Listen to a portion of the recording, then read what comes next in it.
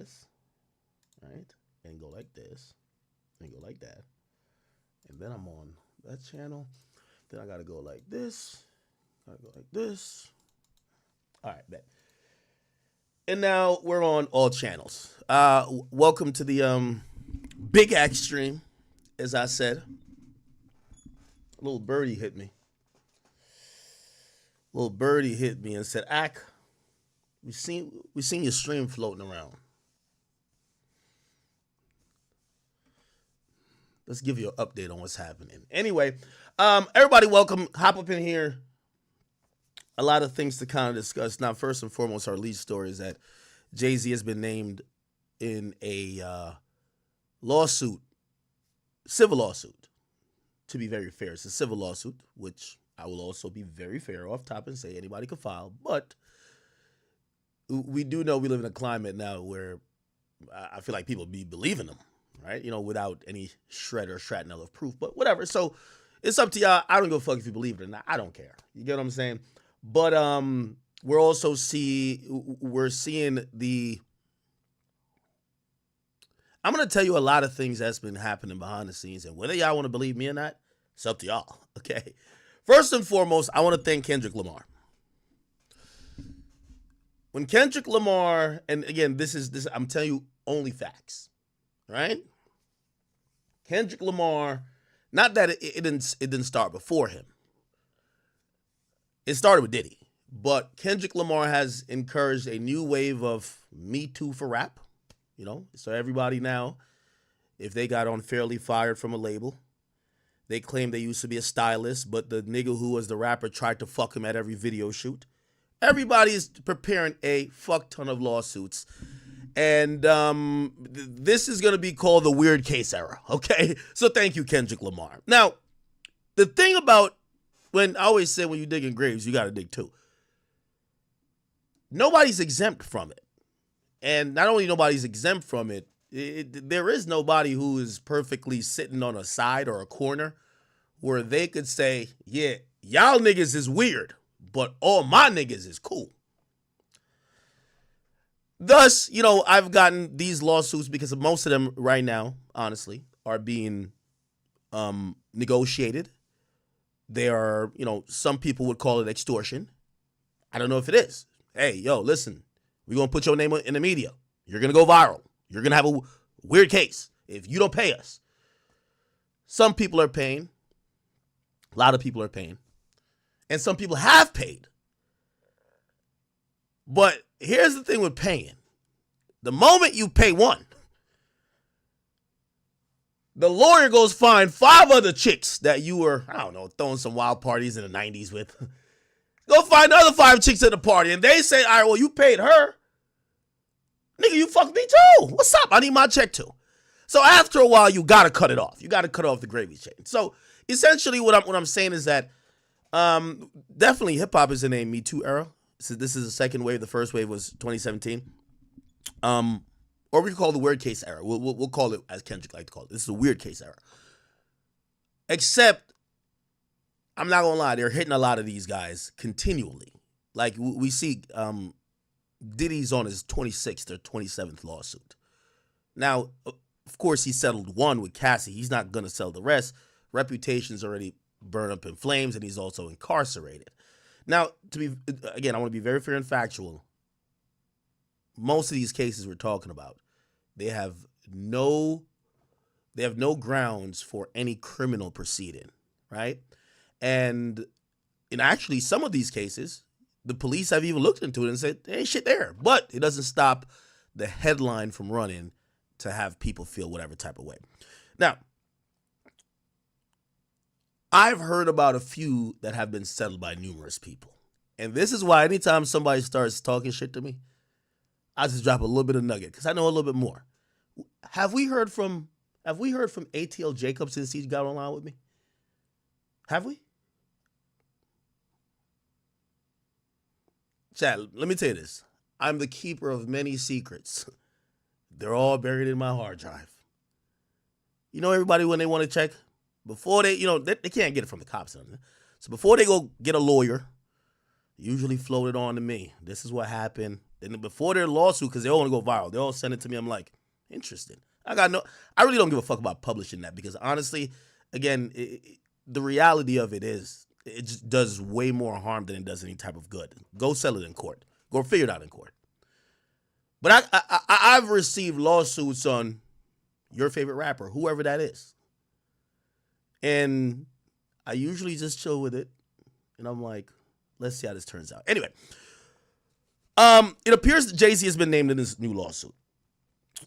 I'm going to say allegedly for the next couple of statements I'm making because I want to be factually correct.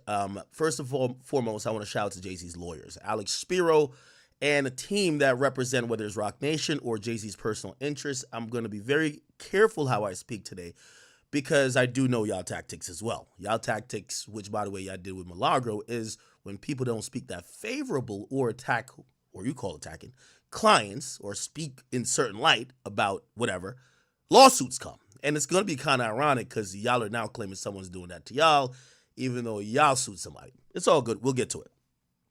So everything I'm going to say, I want to be within the area of not saying anything that I could be even legally liable, even remotely, okay? All right. From my sources, I've heard, and that's why I said during this Rhapsody shit. So if you don't know, Rhapsody came out and she like, this is not even about her, right? But she dropped a freestyle and she was whatever. She says, yo, Ak, you have a case. All right. And then I Googled, she's at Roc Nation. And I really just think, I'm going to just be unequivocally just blunt and clear. If you're on Roc Nation, if you've worked with Diddy, if you party with Diddy, if you party with any of these niggas, you should be shutting the fuck up. I don't care if you were their friend or not, if you do business with them, if your check is signed by one of these guys. This is why I thank Kendrick, because I want to see who are the hypocrites. Because if you're going to call one person out, you got to call them all out, right? If you're believing all these lawsuits. So, from what I've heard, there's been a few been trying to get at Jay. And, shout out to the NDAs. Shout out to their resolve. And by the way, we got a statement. Before I could even go live, I'm setting up the live stream. I got a heads up on when the lawsuit's dropping. I said, okay, or not dropping, but it was going to be updated in the system for Pacer. Okay. Before I could schedule the live, Roc Nation got a whole fucking response from Jay. I've never seen something that quick. I like it. Anyway, so this is word on the street. So take this as just allegations. They've been trying to get Hov, this mystical figure that people keep hearing about. Jay-Z is the guy. Okay? Now, it's nothing that is recent. We all know he's married to Beyonce, has beautiful kids. Like, that's all no. A lot of these things are like behavior from the past. This is the, big pimping era, all that type of stuff.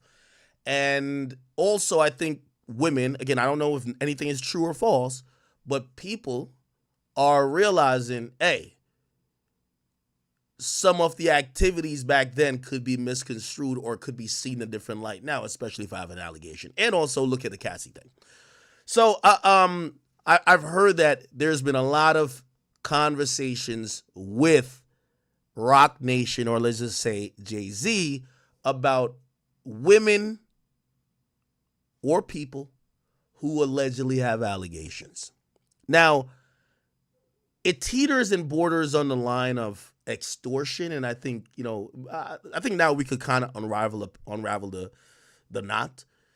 Like, again, we're going to still say this.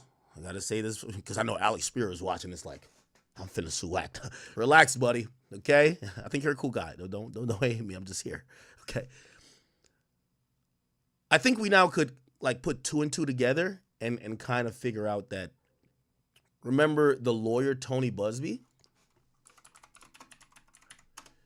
Remember him saying, yo, there's someone who is suing him for extortion, but the person was suing as a Jane Doe. We could now put two and two together to realize that person, we knew the law firm was a law firm with Alex Spiro as a partner, managing partner. Now we get to realize we get one of the first big celebrities named, right? And it's Jay-Z. So we could probably think that Jay-Z's suing this guy, okay? Jay-Z or Alex Spiro on behalf of Jay-Z has been pretty active recently. Again, Alex Spiro, under the direction of Meg Thee Stallion, has filed a lawsuit against Milagro. Alex Spiro represents Roc Nation or Jay-Z's interest, and now they're suing a lawyer who has levied, from my count, I think over 17 or 16 lawsuits against Diddy. In the majority of the lawsuits, they claim there were other people of interest, high-profile people that either watched, participated, or ignored. Whatever you want to go with, that's what you want to go with. Now, I'm going to also, this is where my opinion comes in. I've read a bunch of these lawsuits. They sound like bullshit. I'm going to be honest with you. Like, out of the 7, and I've read every single one on stream. Out of the 17, like, I'm going to be honest with you, maybe like 4, you could be like, maybe there's something there. The others just sound ridiculous. Something out of like a movie, right? And again, I'm not trying to shit on nobody's claims, but come on, bro. Like, some of this shit just sounds like, it just sounds like, it's like, yeah, I was at making a band, and Diddy says, how bad do you want to be a star? And I said, really badly. He said, well, come with me in this room, Playboy. Then he whipped his dick out and told me I got to suck it. Like, come on, bro. Like, come on, bro. Like, come on. Like, that's just so cliche. But whatever. Maybe it could be true. I don't know. Right? Now, we got the lawsuit here. And we're gonna recap it. And we're going to go through it. But I also do want to say this. And I like to put this out there because when we see a lot of things, it's very important for y'all to understand how media works. What Jay-Z's done that Sean Carter's, Jay-Z is Sean Carter, sorry. What Jay-Z's done that Diddy didn't do. Let me tell you the really big difference I've noticed between both guys is that Jay-Z has put so many people in positions of power and helped so many entities, and also made sure his interests are represented even throughout media, that there are levels of cushioning for any type of, let's say, bad press or stories that would make him look in a bad light. Diddy was just drinking Ciroc and trying to butt fuck niggas, allegedly. I don't know, right? But Diddy was just on some bullshit, like, come to the party, Playboy, let's just do some free calls. He was just wilding. Jay-Z is smart. And by the way, this is the first time. Everybody has wondered. We feel like we keep hearing about this mystical person. Is it Jay? We never heard till today. You know why? Put it like this. Half of the media personalities in the game right now, they're not touching this with a 20-foot pole. Remember, they were all hesitant to touch the Diddy stuff at first. Pause. But then eventually they did. They're not touching this one at all. Okay? That's going to show and go to the power of not only Jay-Z, but Roc Nation. Their influence within the industry as it relates to being able to make and break rappers' career, help radio personalities or media personalities get to where they want to go, basically open and shut doors for people. And also, when you even go back, you're going to start to realize a lot of things kind of connect. Like, this is a personal opinion of mine when it came to the Tory Lanez situation. I'm not saying Tory did not do anything wrong, so I'm not here to absolve Tory Lanez. But I do believe at a point, because of how the case was going, I felt Roc Nation stepped in and said, we're sending this nigga to jail. This is my personal opinion. Roc Nation, as I'm saying, is a very powerful entity. Jay-Z is a very powerful person.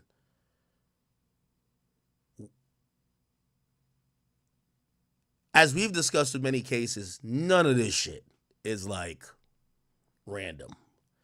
Made in America Festival stopped doing like 2 years ago. No more brunches. When you see people doing that, that's like the equivalent of Dirk hearing that there's a snitch and him saying, I'm Muslim now. I'm not BD. You get what I'm saying? Like, they know what's going to happen. So again, we're dealing with some powerful people. And again, I am not here to say I believe these allegations, but I just like to shine the light on the people in the media who are going to be quiet, the sheep-like fans who only believe that the people that they don't like are the bad guys. Because that's going to be the question, right? Like, Diddy was easy to be villainized. Jay-Z's a little bit more up there. His cultural equity is, you can't quantify it. The way he's played the game versus Diddy's playing bingo and tic-tac-toe. And maybe like, what's that shit? Like freak off Twister. Jay-Z's playing top-tier chess. Always has, always been. It's a different level. So, we're going to see what ends up coming out of this, right? But also, this is going to be a gut check time for hip-hop in general, right? Because this idea of so-and-so has a weird case, so-and-so has a weird case. Well, you're going to realize every rapper that's a millionaire or billionaire in an industry, and again, I'm not saying none of this is true, they're going to get some type of accusation of some sort. They're all fighting 55 lawsuits for different things. Tripped, I fell. Your security beat me up. You elbowed me, I fell. Like, all type of shit. So, it's up to y'all, but, we'll go over it, and here we are. So today, there was an amended complaint put in. This lawsuit was originally filed back in on October 21st, 2024. It was filed along 4 other lawsuits that day, and it was filed in the Southern District of New York. Okay? Now, before, it listed a bunch of individual does, okay? Because since that person's Jane Doe, they call the other unnamed people that they're suing individuals. Now they have named Jay-Z and added on a few more companies of Sean Diddy Combs. Which, by the way, I'm not going to bore you by showing everything. They also they have also petitioned for Jay-Z to be served, and I'm pretty sure now this thing is public. His lawyers are going to just take the service of this lawsuit and deal with it. Now, before I get into it again, and by the way, this is his name here, so they just tacked on his name. Before I get into this, the reason why this whole thing with Jay-Z is a big deal is because Jay-Z is the closest as we could get in the black world to the Illuminati. And when I would say Illuminati, I'm saying it facetiously and using it as like it's like an analogy, like to whatever you think that higher power is, that like super untouchable like level, Jay-Z is the closest to it as we could get. You get what I'm saying? For example, who would be in that manner too? Lucian Grange. If we're talking about music, Lucian Grange, right? This is why people think, yo, Drake, you must be out of your damn mind suing UMJ. Like, that's Daddy Lucian. Oh, y'all call him Daddy. He's the head of the head. Pause. But Jimmy Iovine was accused and sued of some of the same things. It's been damn near scrubbed from the internet. You can't even find it. The case got wiped away. You're never going to hear nothing more about it. Dealt with it really quickly and swiftly. But that's what, when you get to that level, does. Now, when you at the Diddy level, yeah, I'm rich as fuck, but I'm arrogant. And I think just having cash is the power. You know, Jay is moving among a lot of different people that his power is just way more, right? So that's what I'm saying. We have Diddy here. I put Jay right here. Like, he's really of the untouchable ilk. Like how we see Lucian. You know, by the way, there was Lucian Grange was named in one of Diddy's lawsuit, not as a perpetrator, but he was named as a party. Not only him being the UMG's leader, but there was an allegation that he attended one of the parties that later on the freak-off got happened at. And so they were accusing UMG of sponsoring the party, and they said the head of UMG, Lucian Grange, went there. Universal lawyers don't fuck around so much, and that's what I'm saying. If there would be Illuminati, that's what it would be. The fucking lawyer who filed it had to apologize for filing, for including Lucian Grange's name in there, remove his name completely, and actually retract everything they said about him. Okay? Never seen that shit before. That's what I'm talking about in terms of power. And I do think Jay is near that. I don't think he's exactly there, but the closest a black man gonna get to, if you ask me. Anyway, let's get into the lawsuit. So, this is a lawsuit that deals with a 13-year-old being drugged at an after party. We've read this before. They put a few more details and they name more names, but I'll read it in full that you guys could hopefully get the gist. So it says, defendant Sean Combs, P. Diddy, Puff Daddy, Diddy, a.k.a. Love, alongside his longtime friend and collaborator, Sean Carter, a.k.a. Jay-Z, drugged and raped a 13-year-old girl at an after party following the 2000 Video Music Awards.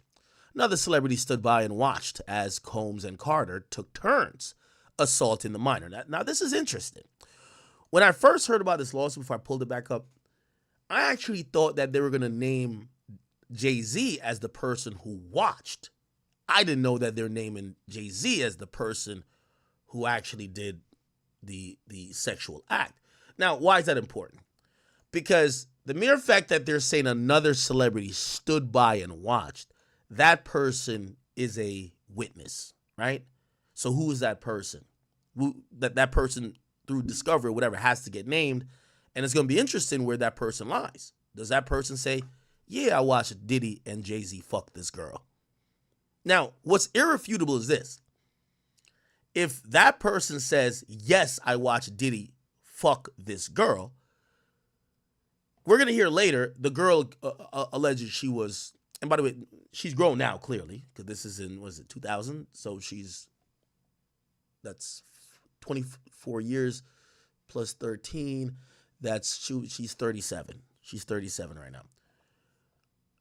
The woman now alleges that she was intoxicated or she was drugged or something.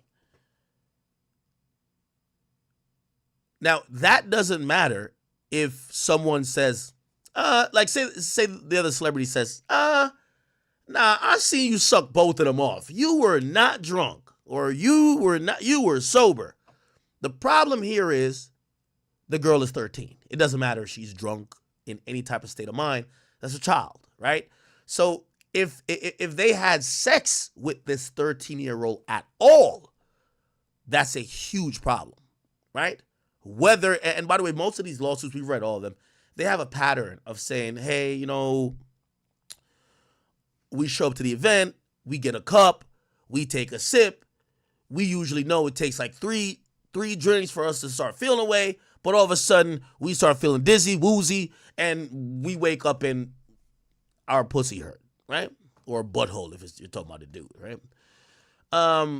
But it don't really matter about the drugging if that's what they're going to allege, which they do. If this person is 13 and has sex with Jay-Z or Diddy, that's a crime, right? Now, I know some of y'all, defenders or, other people might be like, well, imagine if she lied about her age. That could be a thing too. That could be a thing. Like maybe she told somebody like, hey, no, I'm 17, or, well, that would be weird, fucking weird too. I'm 18. I'm 18. How old were these guys in let's see. How old was Diddy in 2000? If Diddy is 55 now, in 2000, come on, in the year 2000, in the year. Okay, so we just got to minus 24 years, right? So 24 years, he would have been 31, right? 31, because he's 55 now. He would have been 31, okay? How old was Jay-Z in 2000. Apparently, are they born the same year? Oh, they're born the same year. Okay. So they're both 31 at the time, right? Now, this is also the very interesting thing. And again, I'm not sitting here. I want people to know I don't have nothing against Jay-Z. I think he don't got nothing against me. I'm not also making up excuses. I'm just trying to talk out scenarios. These things could be all the way true or all the way false. We don't know. That's why we're trying to think out loud. Could this be a 6ix9ine situation? Now, hold on. I know what you're saying. What the fuck are you talking about? Hold on. Now, 6ix9ine, who caught a charge of sexual misconduct or sexual conduct with a child or a minor or whatever, his story is this. Yo, we were inviting chicks over for like a music video and some other shit for TikToks, or no, it wasn't TikTok, it was Vine back then or something. This girl comes over.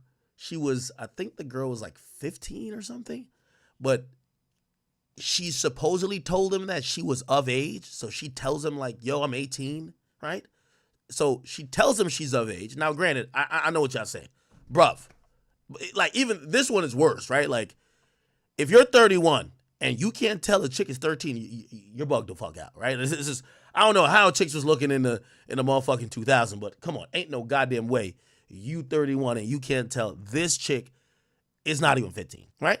But if you listen to the 6ix9ine story, that's what he claims. He's like, yeah, we didn't know. We didn't know that the woman was underage because she lied about her age, right? Now, I don't think it matters that much, but for some people in narrative sense, because, you when you see these things, you're trying to think of these people. Were these guys really just attracted? Because this sounds wild. Like if you're attracted to a 13-year-old, that would be the definition as Kendrick. I think even Kendrick would define that as a certified pedophile, right? You know what I mean? The definition of being a pedophile is not just under 18. It's actually the attraction to prepubescent teens. You get what I'm saying? Right? I think I got my definition right. Definition of pedophile. Well, the simple one is the person who's attracted to children. When you get into a psychological way of how they look at it, they said that they actually call pedophilia a disorder, which I'm like, what? Okay.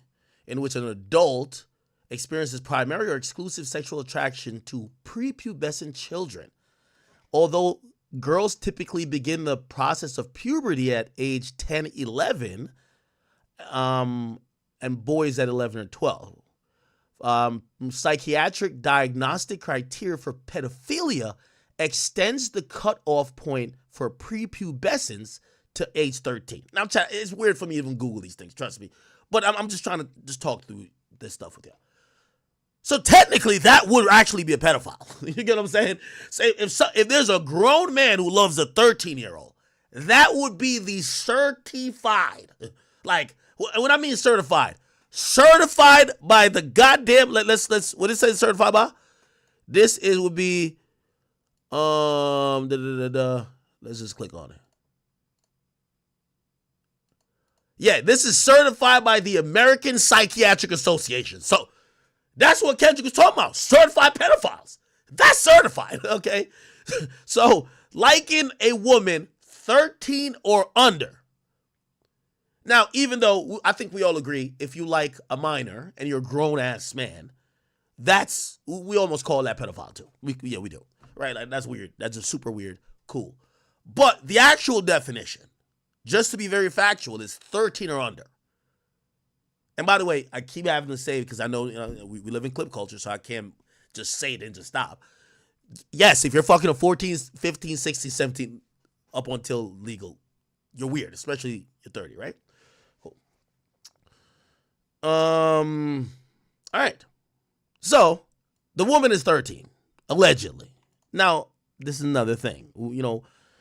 This is this guy, Tony Busby's job, and it's his due diligence that he has to take to file a lawsuit. They have to make sure the woman was actually 13 because they're alleging it here.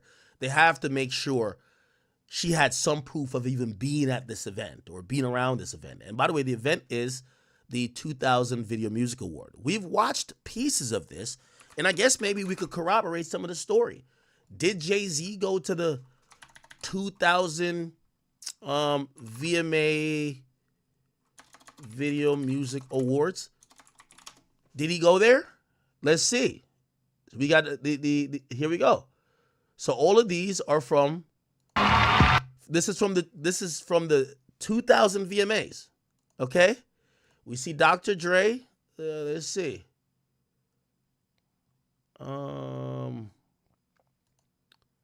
Okay. Look like he got a nomination. Look. Let's see. Here we go. DMX. What I'm doing. Okay. What category is this? Oh, this is the nomination for Best Rap Video. And again, this is the MTV Video Music Awards in 2000. Best Rap Video. DMX. Party Up. Rest in peace, X. Okay, we get that. Okay, Eminem, Dr. Dre, Eve, Love is Blind. We don't want to get struck. Jay-Z actually, again, this is the Big Pimpin' era. Jay-Z actually gets nominated for Big Pimpin'. Okay. DK. Big Pimpin'. Which, by the way, this is why, like, a lot of these lawsuits, you know, if you're a fan of hip hop, which obviously I am, you know, you understand different eras are different, but like we're now in the, as Kendrick is gonna call it, the weird case era. So like everything looks horrible. Like for example, if you pull up Big Pimpin' lyrics, like you know how people will just judge you off of one action and just claim you're guilty for something else. Well, if we go by this is why I'm streaming on Twitter, because this is how Twitter thinks, right? Fuck what was being alleged and let's look at that. They'll be like, wait, so you're telling me back in 2000, Jay-Z rap, you know I thug him, fuck him, love him, leave him because I don't fucking need him? Take him out the hood, keep him looking good. But like they'll read all of this and be like, oh, this nigga's guilty. Now, obviously, I'm not doing that because I think that's wrong, but that's how, and this is why I'm streaming on Twitter, because you got to hold the mirror up at Twitter. Like these Twitter motherfuckers, this is all they do. Like they're all soapbox warriors that forgot where rap was coming from. I see everybody's championing Kendrick with this new weird case era shit when half of these niggas slap they hoe, half of these niggas cheat on their wife, half of these niggas, you know, have ran trains on groupies. Like, you know, I don't want to do no Hannibal Buress here because I have specific examples. But anyway, and also half of them have, you know, women saying A, B, C, or D about them. That's just the reality of it. You know what I mean? Okay, many chicks want to put Jigga fist in the cuffs, divorce him, split his bucks just because you got good head. I'm gonna make bread so you can be living it up. Shit. Okay. Yeah, this was before Jay-Z found out Beyonce. I'm a pimp in every sense of the word, bitch. Better trust and believe him. In the cut where I keep him till I need a nut, till I need to beat the guts. Then it's beep, beep, and I'm picking him up. You picking him up on preschool or not? Let me see. Let me stop. Okay. All right. So, he was nominated. I'm trying to see if I can see a video of him being there. The MTV video. Okay. Is there any video of Jay-Z there? Lil' Kim was presenting some shit. What did you think? All right. Okay. Let me just Jay-Z. Aaliyah won. Ooh. Aaliyah and Beyonce. Look at this. What's up? Oh, Jay-Z was having the time of his life. Holy. Jigga! It's your boy, Ho! Nah, that nigga was having the time of his life. Yeah. Oh, God rest his dead, Aaliyah, man. What are you looking forward to seeing? Okay. All right. I can't find a video of Jay being there. So, you know, we like to fact check things as we're reading it. But if y'all have a video of Jay being there, y'all can let me know. But let's just keep it going. Okay. So apparently this was a after party following this music video award show in 2000. So they're saying another celebrity stood by and watched as Combs and Carter took turns assaulting a minor. Many others were present at the after party, but did nothing to stop the assault. Combs has been allowed for years to conduct himself in this manner without any consequences. He believes he's above the law. He is not. His close friend, Sean Carter, has been with Combs during many such instances described herein. Both perpetrators must face justice. For decades, defendant Combs abused, molested, raped, assaulted, threatened, and coerced women, minors, and others for sexual gratification. To assert dominance and conceal his abhorrent conduct. He accomplished these acts by and through a criminal enterprise built on his success as a rapper, record producer, and record executive. Combs is one of the wealthiest musical artists of the world, behind the facade of a 3-time Grammy Award winner and discovering and developing multiple famous music acts and ranking on Forbes' list of highest paid entertainers in the world. There existed something sinister, a dark underbelly of crime, sex trafficking, forced labor, kidnapping, bribery, and prostitution. Combs is a menace to society, women, and children. While his wealth has kept him above the consequences for years, Combs now faces the awesome power of the American judicial system and ultimately a jury of his own peers who will be asked to punish him for his deplorable conduct described herein. Now, a lot of this is about Diddy. I know y'all want to get this shit about Sean Carter, right?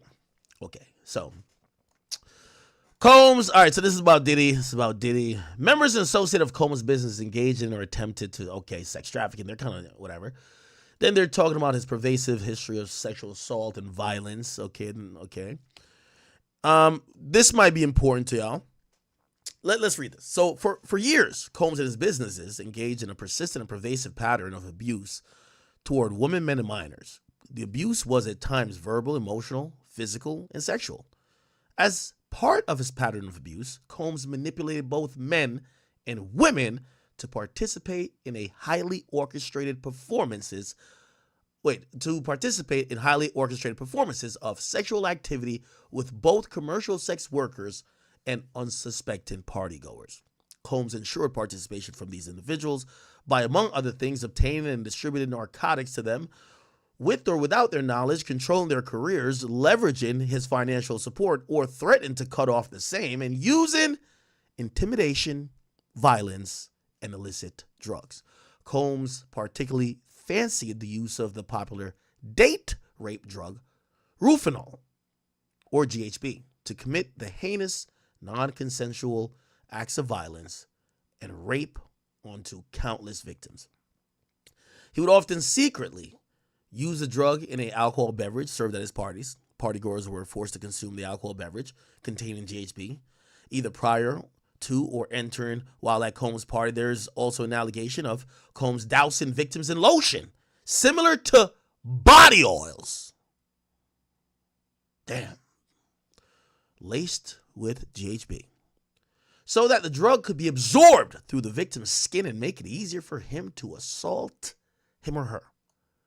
Further, it's well known that Combs had a practice of lacing water bottles, oh my God, the water, with other substances such as Xanax, and distribute them at his parties. His recurrent and pervasive physical abuse took place for multiple decades. His tendencies of violence and sexual assault were well known amongst his colleagues, his employees, agents, and businesses. On numerous occasions, from at least around 1996 and continuing for years, Combs assaulted women and men by striking, punching, dragging, throwing objects at them, kicking, and he also assaulted children, both physically and sexually. 1996, he was found guilty of, we don't have to go down his past. Then they talk about the other lawsuits he got. Okay, cool. And then let's get to... now let's get to Sean Carter. Defendant Carter, a.k.a. Jay-Z, is like Diddy. A wildly successful rapper and businessman, Carter and Combs have a long history together. Carter met and began collaborating musically with Combs in the 90s. Combs and Carter rose together to the very top of the hip-hop industry in terms of fame and influence by the end of that decade. Combs and Carter were not only simply occasional collaborators in the music industry. The two men developed a close friendship that has been well documented from the late 90s to the present. Together, they attended countless music industry events for each other's businesses and ventures, parties and after parties. Indeed, the two are apparently so close that Combs stated in 2023 that Jay-Z is the only person other than Diddy's own mother who's allowed to call him by his legal first name of Sean.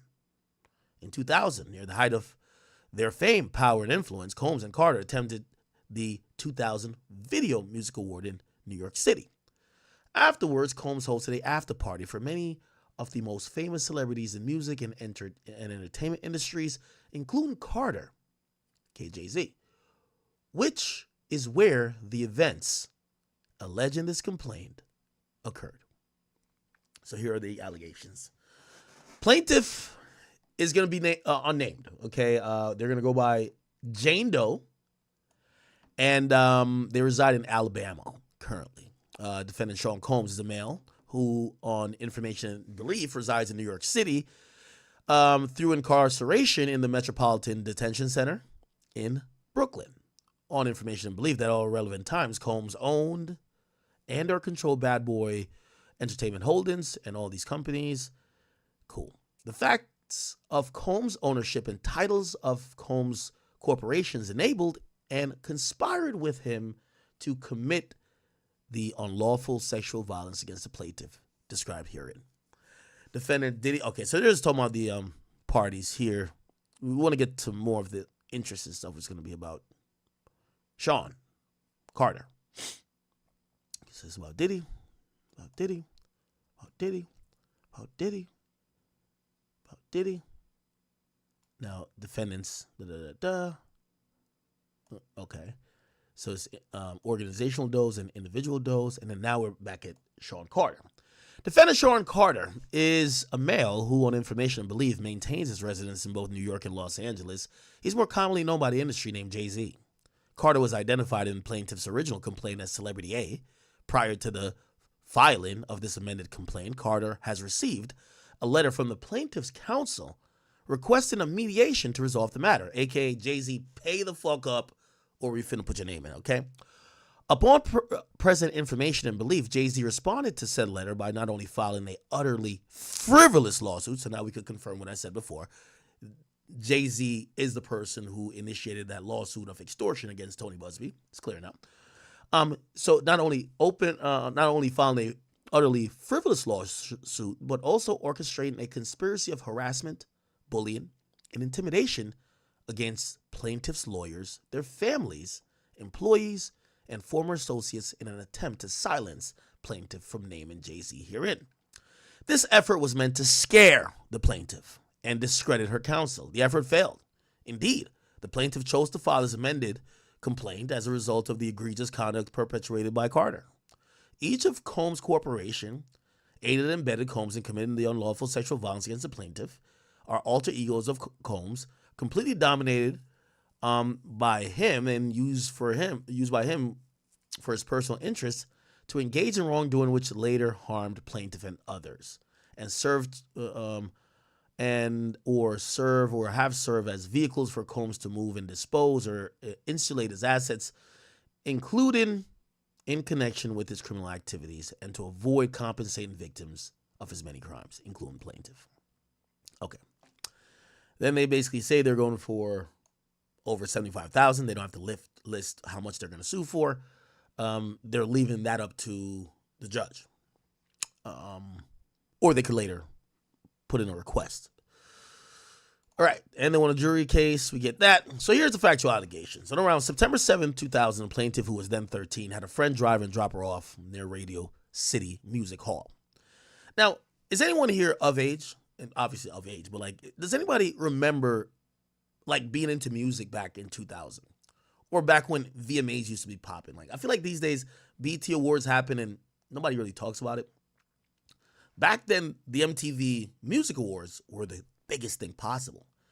Now, I personally think it's weird if a kid is showing up, but it felt like some of these award shows, they had like little kid fans of these artists there. Like, oh my God, Beyonce, oh my God. Like, I felt like that was a thing.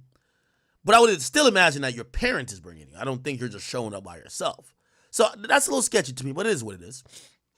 So this 13-year-old shows up, and her friend dropped her off near Radio City Music Hall, and that she could try to attend the VMAs. Now, also interesting, she doesn't have a ticket. Attending the VMAs was on the plaintiff's bucket list. Well, that's also a little bit odd because you're 13. You don't have a bucket list.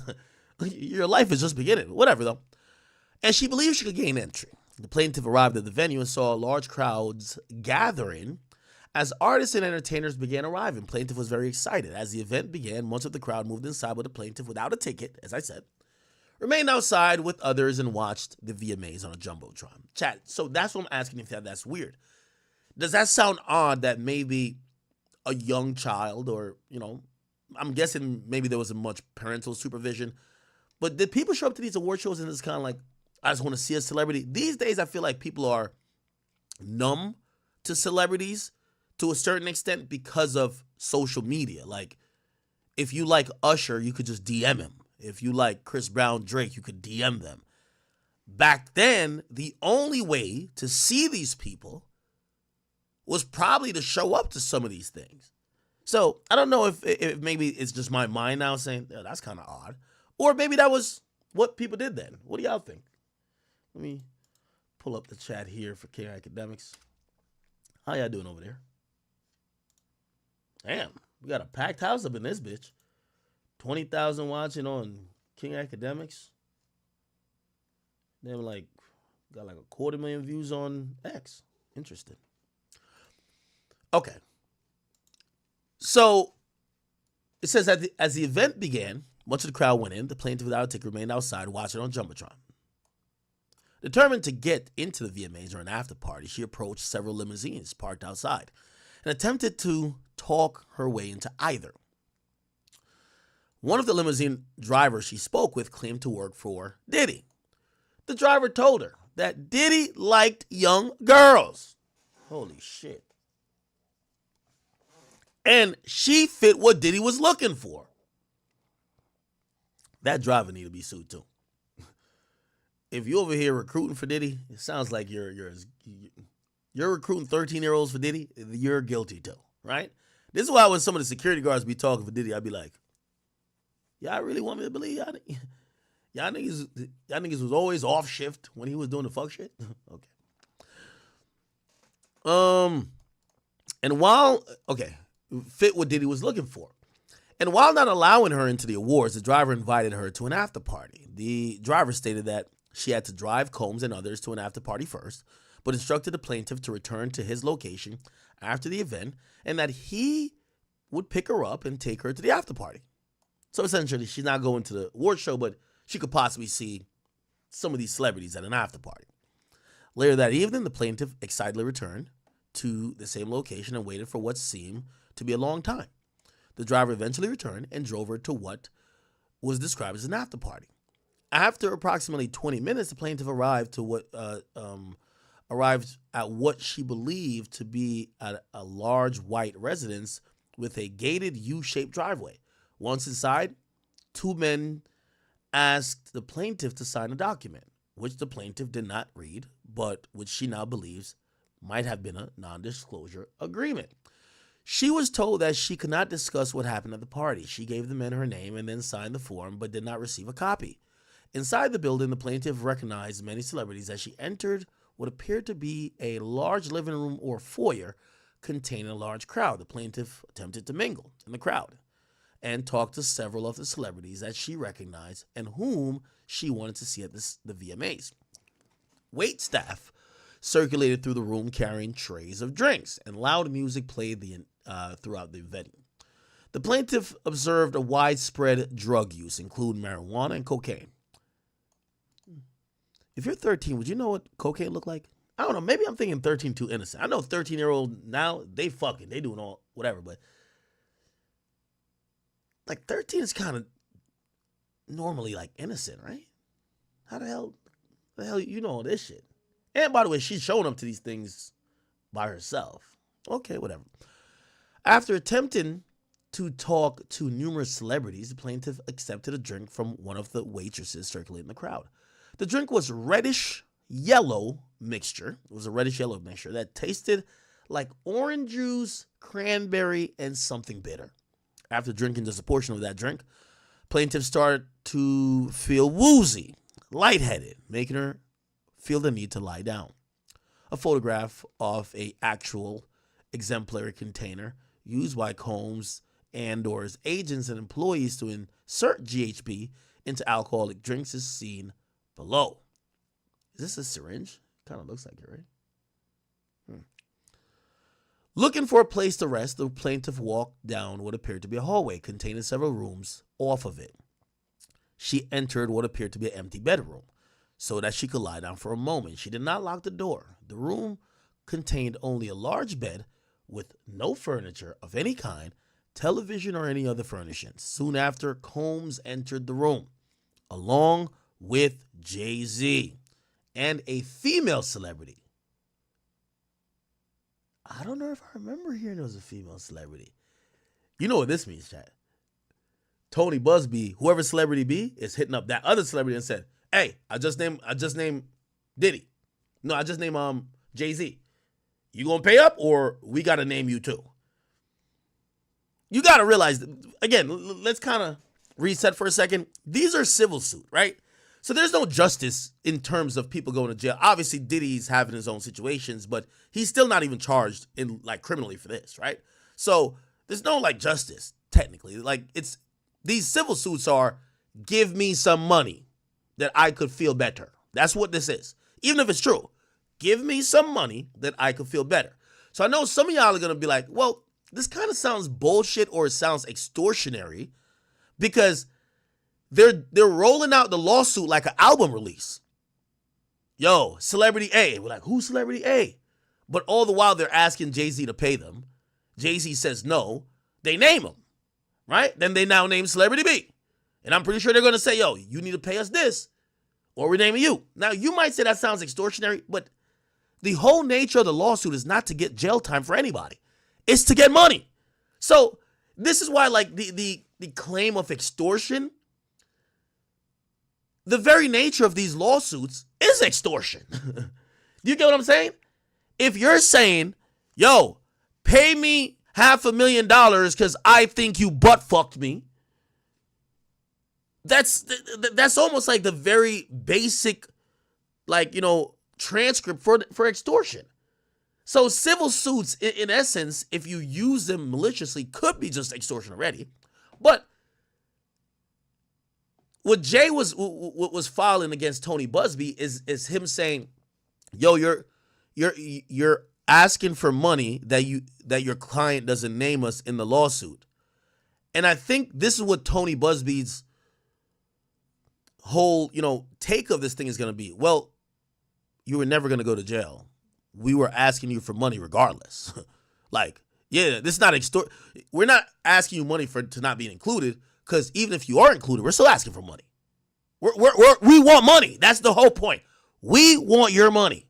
And here's the thing too. Jay-Z's a very, very big fish. I have to imagine. Let's think about this, chat. They've heard about alleged other people who are trying to do the same to Jay-Z. So this isn't a one-off. Jay-Z's been around, right? Tony Busby knows what that's worth. How would he know? Look at Diddy. Allegedly, when Diddy had settled, he settled between $10 to $50 million. Who has the pockets that's even larger than Diddy? Jay. And he's never been named till now. Sorry. So you know what? They probably went to him to say, bro, check this out. Look what happened to Diddy. Don't make the wrong choice, brother.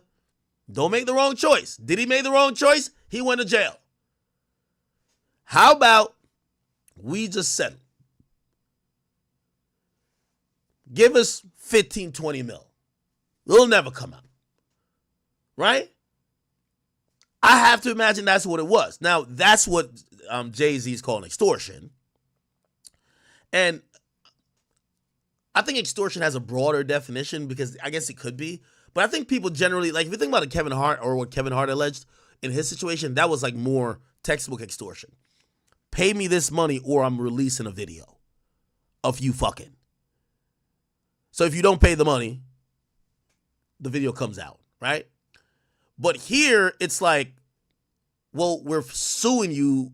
We don't care how we get the money, whether we get it from a settlement, which saves us legal time, legal resources, and we can just bust down that bread immediately, right? And I would imagine they're doing a pro bono, and I've talked to a bunch of attorney who, well, not pro bono, there's another term for when like these guys do litigation on behalf of a plaintiff, but there's an inherent agreement, and from what I hear, is that at base, it's 33%. So if they get $20 million, that's $6 or $7 million that the law firm would get. You get what I'm saying? So they're gonna bust down what they only take the cases versus big clients that they don't have deep pockets. But whatever they get, they would take 33%. Now, granted, here's the thing: Busby is a high-powered civil litigator. He might say we got to do this 50-50. So if I get 20, I give you 20, we keep 20. No. If I get 20, I give you 10, we keep 10. I don't know. I don't know the nature of their business, but it is very interesting. And I'm only mentioning that because anytime you see someone specifically mentioned but not named, that means they're telling them, show us the fucking money. Not meaning it's not true. It just means this is always a money play, right? You know, again, a civil suit, you know, a civil suit, and that's another like misnomer people have gotten. Like when Kendrick said someone like Baca had a weird case, like he had a case that he was charged with human trafficking, like that had jail time. These are the cases we're seeing in hip hop. This Me Too movement is like, other than Diddy, because now the feds picked it up. All these are civil suits. Like, anyway, all right. And by the way, if we think about this legally, female B, we're going to see if they're going to say that female B involve themselves in sex, but I'm wondering if they could be sued. And so I'm going to be actively thinking about what could their liability be here, right? If Jay's fucking, Diddy's fucking, they clearly going to get sued, right? Combs aggressively pushed the plaintiff with a crazed look in his eye. I don't know what type of look. Grabbed her and said, "You ready to party?" God damn, I imagine this nigga sound like Vince McMahon. Holy. So Combs then threw the plaintiff towards a wall, causing the plaintiff to fall. The plaintiff got back up. Okay, this is like a wrestling match. He threw her against the wall. The plaintiff got back up and stumbled, at which point Combs grabbed her again and threw her on the bed. At that point, Combs began to remove the plaintiff's clothes as she grew more and more disoriented. The plaintiff was then held down by Carter. Oh, wow. Wait, let me read that again. So Diddy threw the 13-year-old towards the wall. The 13-year-old fell. The 13-year-old gets back up. Combs grabbed her again, threw her on the bed. At that point, Jay-Z began removing the girl's clothes as she grew more and more disoriented. The plaintiff was held down by Jay-Z as he vaginally raped her while Combs and Celebrity B watched. After Combs finished, so I guess Combs nutted, pause, he stepped back towards the wall, probably had some post-nut clarity.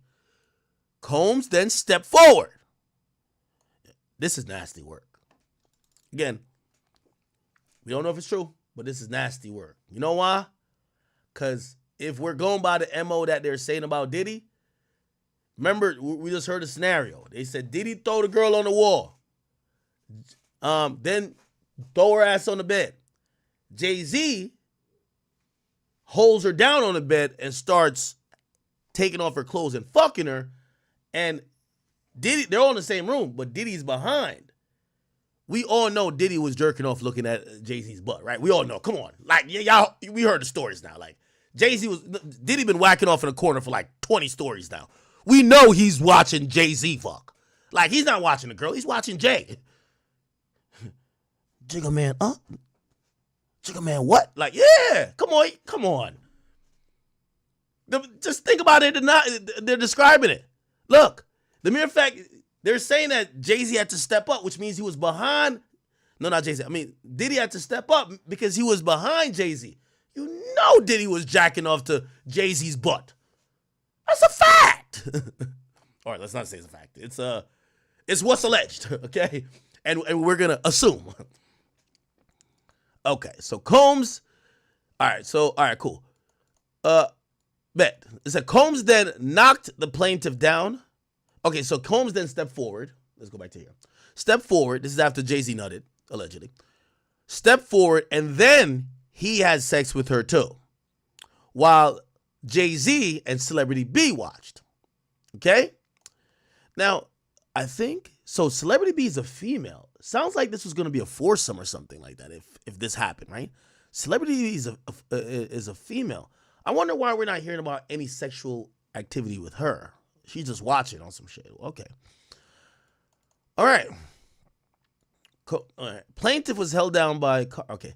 After Carter finished, okay, yeah, and then Combs then stepped forward and vaginally raped the plaintiff while Jay-Z and the Celebrity B watched. The Combs then knocked plaintiff down, attempt the plaintiff to perform oral sex on him. She fought back, standing up quickly, punching out at the same time, hitting Combs in the neck. Taken aback, Combs stopped his attempt. When Combs backed away in surprise, plaintiff grabbed her clothes and shoes and ran out the bedroom, holding her dress in the front like a towel.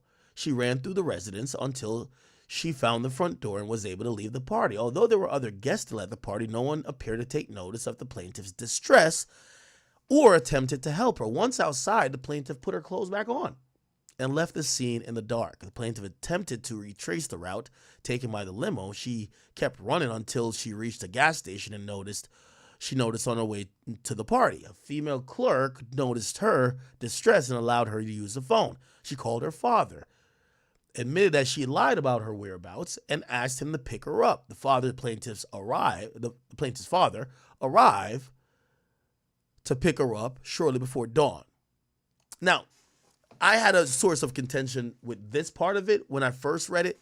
So you're telling me your daughter snuck out, lied to you about where she's going, went to not only the VMAs to stand outside, but then gets brought by a limo driver to an after party where supposedly she gets drugged and Jay-Z and Diddy rape her while there's another celebrity watching in the room. She somehow wakes up out of this blur of a stupor and just start punching, grabs her clothes, runs out of the whole residence, runs down the road to it's like a scary movie at this point, runs down to a gas station, calls the father. The father shows up, and you're telling me your daughter tells you that all this happened, and you ain't say, oh, it should have been two things. Let me go get my gun. I'm about to go murder them niggas. Or bring me back up to where you just came from. I got to see them niggas about this shit. That's the only thing I'm like, yo, that sounds crazy. That sounds crazy. I'm wondering why the father wasn't like, yo, I got to go see them niggas right now. Like, fuck that. Or be like, you know what? Let me get you home. And then the next thing is, what father doesn't take their daughter to the hospital? Now, it doesn't necessarily mention if they did or they didn't, but they leave it out of the lawsuit. But these are obvious questions. So you as a father didn't try to go get your little dirk on and slide and get revenge. Okay. You as a father ain't bring your daughter to the hospital. You as a father, like, you didn't make a stink about it at the time? Like, you just were like, okay, all right. You lied to me. That's what you get. Let's go home. What? Kind of sounds crazy. You sound a little bit crazy, right? Am I tripping?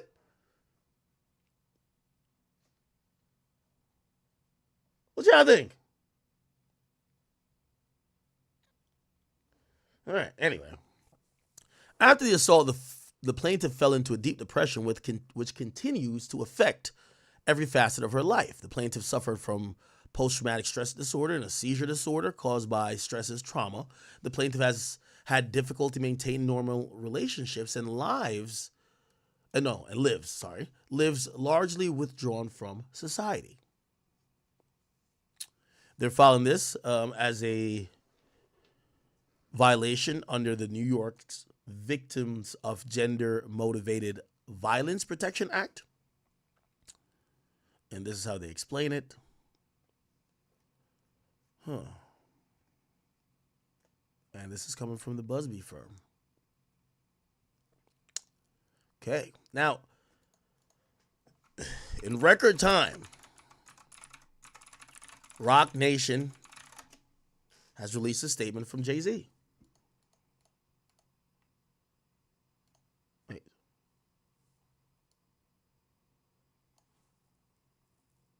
Oh, okay. I was like, don't tell me Roc Nation, block me. All right. This is the letter from Jay-Z. It says, my lawyer has received a blackmail attempt called a demand letter from a lawyer named Tony Busby. What he had calculated was the nature of these allegations and public scrutiny would make me want to settle. No, sir. It had the opposite effect. It made me want to expose you for the fraud you are in a very public fashion. So no, I will not give you one red penny. These allegations are so heinous in nature that I implore you to file a criminal complaint, not a civil one. That's a good point. Not gonna lie.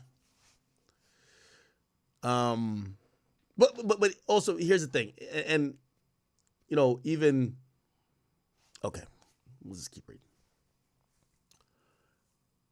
These allegations are so heinous in nature, I implore you to file a criminal complaint, not a civil one. Who would commit such a crime against a minor should be locked away. Would you not agree? These alleged victims would deserve real justice if that was the case. I agree. This lawyer, who I've done a bit of research on, is this Jay typing this or Alex Biro? This lawyer, who I've did a bit of research on, seems to have a pattern of these type of theatrics. Hold on. I have no idea how you've come to be such a deplorable human, Mr. Busby, but I promise you, I have seen your kind many times over. I'm more than prepared to deal with your type. You claim to be a Marine. Marines are known for their valor. You have neither honor nor dignity. My only heartbreak is for my family. My wife and I will have to sit our children down, one of whom is at an age where her friends will surely see the press and ask questions about the nature of these claims and explain the cruelty and greed of people. I mourn yet another loss of innocence. Children should not have to endure such at their young age. It is unfair to try to understand inexplicable degrees of malice meant to destroy families and human spirit. My heart and support goes out to the true victims in the world who have to watch how their life story is dressed in costume for profitability by this ambulance chaser in a cheap suit. You have made a terrible error in judgment, thinking that all celebrities are the same. I'm not from your world. I'm a young man who made it out of the project of Brooklyn. We don't play these type of games. We have very strict codes and honor. We protect children. You seem to exploit people for personal gain.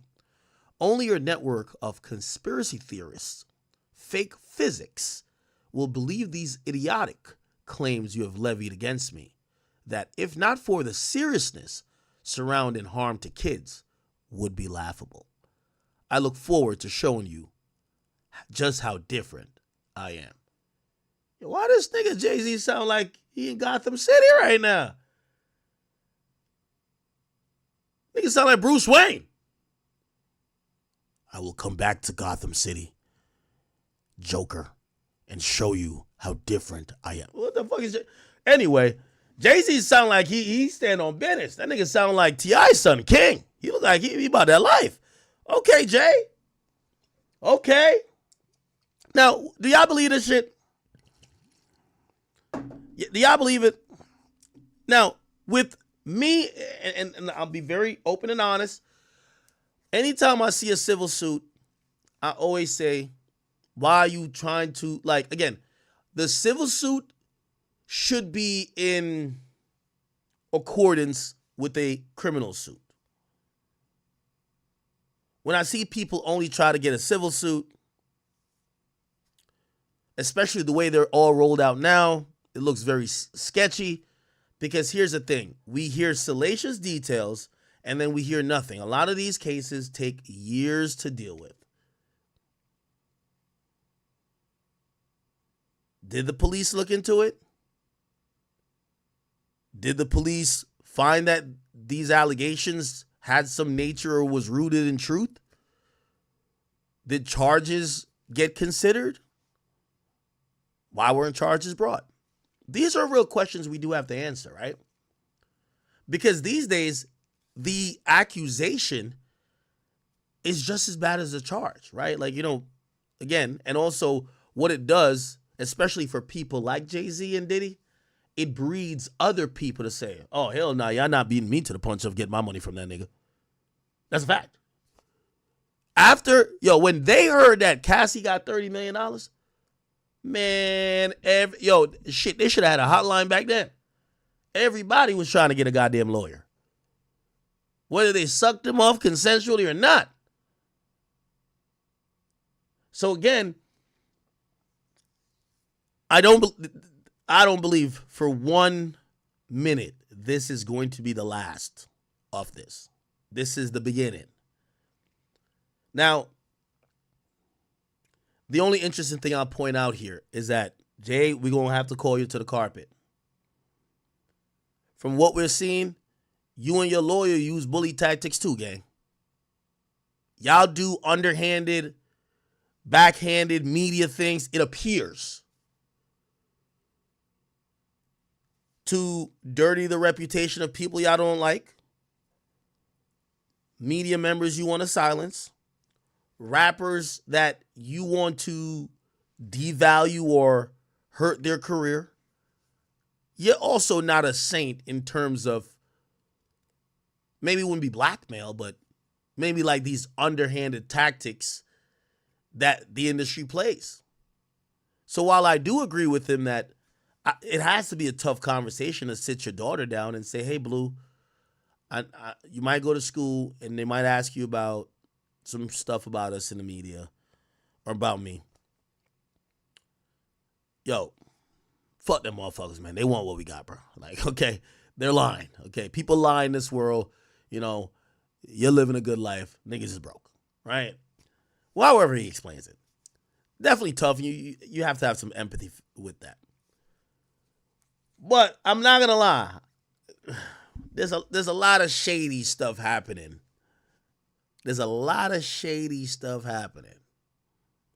And I'll just kind of leave it there. I'll let you guys delve into. It's a lot of shady stuff. And again, I also want to be very clear. Not because if you ask me, do I think that Roc Nation has been doing shady shit in the industry? Of course. Does that mean Jay-Z fucked a 13-year-old? I wouldn't say that or even dare make the accusation. Now, was somebody down to make the accusation clearly? Is Jay-Z like Diddy? I can't speak to that nature. But I do hear that there are other people who are saying stuff. People, what this does, and this is why we're in like this, we're going to call it, as Kendrick calls it, the weird case era. Because now people are going to start evaluating relationships that he may have had. Well, how old really was Beyonce when y'all started fornicating or getting with each other or talking or whatever? How old was Aaliyah? How old was Foxy Brown? How old was this person and that person? And, one thing, this is why I say that Jay-Z he's really smart, way smarter than Diddy. Jay-Z's way smarter than him because you ain't hear what Foxy said? Yo, I'm a real Queens bitch. I ain't, or whatever she said. No, I'm a real Brooklyn bitch or whatever she said. She said, basically, I'm a real down bitch, bro. I'm not telling y'all nothing about nothing. Suck a dick. Right? Like, she was like, yo, you ain't coming to me. Like, I'm good.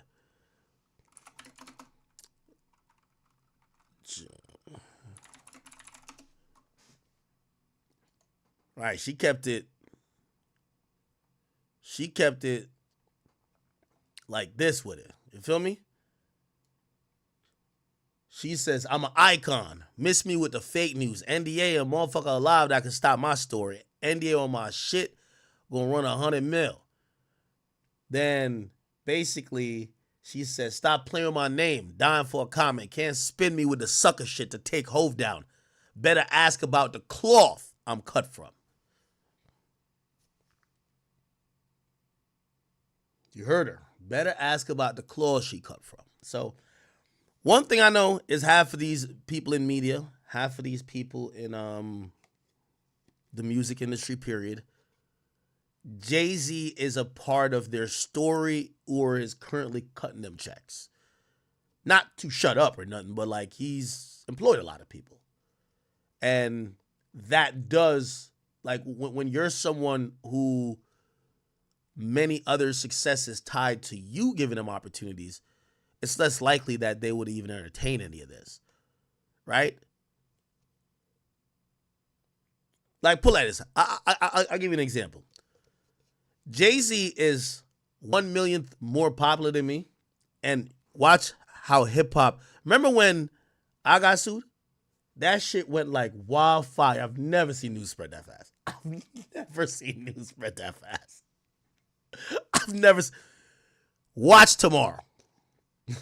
It's the reason why... Yo, listen. We got damn near almost like 100,000 people in here. It's the reason why... Oh, Rumble didn't... We're not live on Rumble? Oh. It's a reason why everybody gonna get a little quiet. You ain't gonna see... Yo, listen. Another thing, too. Let me tell you how the media works. I'm gonna give you media secrets right now. Remember when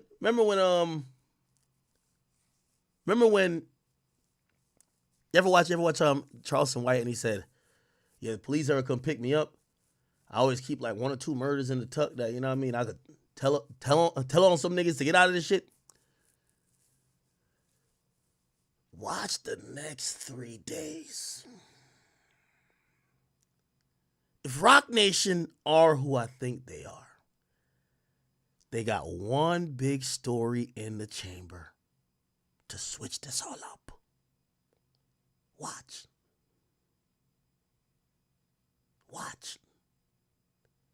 That story might get deployed tomorrow or the next day, but I say before Wednesday. This shit won't make it for the week. Y'all want to bet? This shit won't. Yo, by next week Sunday, y'all gonna be like, wait, niggas who Jay-Z? Oh, that's old as fuck. Watch. Anyway.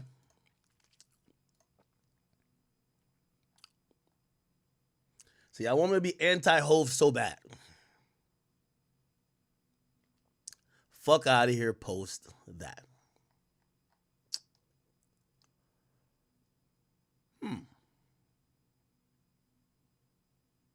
What do y'all think about all of this?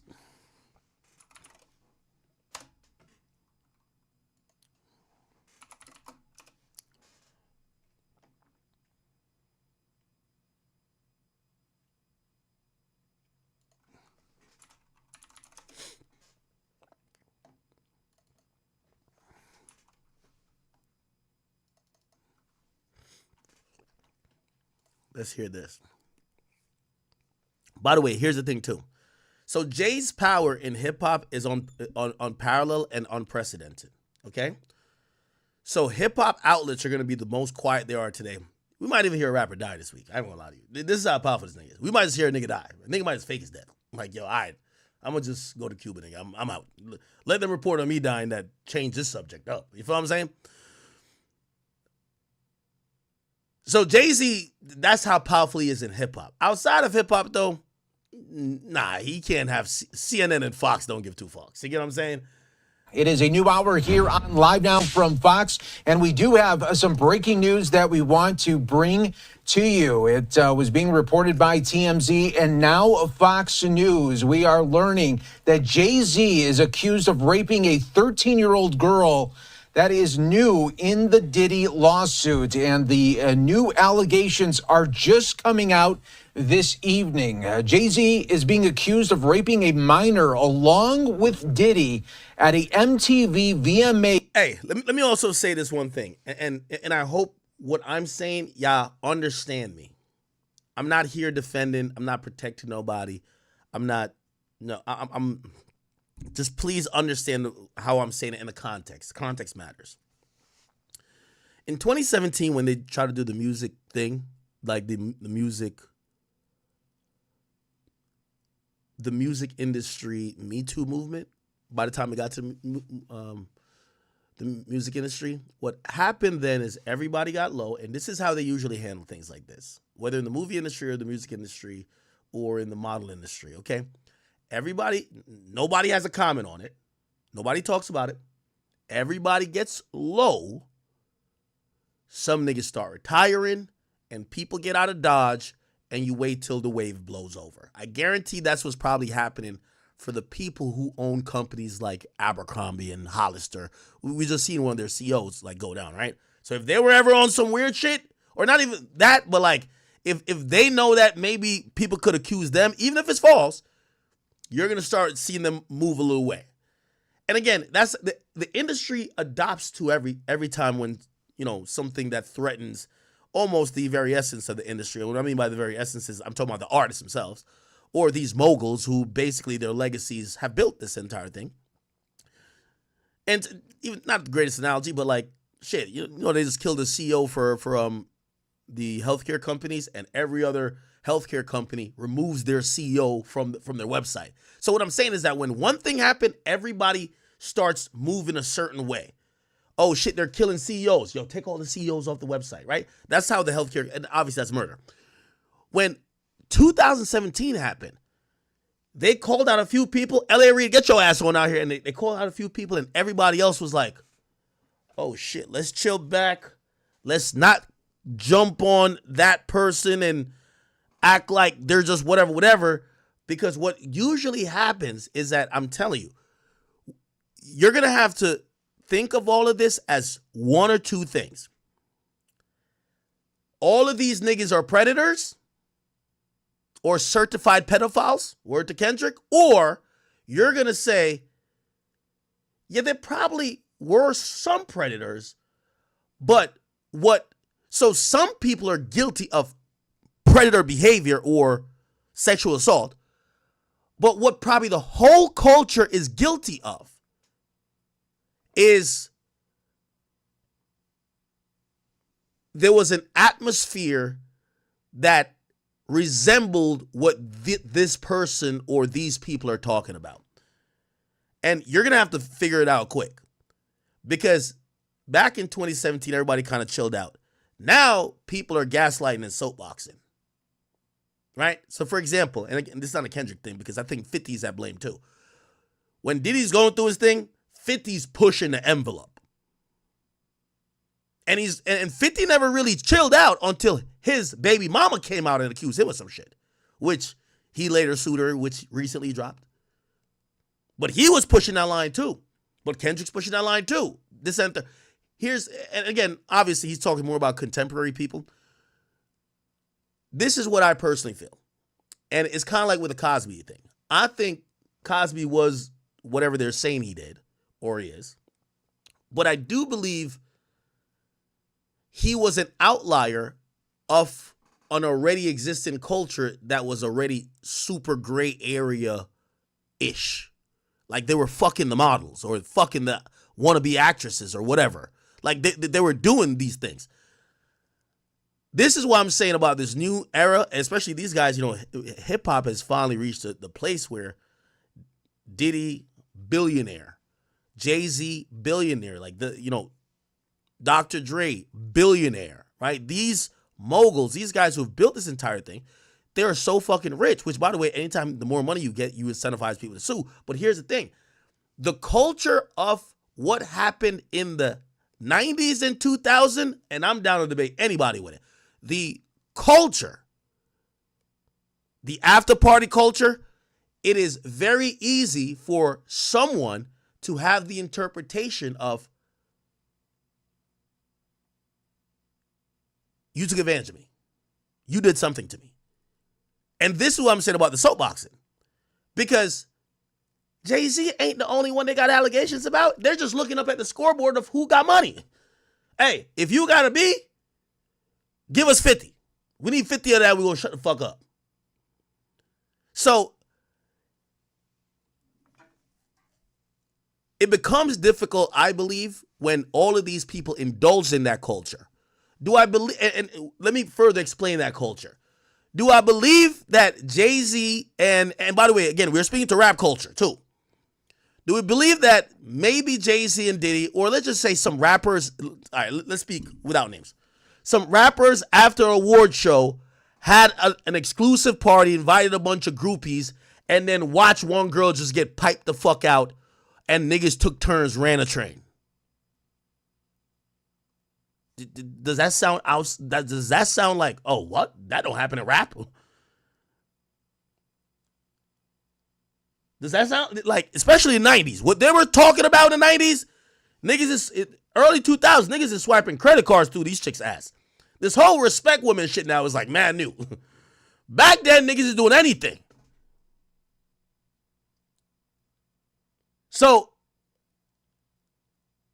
I do believe that, you know, maybe this happened as it was said, or I do believe a lot of these rappers existed in a time in the culture where that culture, when dealing with women, especially groupies, and I don't mean to call this young girl at the time a groupie, but it was probably on a level where it could be then seen 20 years later in a different light.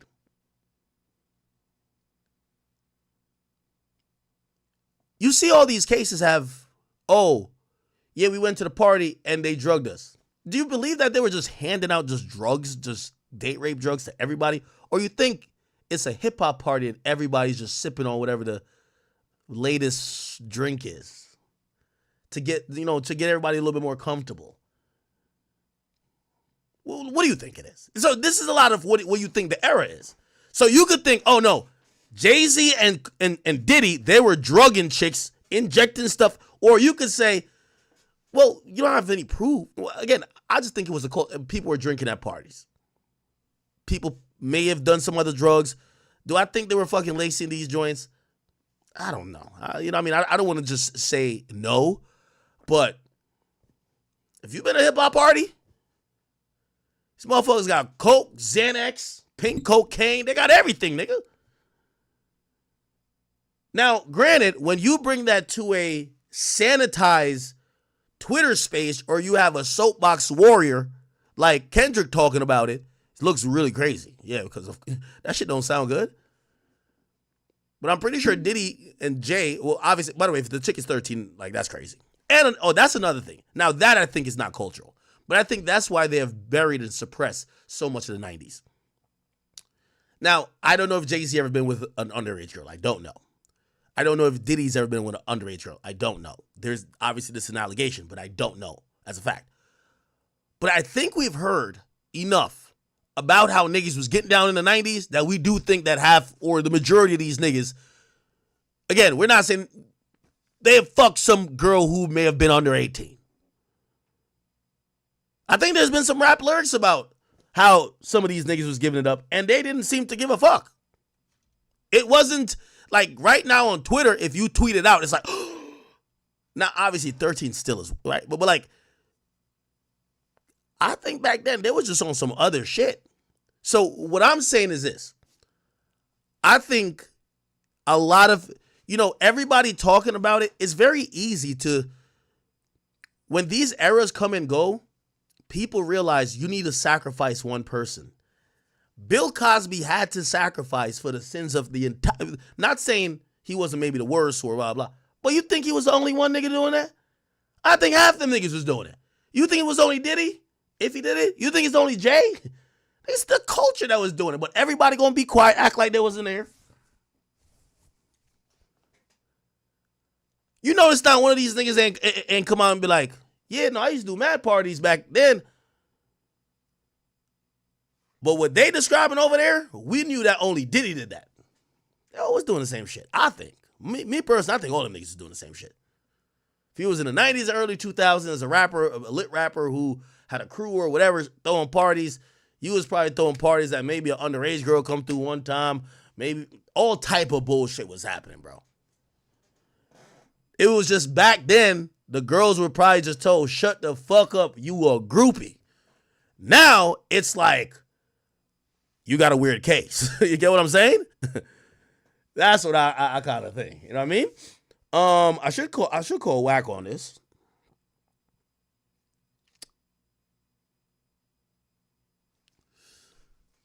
Okay. Before I do that.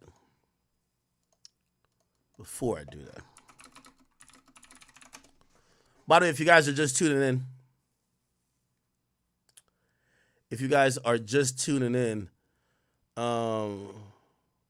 Jay-Z has been finally named in a lawsuit that is accusing him of being in a act of sexual assault where he's listed as a perpetrator along with Sean Diddy Combs of a 13-year-old young girl on November 7th, 2000. This woman claims that she went to a party, an after party that was after the VMAs. And then she went into a room after taking a drink. She believes that she was drugged. Now, here's another thing too. Like, all these lawsuits claim that they're drugged. If a 13-year-old who's never consumed alcohol, well, I don't know what this 13-year-old is doing. Again, I'm not picking up for nobody, but like, you know, we have to think a little bit. These are, and this is why the era we're in now, the easiest way to kill somebody's reputation is to file a civil lawsuit. The easiest way, right? And here's the thing. Nobody gives a fuck about the police, right? Because even, say Jay came out and said, yo, you know the police investigated that before and said I didn't fuck a girl that was underage and so whatever. People don't care about it. People care about the civil lawsuit, right?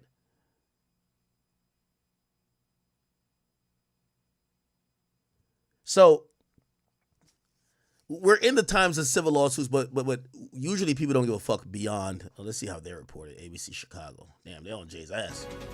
We've got some breaking. Oh, by the way, I guarantee them people who the K-bots and the rest of the woke people who love Jay, you know what they're gonna say? Jay was finna go by, which I think he probably was finna go by like an NFL team, was finna go by a baseball team, an NBA team, or by like a fucking news network or some shit. Watch.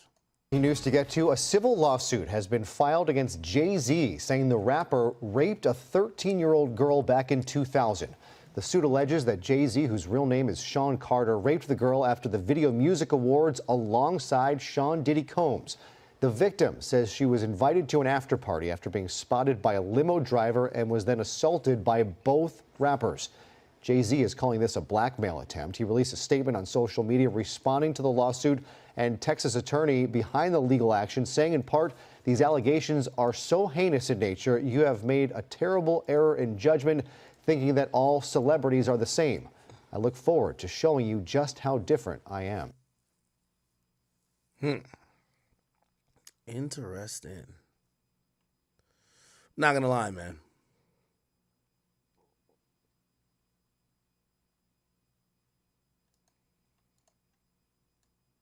Breaking news tonight, we have some new F. Diddy. belong to musicians. So remember when Diddy house got raided? They put out this video and they said this is how Jay was probably reacting. But it was just like, we've seen, you know, and y'all tell me what y'all think about this. Do y'all think Jay-Z's movements is a admission of guilt? You can't win an eye in the court of public opinion. If you go low, kind of look like you're guilty. If you talk too much, look like you hella guilty. There's no real way to deal with it. So Jay-Z, they canceled the brunch 2 years in a row. Jay-Z brunch canceled, right? Jay-Z and Beyonce's annual Rock Nation brunch reportedly canceled. The sources say it won't happen in 2024. They went to Clive Davis Grammy party, but they didn't they didn't host a brunch. A lot of people thought that kind of meant shit was hot. Of course, one of the iconic pictures from the brunch is this right here. We all remember this conversation, right? Diddy, Jay-Z, brunch. It's 2020, y'all. Yeah. And it's different than when it was 2016. You know, the game has been elevated. As we can tell, there's no expense being spared. We had a black billionaire's lunch. Yeah. You understand? Right. And we here together, and we're going to keep staying together. We getting tighter. You know what I'm saying? And united we stand. And ain't nothing else to us. Black excellence. Right here.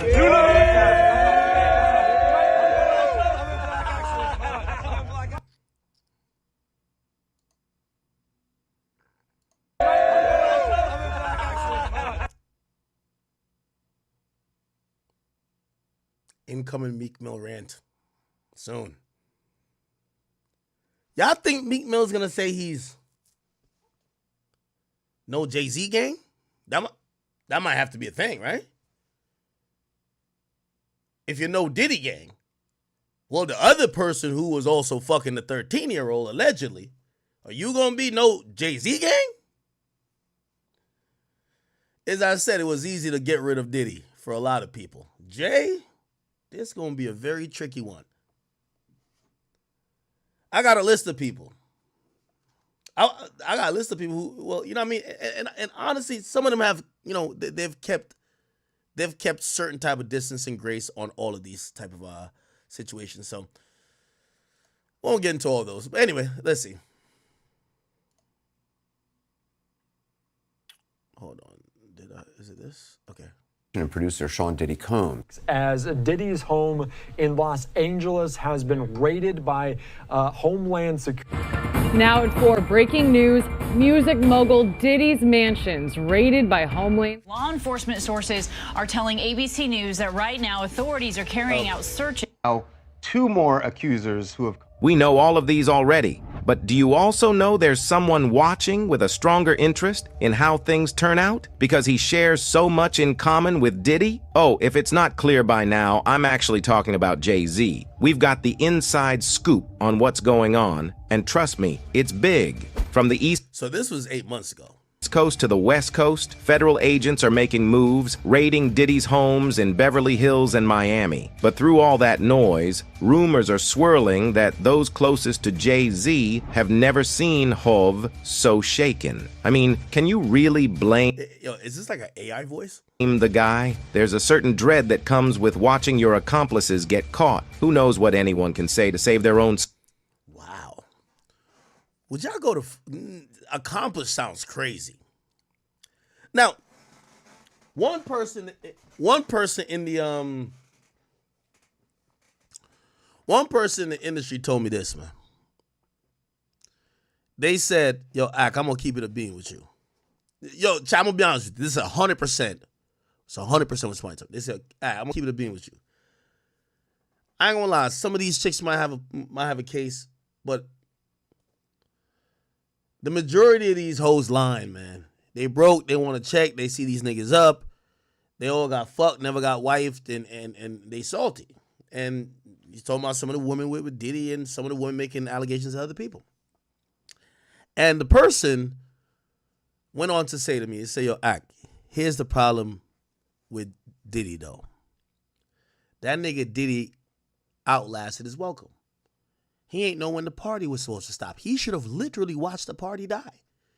He should have stopped doing all of the shit he was doing because He said, listen, all them niggas was doing all that shit. Jay, him, but Jay realized when the tide was changing.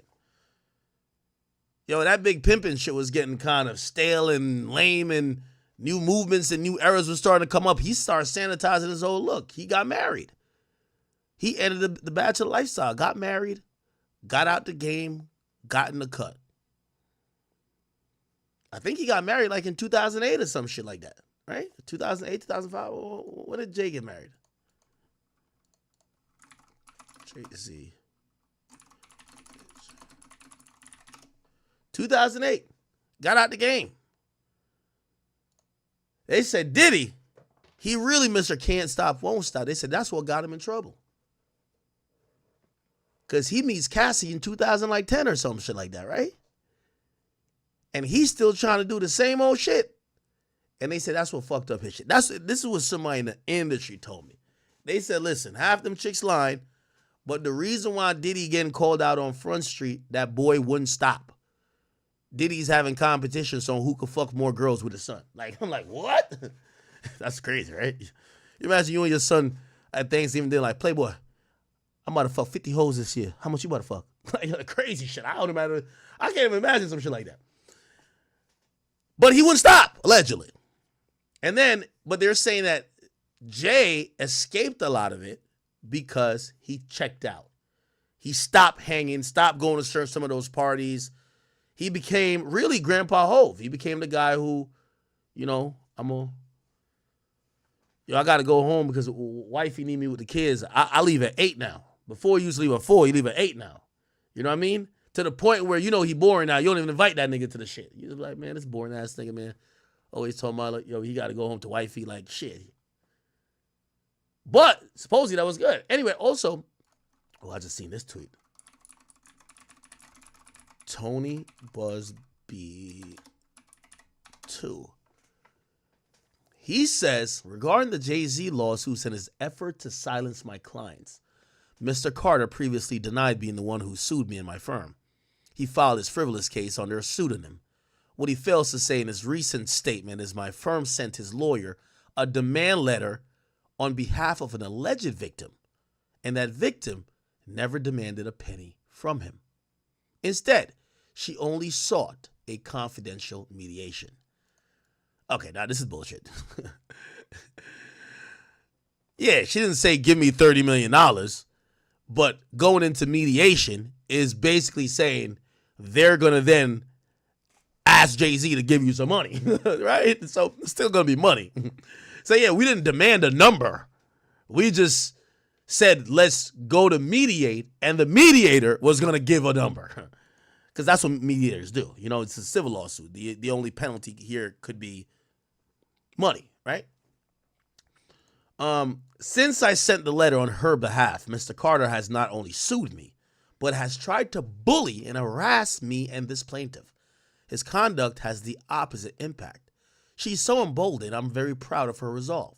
As far as the allegations in the complaint filed, we will let the filing speak for itself and will litigate the facts in court, not the media.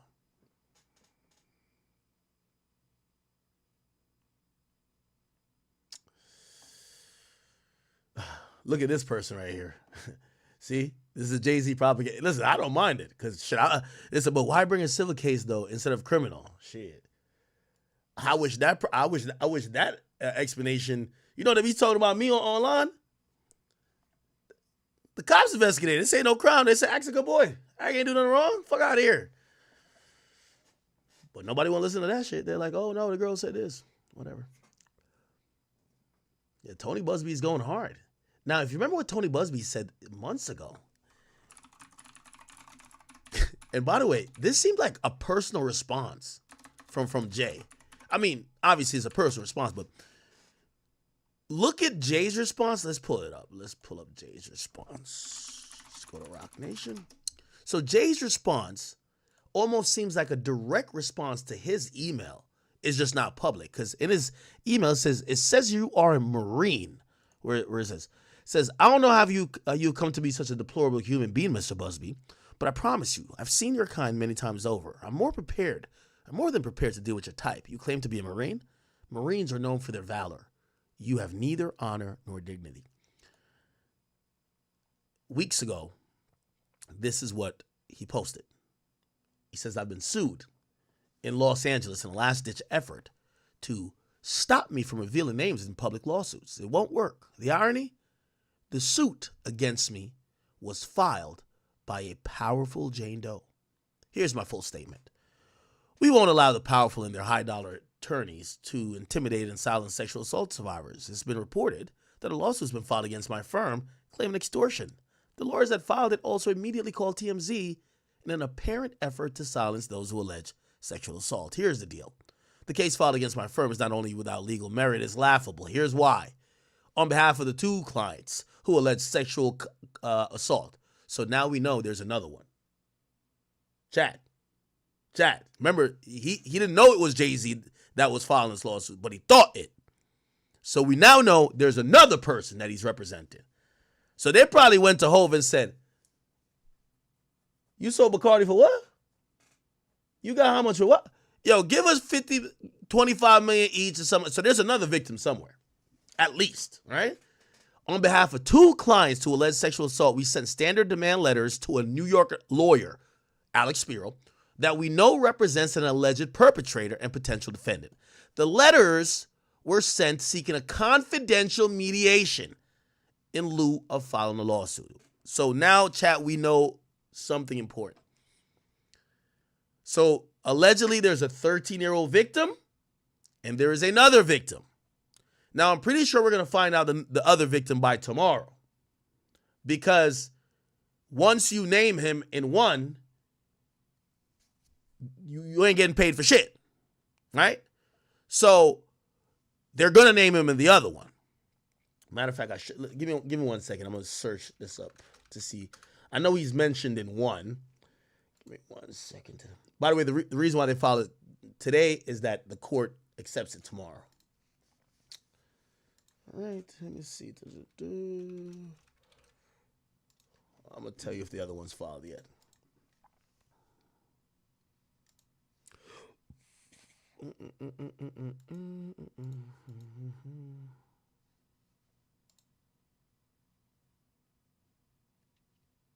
Okay, nothing that I see yet, but it might pop up. But there's definitely, so now we know there's a 13-year-old woman, or there was a woman that was 13-year-old at the time, and there's another woman, okay? I think I know what the other case is, but I won't bring it up until they actually put the amended complaint in. So we now could kind of deduce that Jay-Z is being accused of sexual assault by two women, or we think are women, two people, right? Okay. So they said, and this is Tony Busby, said they said a standard demand letter that they wanted a mediation. No amount of money was included in the demand letters. No threats were made. The demand letters are no different than the ones routinely sent by lawyers. Now, also, this is kind of cap. Like, those demand letters usually say, hey, you might want to hit us up to talk to resolve this amicably, or else we're going to sue. There's always a threat. The threat is to sue. Now, legally, he's going to look at it like, that's not a threat. That's just how, that's a lawsuit, right? But yeah, the threat is, yo, I'm going to sue, and by suing, it's public. You get what I'm saying? So the reason why anyone would entertain these demand letters is because you don't want it to go public. When the lawsuit's filed, it's public. So when he says the demand letters are sent is no different than ones sent routinely by lawyers across the country in all type of cases, it's obvious that the frivolous lawsuit filed against my firm is an aggressive attempt to intimidate or silence me and ultimately my clients. The effort is a gross miscalculation. You know, I like this. Finally, Rock Nation is punching in their own weight class. To Jay-Z, Sean, Alex Spiro, and to Desiree Perez. Bullying rappers, trying to do underhanded tactics, whether it's with label deals or whatever, or bloggers, especially bloggers who could never compete with y'all. Y'all are a subsidiary of Live Nation, a multi-billion-dollar company that's currently in court, being accused by the Department of Justice for running a monopoly. That they have a monopolistic control over live music events and ticket sales, and they feel that the company's so big it should be broken up. Yeah, when y'all pick on rappers, yes, of course you're just gonna squash a rapper. Duh. When y'all pick on a blogger, of course you're gonna do like this. Pick on this guy, even though he's not your side, but he's much bigger than everybody else. This guy's a guy who brings in billions of dollars, okay? Billions of dollars in revenue for clients in personal injury per year. So he got a heavy-duty firm. So this is like lawyer versus lawyer, okay? And yeah, let's see how this one go. Listen, if nothing else, we get to sit on the sidelines and just watch the mess happen all over. And I can't wait to see how far it gets, because here's the thing.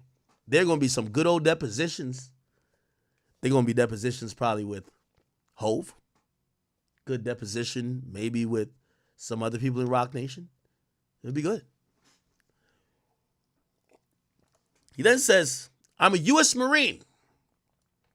I won't be silenced or intimidated. Neither will my clients. Since our professional efforts at resolution obviously has failed, we will instead disclose the demand letters we sent at the time we filed suit.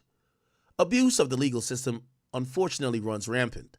The lawsuit filed against my firm is a prime example of that. Sunlight is the best disinfectant. I have confidence that with full public disclosure, all of this will sort itself out. Give me 1 second, chat. Let me look at, I'm going to see if I can find the demand letter. Because he said he would make both public at the same time. So I know I see the amended complaint. Give me 1 second.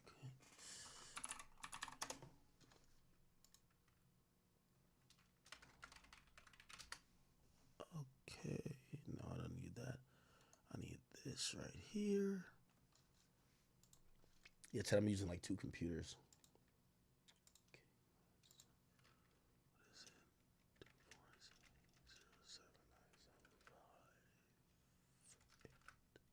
Is that it? Yeah. Huh? Yeah. Okay, I got it. Perfect.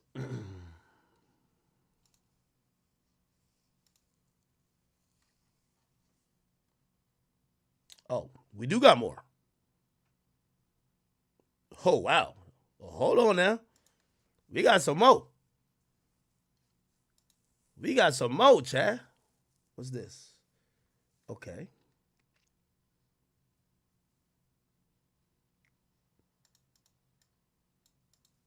Okay.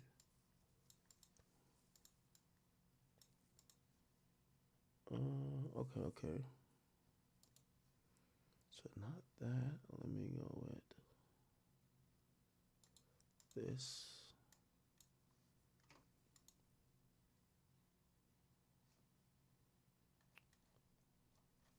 Okay.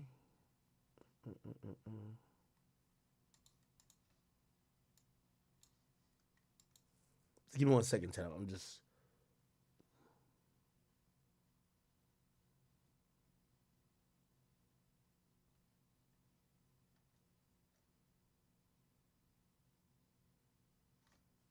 All right, let me see. All right. I'm going to put these on the screen as soon as I'm just looking at ones that are relevant.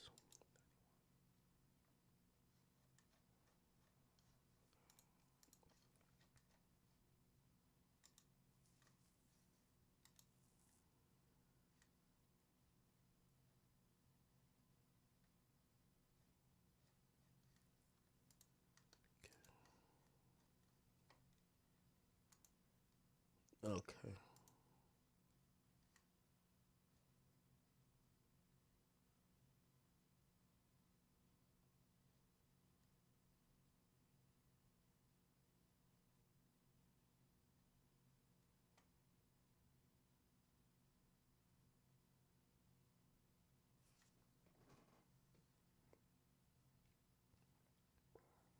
Okay. All right. Good. Just give me 1 second. I'm gonna bring all these things up. I'm just.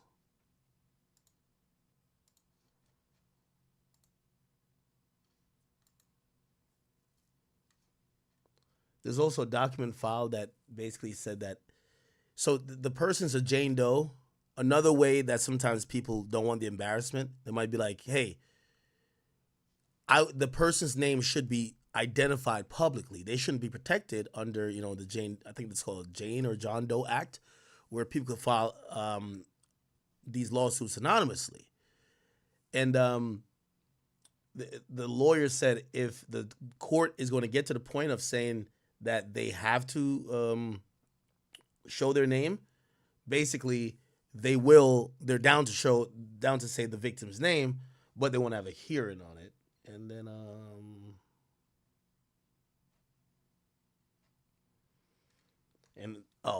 okay, so I think that's the whole motion.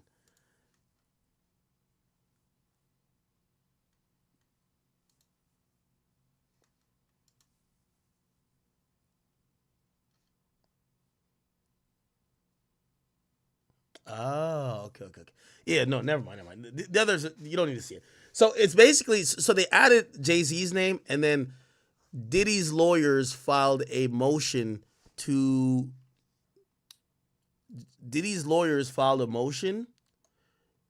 for Jane Doe to give up their name. We've seen recently this week, they filed the same motion in another case, and then we found out that one of the women claiming that Diddy raped her is the wife of some NFL star. NFL player wife Diddy, right? It says Sean Combs, Diddy sexual assault accuser, is actually revealed as the ex-wife of, and so this was a 17-year-old who flew out, right? This is a 17-year-old who flew out from Detroit, Michigan via private jet, fucked Diddy in a studio with some guy, and then also sucked off Diddy's president of like his record label at the bar before, or like at some place with a bathroom before she got on the plane. So apparently her name is Anna Kane. She's now married to the Edmonton Oilers forward, and I think his name is Evander Kane. So now we get to find out this is him. They got black people playing in NFL? No, I mean NHL? It's a black hockey player. What the fuck? Jay-Z and beyond. Hold on. Evander Kane? Nigga, this might be a bigger story than anything. There's a black nigga playing in the NHL. What? Oh, shit. Okay, brother. Anyway, all right. So, yeah, his wife is the one who is claiming that, is he a current player? He's born 91. He's now 33. Is he still playing? Salary's $750K. He might not be in the league. Whack 100. Yo, man. Yeah, I'm on stream. I don't give a fuck if you on stream. What that mean? But I gotta tell you, because I don't want you to say nothing that I'm on stream. Listen, I got a bone to pick with you, bro. What bone you got to pick with me? It's been 7 days I've been reaching out to you, bro, about some business. And you've been disregarding my calls, bro. No, I did owe you a call back. I know I did. A call back? Nigga, what is you putting me on a list? The fuck is going on? That? You getting that bougie? Because Drake answer your little calls and shit? No. All right. No, them niggas go away, act. No. You know, we've seen them type of niggas before. They go away, act. Nah. Well, I'm over here breaking down some crazy shit. What's that? You ain't hear what happened? The Jay-Z shit? Yeah. Well, you know, when I seen Diddy get mad the other day on that phone call, right? Mm-hmm. When somebody here gonna roll about that call. That's that shit they did with R. Kelly. Same shit. Releasing their phone calls, right? Wait, they released a Diddy call? Hell yeah, they released a Diddy call talking to his son. Wait, no way. No, I don't think.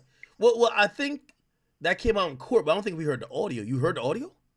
The audio, nigga, where he said, everybody out there quiet, huh? Everybody silent, huh? He said, yeah, man, ain't none of them saying nothing for you. He said, yeah, we gonna see who laugh at who gonna get the biggest laugh if it's all over with. Oh, shit. Yeah, we played that shit on the 100 side a couple days ago. Oh, all right, I'm gonna try to play it. Hey, yo, what do you think about this Jay-Z shit? The whole media about to get quiet Man, because I'm tripping off the 13-year-old. It says the VMA's after party, right? Mm-hmm. And I'm listening. They just read it right now. Mm-hmm. She's saying she fought both of them off. Both Jay-Z about 30, 31 at the time. Yeah, they're both 31 at the time. She's saying that, turn that down. She's saying that she fought both of them off. Now I'm just doing the math. You're 13. All right, let's paint a picture if this is happening. I don't think neither one of them, both of them would have had to been intoxicated with something. Let's just call it liquor. Bro, a 13-year-old girl's not fighting these two niggas off of her. If this is going on, it is not happening. It's just not going to happen. Right? I'm just looking at it if it was to happen. Secondly, she originally named Puff, and then all of a sudden, she ties Jay-Z to it. Yeah. So she had put Jay's name in not his name. She called him Celebrity A in the first lawsuit, and I guess we finding out that when they trying to shake somebody down or the lawyer calling to be like, yo, hey, you want us to name you in this shit? If not, give us this money, we won't name you. And I guess Jay said, nah, I ain't paying. And it's like, I bet. Then we're gonna amend the complaint and just put Jay-Z. Okay, so now we have, and some of this shit, I hate to say it, it should have to go civil before it could cross over. I mean, criminal before it could cross over to civil. Because it's like anybody can say anything. And this is one of those situations to where Jay-Z can't pay and settle out, even if he wants to. Everything is at stake right now, bro. The only thing that's probably not at stake is, wait, what year did he get with Beyonce? He got with her in 2008. Okay. He married her. He married her in 2008. He married her. I don't know how long it was. Is his relationship over there, like, but his businesses, you know what people start doing, bro? People start pulling back. All that innocent until proven guilty is cap. You know that. If that was the case, motherfuckers' businesses and companies wouldn't be pulling away from them and shit like that. So it's kind of like, bro, his kids, they're old enough to understand social media. Hey, from what I heard, personally, I mean, bro, it's like Jay-Z's a whole nother person. Just you know what I'm saying? Yeah. You see, with Diddy, we looked at him as the party animal, so it's easy for us to believe that. Jay-Z is removed so far from that. Like I went back and played some of the 2000 VMA stuff. Like he was nominated that year for Big Pimpin'. That's a whole different guy. If you listen to Big Pimpin', that's a whole different man. You get what I'm saying? So like, you know, because we've seen him so different, it's hard for us to even think that. But this is what I heard. I heard that, again, you're right. And for everybody who's listening, sometimes when people settle, it's not because they did it, it's just that they don't want this, which sometimes this is more costly than even if you beat the shit. Because whatever, but I heard that it's been, they have looked at the people with the deepest pockets and they know Jay-Z's one of them. I heard that there's been a couple of people that's been trying to like, hey, listen, what you want us to do? And after a while, it's like, wait, are you about to go give out $100 million in checks to get everybody to shut the fuck up? Or because this has been mounted. I think remember, he canceled the brunch. I think he was trying to lay low saying, all right, if they got Diddy, I guess, just take Diddy and just let's get over this shit. Let's get back to some other shit. And he's been quiet on everything. Jay-Z went underground on us. Yeah. Straight up, bro. It's a lot of shit you usually see him pop out on. You didn't see him, bro. He was just, Beyonce was making her rounds. He usually there's a lot of shit. So do I think do I think that Jay-Z may have been in, I don't even want to say present, may have been around in the vicinity when Puff did some shit? Yes, I do. Do I think he was right there, hands-on, knew what was going on? No, I don't. Okay. You know what I'm saying? All right, well, hold on. Let me challenge you on this. Let's challenge. We're doing this for the sake of the conversation. We don't know, right? Even with what you first said, I fully agree with you, right? It kind of do sound sus that she's saying, yo, I pushed off 2 grown men and she's 13, ran out, and I can't, and she says she's 13 running with her clothes like a towel around her, and she's naked. I want you to stop right there. And nobody says nothing. We know at the VMAs, law enforcement is on deck. Yeah, even at the after parties, I would imagine Diddy would get. Parties, they're on deck. They're on deck. They're outside. They're on deck. So you're running out. I'm assuming was this what was she white? Was she black? Was she Asian? We don't know anything about her. We don't know yet.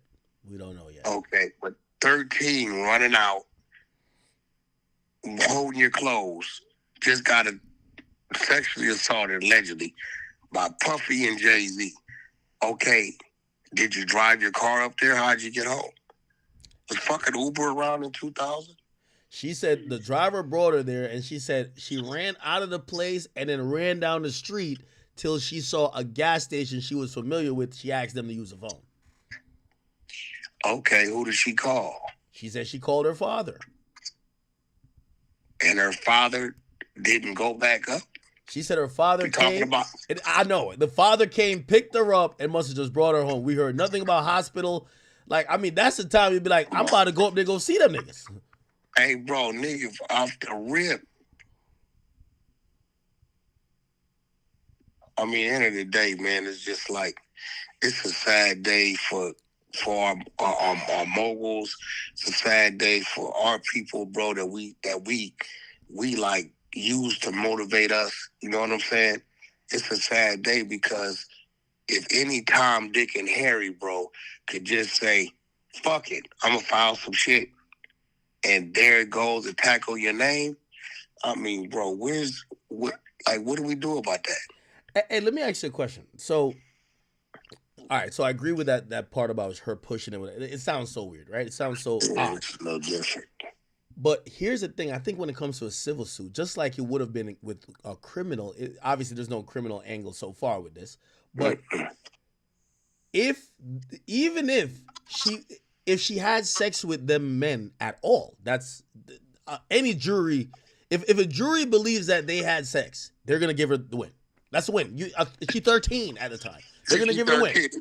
It's nothing to justify. It's nothing to justify it. At 30, nigga, she's 13. Ain't no fucking. Look, I don't give a fuck if you say the fake ID shit. She's 13.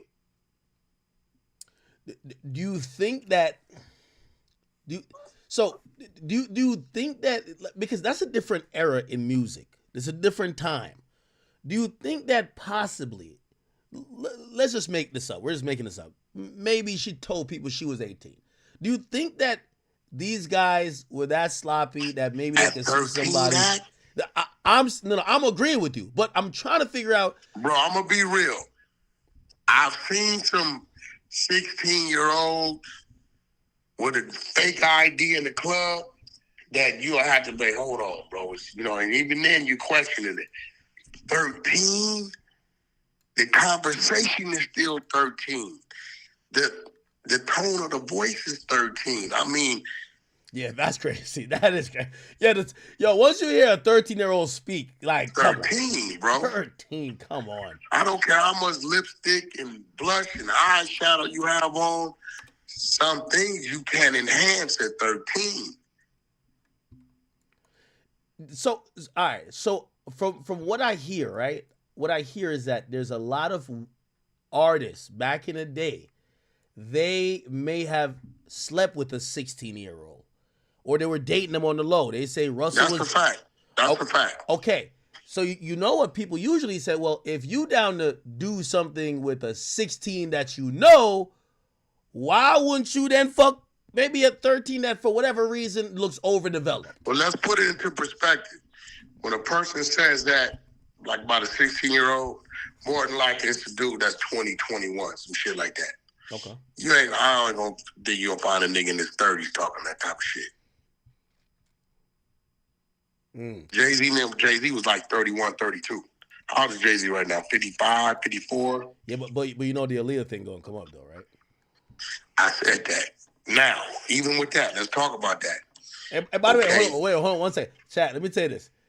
If you ever got something buzzing in the media, Whack 100 is like, he's like the Brian Steele of all internet niggas. He will make you see something in a light that you would think about it twice rather than just like go, because we usually just think black and white. But go ahead. As I say, you the Brian Steele of the internet. That's a fact. Okay. Aaliyah was how old allegedly when he was dealing with her? That's the thing. Was he before R. Kelly? They keep saying like it was like around the same time. R. Kelly was like supposedly 15, but he was faking a marriage. And then that kind of ended like, I gotta Google it.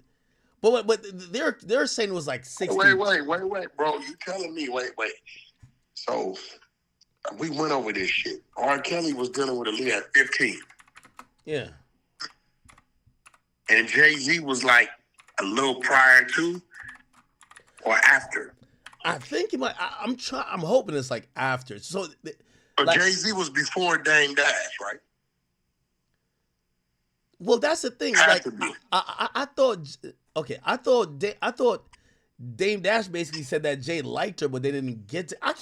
We don't know the truth about that. So I see one Twitter account, and I just got to say this is Twitter, so it could be wrong. Like, by the way, Jay has an amazing team. If you Google it, the AI that comes up for Google says they have never messed around. But if you've heard the stories, there's too much stories for that to just be like black and white like that. So it says Jay-Z dated Aaliyah when she was 17. He was 28 at the time. And then they're saying, well, he dated Foxy at 15. Okay, 28 and 17. All right, let's just go with that. She was 17, he 28. What's your thought on that? Where's Aaliyah from? Where is Aaliyah from? Wait, should that matter, or where was she usually living? I'm asking it for a reason. What state?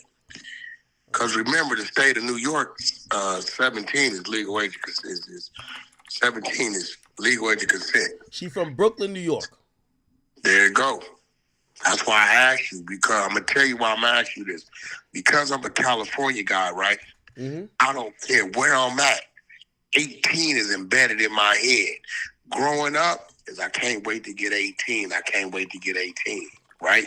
Mm-hmm. That's why I asked you. So New York is 17. Jersey is 16. Nevada is 16, right? Legal age of consent statewide. Federal, the law of the land is 18. So with Jay-Z being a New Yorker, growing up in New York, 17 is always legal to him. Oh, hold on. Wait. Everyone keep telling me it's Detroit. What I'm trying to tell you? Hey, chat, am I wrong? Is she from Detroit? It said place of birth, Brooklyn, but maybe she grew up in Detroit. Or where did she... Oh, okay, so she was born in Brooklyn, but she grew up in Detroit, Michigan. My bad, chat. So she grew up in Detroit, Michigan. Okay. Now that's even worse. Legal age of consent in Michigan is 16. Really? Yeah. Hey, we ran through this on the other side of the clubhouse. I didn't know these by heart. Google it. Okay. Legal age of consent, Michigan. I was just about to say, just tell people why you know this, because they're going to think that you're looking it up for your own purposes. Just no, we know this. You want me to tell them why we know it? Yeah, tell them. Okay, we know this for two reasons. A, they tried to attack Adam, right, with the nigga Lil Pump with the fake shit. And B, I had to defend you when you made the comment about college. Right? And I was really talking about the Tiger situation. And then I said, well, let's be honest. With people in college, there's a time where sometimes somebody's 17 for 4 months. And usually when you're in college, you could also be at the oldest, probably like 21. Nobody in college says, oh, you're a freshman, let me check your ID. Yeah, right? Yeah, exactly. So, and what happened was when I started doing research and I realized, I said, Michigan is 16 for real. It's 16. Jazz is, your state is 16. New Jersey as well. Holy shit. New Jersey 16. So when I was researching, I'm like, listen, when you're dealing with people who I grew up in California all my life without me knowing anything else. I thought the whole world was 18 because that's what I grew up under. So now I have to put myself in the shoes of somebody growing up in New York or Jersey or whatever, to where they're being taught when you're 17 this, when you're 16 that. As if I was taught when you're 18 this, when you're, you know what I'm saying? Now, so Jersey is 16. Wait, hold on. New York is 17. Now, I'm probably gonna regret bringing this up because I'm not trying to have you pile on my guy now. But I seen you recently on No Jumper, and when in that conversation of the lawsuit that was filed, you said, well, did Kendrick defame him by saying whatever? Drake was on stage with a woman that was 17. And the legal age of consent in Colorado is 17. Okay, I know this. I know all the states. Okay, so technically he wasn't. I said all that. You were so fucking emotional, you didn't want to catch it. I said, listen. I said, this is my exact words. I said, legal age of consent is 17 in the state he was in. I said, now, I don't know if Drake falls up under the federal mandate because he's not a U.S. citizen. He didn't cross our border from Canada. Federal mandate is 18 across the board. Was it distasteful? Yes, but because legal age of consent is 17, they couldn't put that on him. I said all that. You was just so fucking turned up, you didn't catch it. Hey, by the way, not to even just keep jumping like back and forth stuff, but you see, this is why, even with what you said is right. Anybody can say anything and make it a lawsuit to like just kill your character. But I really look at the father and say, you know why the father should have at least brought your daughter. If she got penetrated by two men at 13, two grown men at 13, in the lawsuit it said Jay-Z finished, which I'm assuming ejaculated.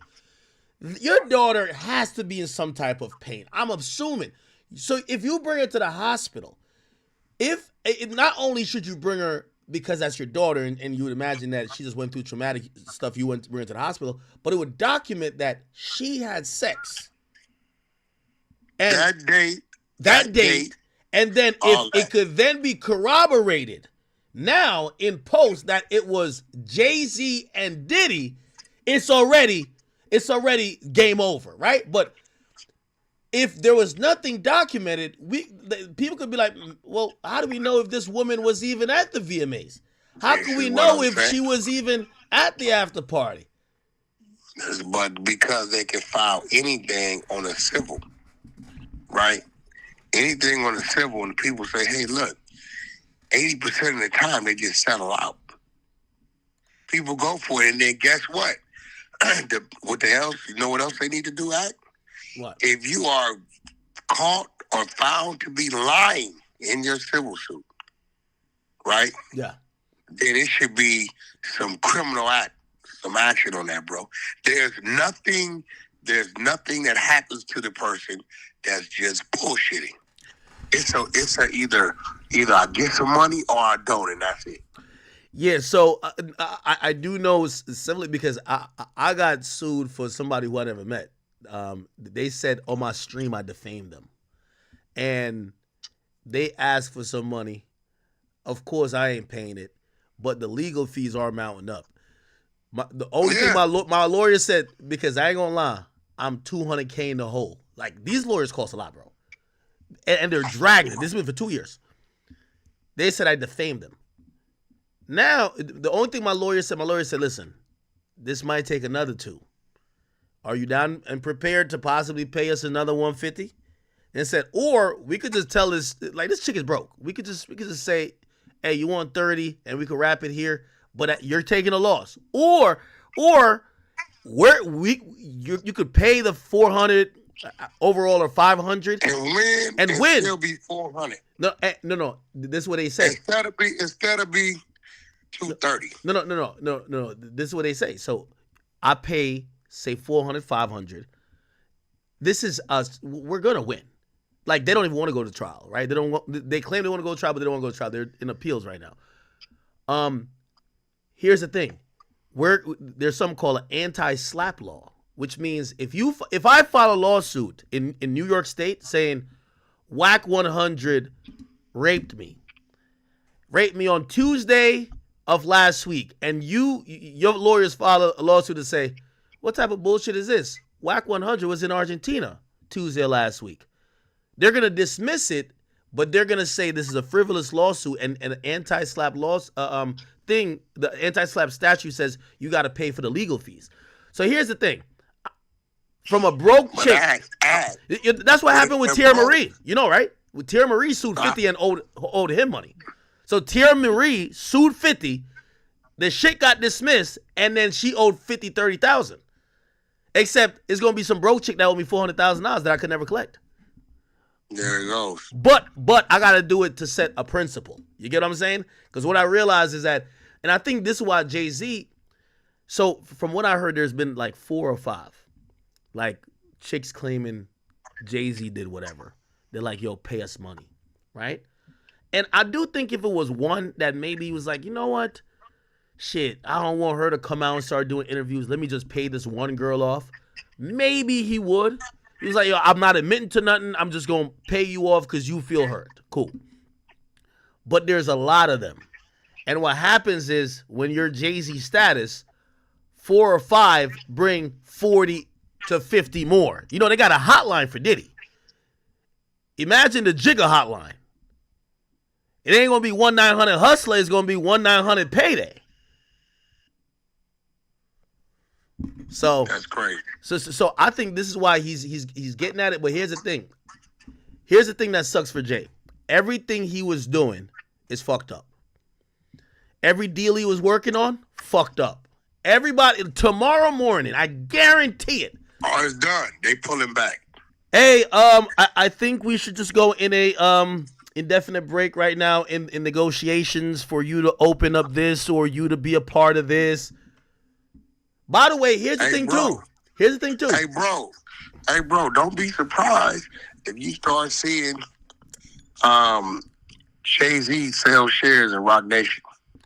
Hey, here's the thing too. Remember, he re-upped with the NFL for the Super Bowl shit. That position that he needs. If they had dropped this shit before, ain't no re-up coming. They can get rid of it, but the re-up is never final because there's always a clause in there. Yep. There's always a clause in there that if you do something that discredits yourself, that's true too, or the organization, all bets off. So I believe this is gonna cause, and this is why it sucks, right? I don't know what Jay-Z's done. I don't know what he ain't do. But what I do know is just the mere fact that this is public. Now, here's the thing, and I said this to everybody. This is how Jay-Z's smarter than Diddy. Jay-Z has a hand in a lot of media. Watch this tomorrow, Whack. Tomorrow, a lot of the usual hip-hop blogs or hip-hop personalities, you and me, you know, we give it up about anything. You know, it don't matter. But there's a lot of people, they're not going to talk about this or they're going to sanitize it or try to move on. Also, I do think if Rock Nation is what I think they are, they have a story in their back pocket to change this whole conversation. Not about this. They're just going to give a bigger story. Everybody knows the only way to kill one story is to give a bigger story. To give a bigger story. So we might see a 4K video of some crazy shit that happened that we're going to say, fuck that. I think that's going to come. But right now, Jay is going to all his business. By the way, you know he's on the board of Square. So Square owes Cash App. When he sold Tidal, he sold it to Square. And he became a board member there. He's been racking up power moves. A lot of people said that he was trying to either get, I don't know if it was the Dodgers or something. Like he was about to make some major moves in terms of even buying a sports team. He's been doing some good shit.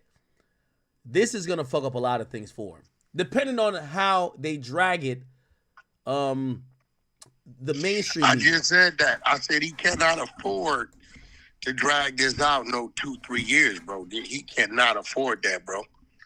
It'll fuck some shit up. This got to be something that get resolved quick. Yeah, I don't know if there's a quick resolution. It looks like they're about to go to war with this lawyer, because exactly. I think they're gonna try to discredit him. They discredit the lawyer, a lot of shit goes away. You know what I'm saying? That's exactly what he's about to do. This is why, honestly, again, I don't know who did what. I don't know who did nothing. I was surprised I saw Dr. Dre do Drink Champs recently. I think a lot of you keep going at Dre, bro. No, it's not going at Dre. It's not going at Dre at all. No, what I'm saying is that you could tell it starts with the niggas with the big pockets. Dre is a billionaire. Anybody who feel wrong, or they might just have no money, even if it's frivolous. Like Jay knew his, I think Jay knew his card was gonna be called the moment he knew that. Yeah, because he started shutting shit down early. What I'm saying is that if I'm a billionaire, they're getting at the billionaires now. They're getting at Kanye too. The thing is, Kanye's an enigma. He's just still doing what he want to do. But every hip hop billionaire is getting sued. Kanye got a lawsuit by Lauren Piscota in Stanley Moss Court in LA. I know Lauren personally. Worked with her direct on the side with Kanye. Know her personally. I spoke with her since she filed a lawsuit. It's a little shocking to me. But very nice lady. Cool as fuck. I mean, we work like side by side. You know what I'm saying? Like, she was with us when we went to see Elon Musk. She was right on the side of us. Really? Yeah, I know her personally, bro. And I got text threads and history of, Wack, help me out with this jet. I'm caught up with this. Can you do this? Move to Wack. When I introduced Tory Lanez to Kanye for the first time down in Miami, she was there with us. Right? Yeah, like I know her. Like she cool people. So it was a little shocking. The first lawsuit was she didn't get paid. He was paying her $1 million a year. Yeah. Yo, okay, so let me ask you this question. And 6ix9ine knows. Remember when me and 6ix9ine flew into Austin that time? Yeah. Lauren was with us. Hey, by the way, it's okay if you don't want to answer this, but do you believe that? Remember, the first lawsuit did not accuse him of any sexual stuff. He was paying. Do you think that? Do you think she only threw this on to say, all right, since you're not taking me serious? Or do you think that this is really her story that she's trying to go with? Well, one has nothing to do with the other.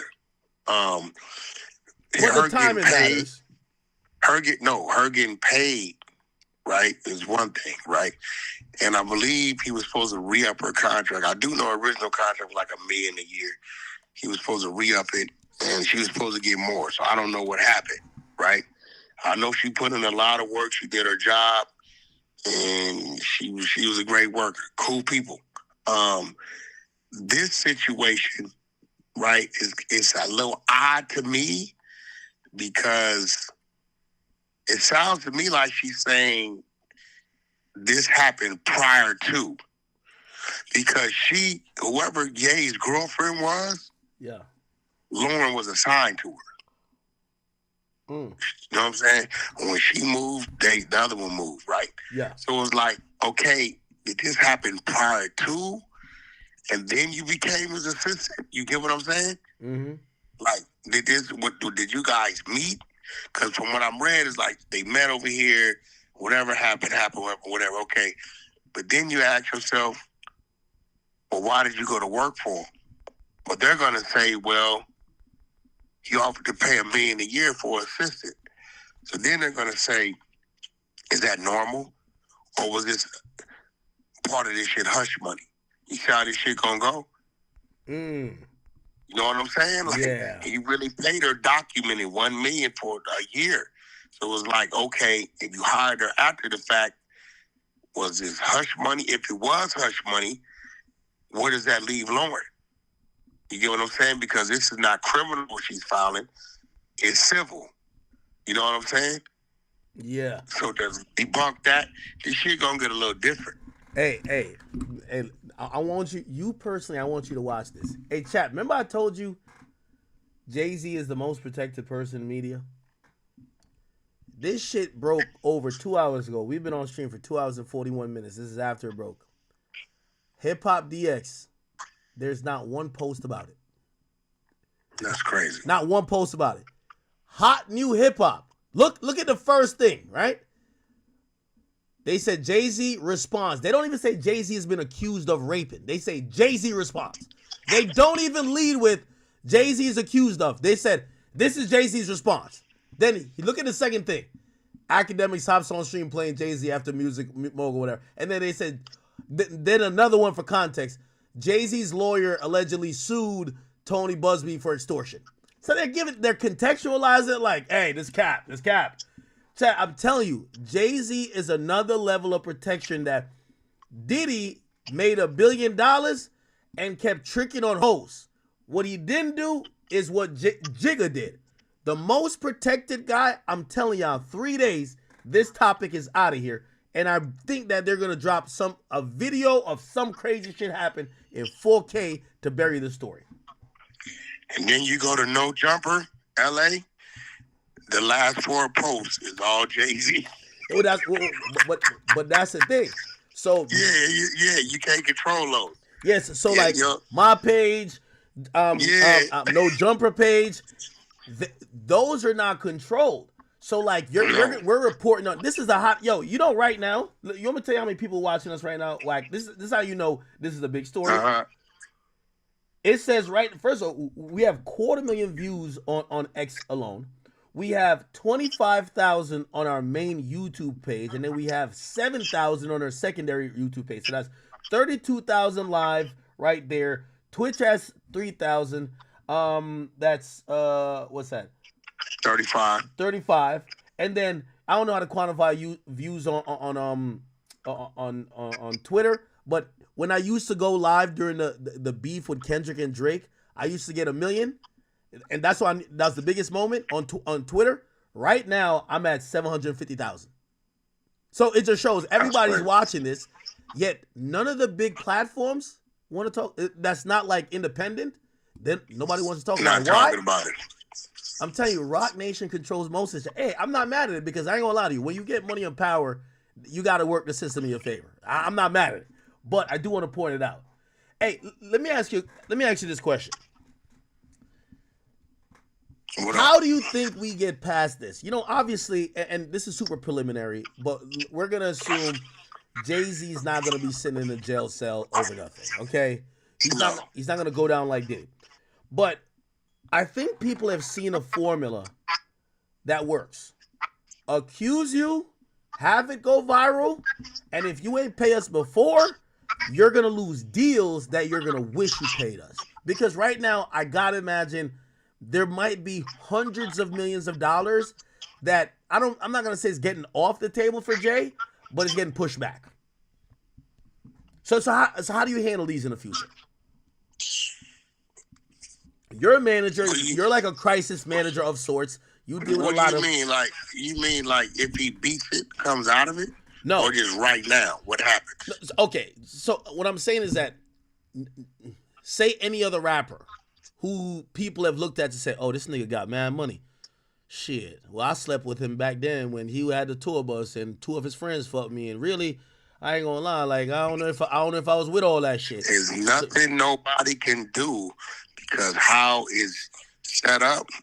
But cross your fingers and hope nobody gets any bright ideas, bro. Anybody could go and file a fucking civil suit, bro. If okay, you're the manager of a mogul, right? Do you tell them, especially in this time, hey yo, listen, let's do like a Christmas gift for all of the chicks that you've like dealt. Make sure everybody's good. You do that? No, hell no, you broke. And again, you got to just walk and cross. For one, like they're not gonna be thinking that this gonna happen, especially if they haven't done anything. They're not they're not thinking about a motherfucker could just go make up some shit. They're not thinking about it. You know what I'm saying? They're not seeing it that way. Because it's like, look, bro, you're not worrying about the cops coming to your door about you being little BMF because you don't distribute drugs. Yeah. Right? You're not worrying about that. But what if a motherfucker out there just straight up said, yo, the drugs I got in my trunk, it's academics. Straight up said it. And these motherfuckers that went and got a warrant because this nigga said it and came to raid your crib. You're not thinking about none of this shit, right? So it's nothing you can do. Now, unless you know you have a client that be like picking randoms up and shit at the clubs and all that crazy shit, then you sit them down and say, yo, you need to cut this out to see what's going on. You know what I'm saying?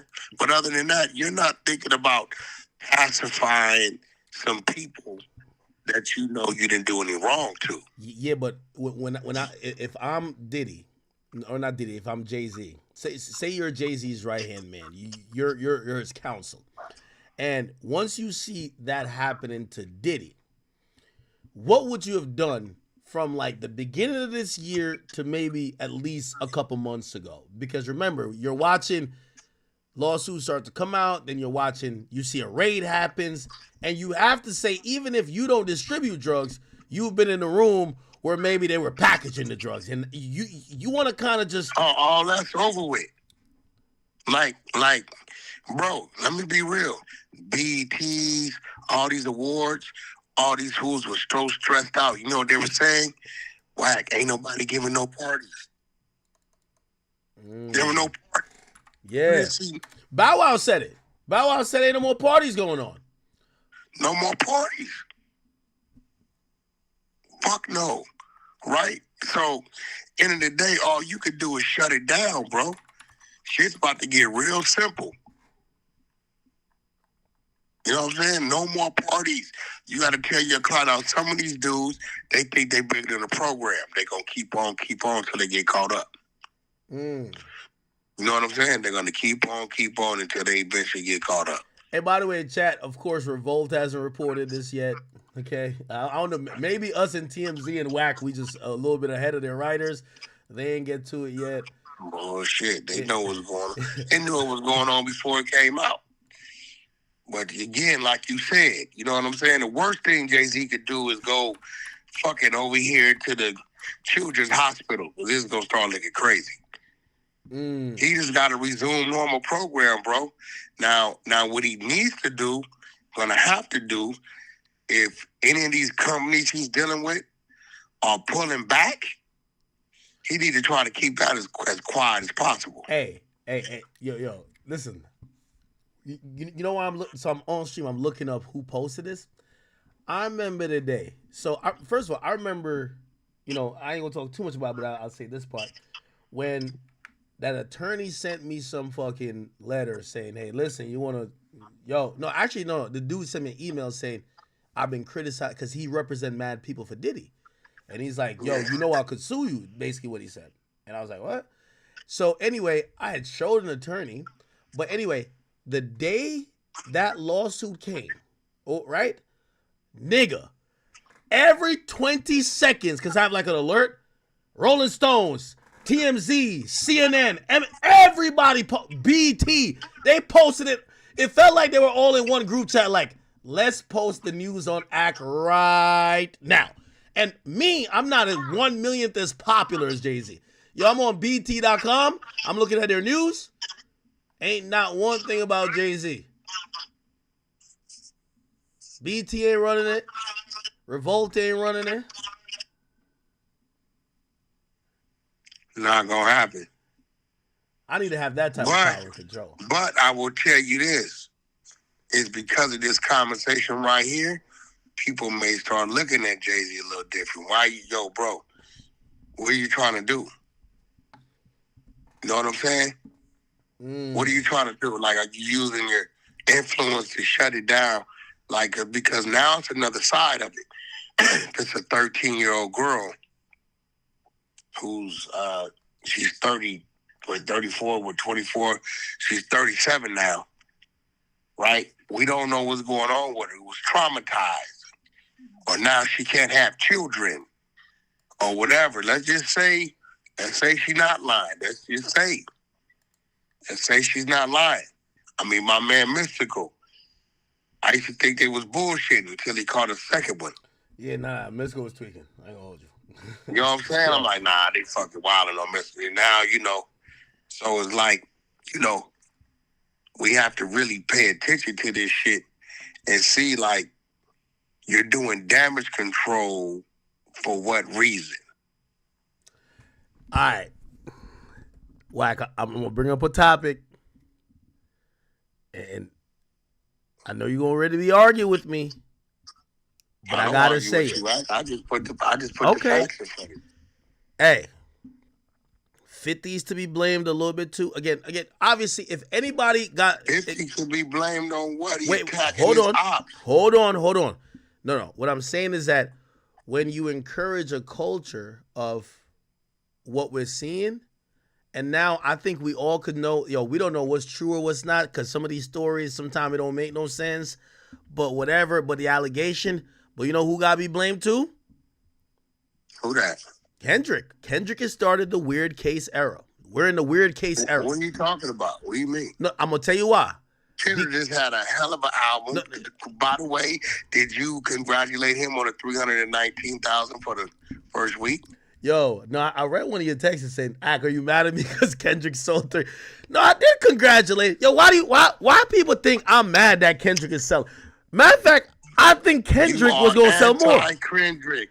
Just whoa, Drake doesn't mean you have to be anti-Kendrick. Wait. You think I'm anti? You don't think I'm anti-Kendrick? No, we know you are. No, I'm not anti-Kendrick. Yeah, you are. That's hold on. I'm gonna be honest with you. I'm not anti-Kendrick. If I do come off anti-Kendrick, which I might these days, is because his fans are too annoying. Like his fans are annoying. Get the fuck out. What? You know what I challenge Kendrick you to do? fans are the worst fans in hip hop. You know what I challenge you to do? A one-on-one sit down with DJ Head. You probably can't handle it. He's an intellectual, but you should think about it, bro. Take a few months and get ready for him. Have a sit down, one-on-one sit down. I think the people want to see that with DJ Head. Hold on. So two. All right. Let me gladly respond. Number one, I spoke to him on stream already. I would definitely even sit down with him. I schooled him on stream, and I would definitely school. I schooled him on just his. Yes, I did. I schooled him on his hypocrisy. Because all I have to point out is the fact that no matter how impartial they claim I am for Drake, he's a one-sided penny. He's a one-sided penny that only just DJ Head. He only spouts points for Kendrick. And just kind of like he's super. I get it. And by the way, you spouted points for Drake. No, but I've given Kendrick his W's when needed. I said, this is a great move. I said his PR team, some of the guys who work digital, they work with me. You know what people think I'm like upset? The people who work PR for him, right? Who do digital for him. I worked with those people for years and made millions of dollars with these people. And I've never said their name because I'm happy for those guys. I knew they work with people. They helped connect me when I first went to the Big Steppers tour, and I was there with Dave Free watching this shit on the riser. I'm like, I don't really dislike Kendrick how people think, but so I could give him credit for that stadium tour. W. Stadium tour is a W. What else is a W? I think every move he's done, the timing is impeccable. But prior to, you would have said, no way Kendrick gonna sell out a stadium tour. No, it depends on how. Depends on what. Now, I'll probably be skeptical, but you add SZA on it. Like, bro, we did the math on it. This is not hating or anything. Out of there. Okay, but let's be real though. Kendrick, I watched him sell out LA. Yep. The crypto for 2-3 days in a row and go 20 miles down the road to Orange County and sell that motherfucker out. Whack. Respectfully, and I know, I've realized, just be real, bro. I think some West Coast niggas hollered at you after you said that Drake was in the lead after push-ups. I don't give a fuck. Hold on though. Okay. I told them Fuck you. Because nigga, Drake's in the lead. And yo. I still say today, Drake was in the lead the first two. And I told you, if they keep rapping, Kendrick gonna out-rap them. Okay. Definitely. They called me and said, Wack, you're one of our voices. What you say matters. Even if that is, you can't say that. Fuck that. This is fucking rap battling. Fuck what you talking about. Okay, I'm cool with you. I'm cool with that. I'm cool with that segment of it, right? They definitely called me though. You're right. Here's where I realize you have doubled down in your West Coastness, and now you're starting to be unbiased because Wack one. Hold on, Wack. I'm gonna talk a language that you talk. You see, I try. A big part of my job is trying to communicate industry things to fans who don't either have. And no disrespect, because I know my fans. I'm waiting. Hold on, I know my audience. They're really smart, but they're not in the business. You know this game that I'm about to talk. Okay. Kendrick is not of equal or even close by touring proximity in terms of a touring artist as Drake. Ticket prices for the same seat in a Kendrick concert, Drake charges 2.5 times more. Drake went on a tour that grossed $4.3 million every venue. I went to Kendrick Arena's tour at Barclays. Drake also did the same venue. Drake earned 2.5 times more money for what the people he brought in for the ticket prices and also whatever. Now, you could factor in because Drake had a different type of stage orientation, which is a 360 stage. Kendrick had a 270, which means you couldn't see, you couldn't have people behind there. I get all that. But if you compare Drake and Kendrick touring-wise, it's not even close. It's not even close. Are you done? So for you to say that so for you to say if I was skeptical that he could do an arena, come on. Go ahead. Okay. Before now. And by the way, shout out to SZA. By the way, SZA's a bigger touring artist than Kendrick. I simply said. Hold on. Wait. No. Because I remember that day you called me and you said, Ak, what'd you say about SZA? And you know what? You're my man. We talked through it. What? And so now I gotta put it on your table. Who's a bigger touring artist? We're going numbers for numbers. Kendrick or SZA? Because again, we're not talking about who's hotter now. Who historically has sold more tickets? You know what? Historically, I think Kendrick's been out longer than SZA, so he got to jump. Their last tour, the SOS tour versus. So are you saying historically? That means everything. If you're telling me, yes, right Kendrick now, has toured longer. Kendrick has toured longer. So that means he would have sold more. He got to leap. So now. Let me ask you a question. He's good. Historically, when it comes to Kendrick and SZA, SZA will outsell Kendrick on the R&B tip, and Kendrick will outsell SZA on the rap tip.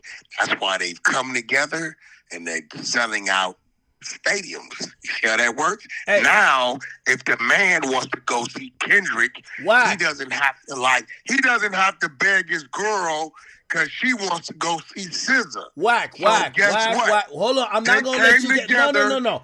This is a couples therapy situation, and it took some West Coast niggas to put it together. No, I'm not letting it happen. SZA being from Jersey, but she been up under the claw of the West Coast. So at the end of the day, Kendrick's a bigger rap artist, and SZA's a bigger R&B artist. You bring rap and R&B together, you got Wack 100 and Rakita Bradford Jones.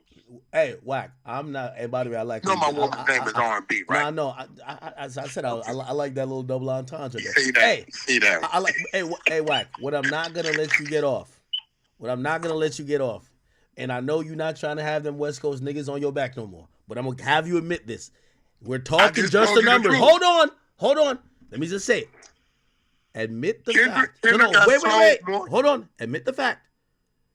Drake could do a stadium tour by himself. Kendrick still needs SZA. That's the whole point I'm trying to say. By the numbers. By the way, it was cute. By the way, hold on. It was cute when you said, Drake has never done any tours by himself. Yo, hold on. Drake did 21 Savage saved him. Future, you heard what 21 Savage saved Drake? Yes. Yes. And I'm glad you said it. You need to stop it. Yo, Wack. You need to stop it. Wack, you need to stop it. You need to stop. Hey, Wack. Soulja Boy saved Drake. Hey, Wack. By the way, just to let you know, when you were bragging about Kendrick doing, he did 2 dates here and went 20 miles there and did a date over there. Drake did 8 dates in New York City. You know how small that is. 8 dates. 8 dates. So put 8 times 18. That's not small, bro. Huh? You know how fucking big New York City. Get the fuck out of here, bro. So that what I'm trying to tell you is that Yankee Stadium could hold 50,000, probably 45 with the orientation. He could have done Yankee Stadium 3 times instead of doing 8 days. He didn't do it. You know why? Because hold on, he gets more money. He gets more money doing. Did you anticipate seeing Kendrick doing stadium tour? Did you anticipate that?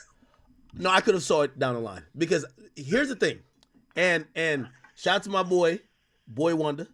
I don't usually try to name drop, but I got to shout him out for this. He did make a good point. He said, "Yo, listen, when you go to a Drake show, it's very intimate. You're vibing with him. It's like Drake showed up to your spot, and he's vibing with you with the biggest records that he's created. This is how people interact with Drake's music." When you go to a Kendrick show, and this is coming from me, when you go to a Kendrick show, you're watching a performance, a really good performance, but it's a performance. Like Drake show is more intimate. So an intimate show doesn't connect outside in a stadium, while if it's just a performance, look back at Beyonce Renaissance Tour, it's just a whole performance. Like those things work in a stadium. An arena, bro, it's so the biggest venue for. Kendrick outperforms Drake. You said what? You're admitting that Kendrick outperforms Drake. Okay, keep going. I got you. You just admitted that, right? No, you said Kendrick's more of a performer, right? That's what you said. His show We'll take that Drake is more intimate than Kendrick. We'll take that. Go ahead. Because he's like an R&B singer. Okay, all right. So who sells more tickets? You want to talk about I would. Well, R&B always sells more than rap. Hey, yo, pull like this. Does it not? Drake sells more tickets. This is facts. Drake averages. I'll tell you the numbers. You could I'll come to the 100 side if you want. We can set a date now, and you could have. I know you have the exposures. You have all your soldiers over there. We could go numbers for numbers. Drake gross per show is more than SZA, her gross by herself on arena tours, and Kendrick gross by himself on arena tours. Put both of them together, they're still on the Drake. And this was crazy, right? At first you would say that they couldn't sell them out. Now you see that they can sell them out, right? Now you see they can sell them out. Now you want to talk about how much the tickets selling for. Because it's supply and demand. Hey, Beyonce was charging $1,000. Taylor Swift. Hey, it's only so many people you can fit in there. You got to raise the price at some point. Yo, if you want to go see Kendrick's tour, if you got $40, you could go see that shit. $40 won't get you in the parking lot of a Drake show at an arena. Facts. What you talking about, bro? You can't find no $40 tickets at Drake show. That's a fact. The only place we selling $40 tickets at is up there in Canada because we feel sorry for the people. Stop it. Yo, stop. Yo, Wack. Hey, Wack, did Kendrick hit you up? Because I ain't gonna lie, recently you've been holding him down a lot, man. Either him or Top Dog hit you up. I know Top Dog's your guy, like those are people. What do you mean? What have I lied about? I've been telling the truth. Lefty gunplay is whack. That's not a verse. That's not a bridge. That's not a fucking goddamn hook. That's not nothing. There's 4 words at the end of the song, and you dropped the album the same day. Didn't want to tell nobody and sold 500 copies. That's what we've been on. Wait, y'all don't fuck with Lefty gunplay? Listen, man, Lefty fun play. Listen, the dude that kissed the dude down in Texas. Wait, somebody hit me up asking if I want to interview him, and I want to get back cool with the West Coast. So, like, I think I'm gonna do it. Like, hell no, that dude ain't nobody. He's not popping. Fuck no, the dude. So listen, pull up Lefty Gunplay's album, November 22nd. He sold 500 copies, bro. And he had the Kendrick Lamar clout. Kendrick dropped on the 22nd. He dropped on the 22nd.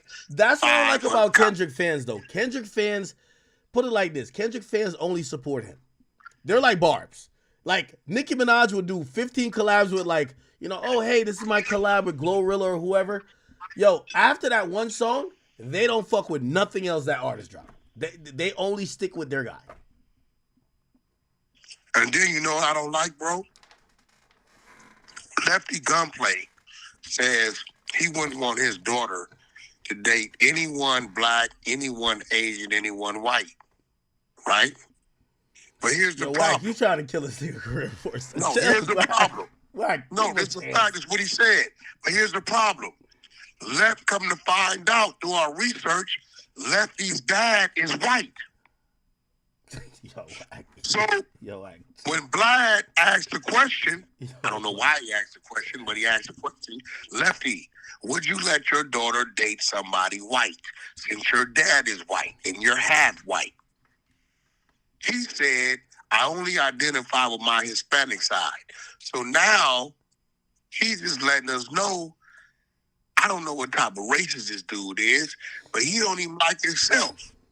What I do know is he sold 500 albums. He ran around, told us he had a verse on Kendrick Lamar's song. He had 4 words: crazy, spooky, scary, hilarious. That's it. And they looped it, and it went off. And this dude is jumping in joy, talking about he got a verse. Act. 4 words is not a verse. It's not a bridge. It's not a hook.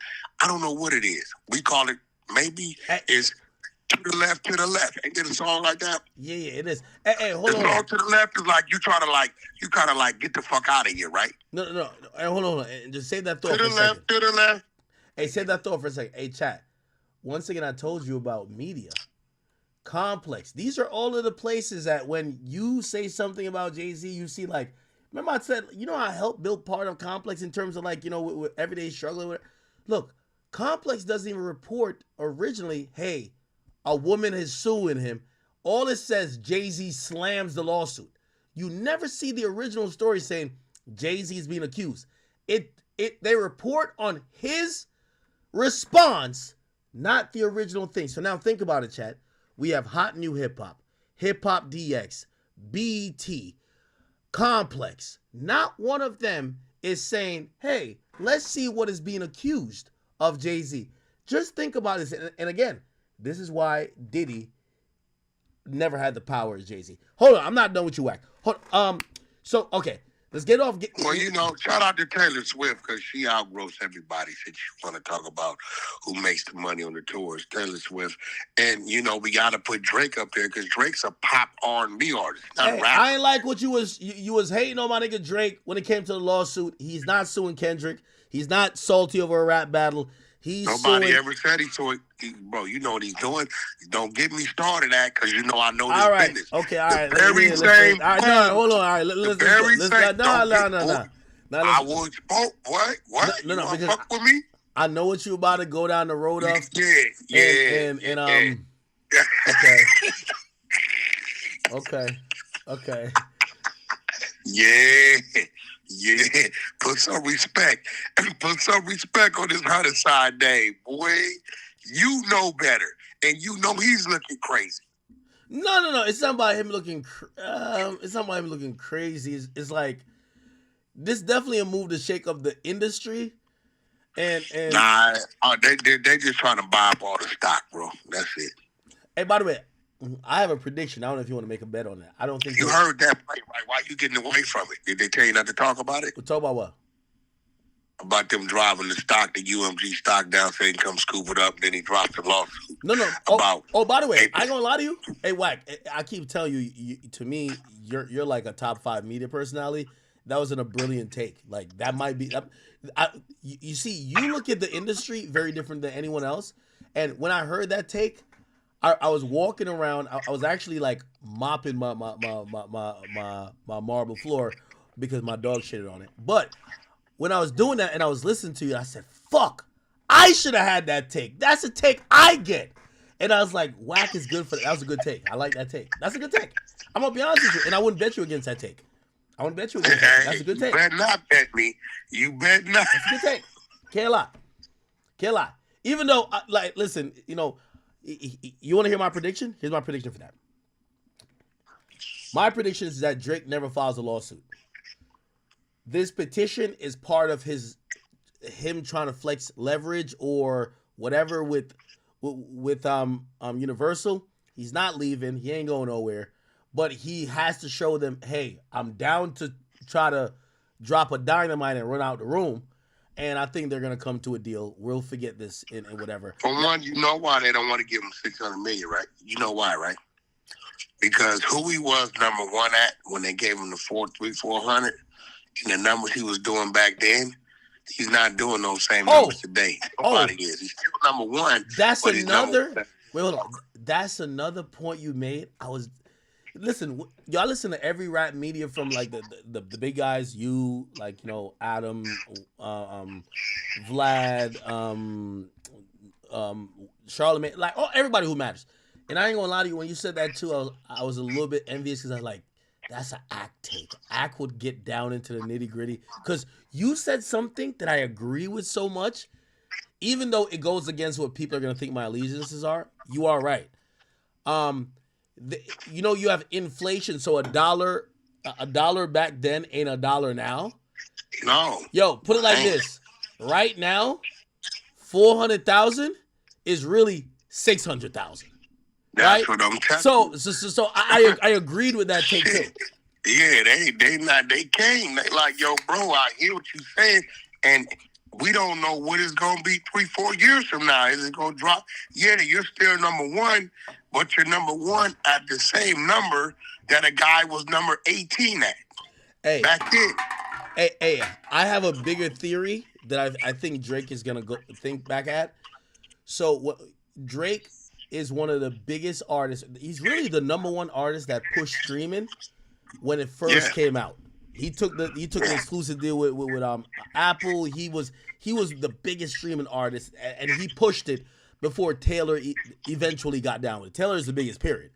And I think he's gonna realize over time, yo, maybe he deserved more than just them giving him $50 million or $80 million, whatever the money they gave him. He should have got some percentage, because put it like this industry now is billions of dollars, and you're not gonna stay hot forever. So to help build Apple company in terms of streaming, he took $20 million to put his album over there. You know what he should have said? Give me $5 million, but just give me a percentage in terms of some preferred stock. You know, obviously Apple Music goes under Apple, but give me, I want to own shit. Like, oh, Spotify, I'll do some shit. Just like how y'all gave the music companies a little bit of ownership. Yeah, you can give me, even if it's 1%, give me 1% of that shit. Yeah, but he tried to do that. He's trying to do that with UMG now. Yeah, he wants ownership. Yeah, but here's the thing. You got to do it when you're at the peak. You got to do it at the maximum time when they need you. I think right now they're looking at him like, nigga, you got to be kidding me, right? Did you not hear Not Like Us and whatever? Like, I think that's what they're saying to him. And he's like, nigga, what do you mean? Like, I built all this shit. And they're like, yeah, but it's already built. We don't need you. We don't need you. That's a fact. A lot of artists do that, where it's like, and I hate to compare it to my guy, but Joe Budden. Joe Budden built the Spotify podcast atmosphere that when they gave Joe Rogan reportedly $250 million, and Joe said, yo, what the fuck? I need pieces for me building this. They said, well, you should have knew what you were building. You should have asked for it back then. It's already built, motherfucker. It's already built. Real. I think Drake's power move right now, his power move, keeping it real, is he can do what Ye did, just do it in a better way, is to just straight drive all his fans to his own platform and take those numbers from the other platform. Then they'll come begging him to come back. I mean, I would love if Drake goes independent. But here's the thing, though. I think Drake lives a life that is not an independent life. You know what an independent life is to me? The independent life is Kanye begging CEO of Disney, Elon Musk, and people for a loan because he say he's in debt. Then the next year he's a billionaire. Like when you're independent, you're playing with your own money. You're putting that up, you might lose it. You don't know. The life that Drake lives is, I'm rapping about 600 or 400 million I already got. I'm not gambling with my own money. I get 400 million and I'm buying. But it doesn't take him nothing to do a project, bro. He can go fucking create his own platform right now, bro. I agree. Put his out right there, drive it all there on the subscription base, keep it all, and pull all the numbers that was going to Spotify and these other platforms to stream Drake, put him right there where he's at. Hey, well, we're gonna see just what type of artist Drake is, because so I had a conversation 2 years ago with Carl Cherry. If you guys don't know, he's a guy who is the curator, the official head of Spotify playlists. Spotify Urban. Yeah, and he's the guy who makes these playlists that all these artists compete over. And I argue with him. I say, y'all wouldn't playlist Drake if he wasn't on Universal. And this is 2 years ago I had this conversation. You know what he said? He said, trust me. People want Drake. Remember, granted, it's 2 years ago, but he said people want Drake. Even if Drake wasn't on Universal, we'd still have to put him on. They would playlist him. His demand is there. Yeah, exactly. Like I'm telling you, if he's smart, bro, he'll do a couple things. 2 things, right? 1, the move I just said. 2, keep that top 5 dude away from me. Wait, why you ain't on top 5? He got to keep him away from me, bro. He's bad for him. He's trying to destroy him. He gonna have him in some shit. You ain't been paying attention, bro. You ain't been paying attention to what's been said. You ain't been paying attention. You been paying attention to that case down there, that appeal that's going on. What appeal? You paying attention to what these attorneys are saying? No, fill me in. I know the exposure. That Sachian dude, that Triple X dude. Right, you're not seeing. Yeah. You're not seeing what they're saying.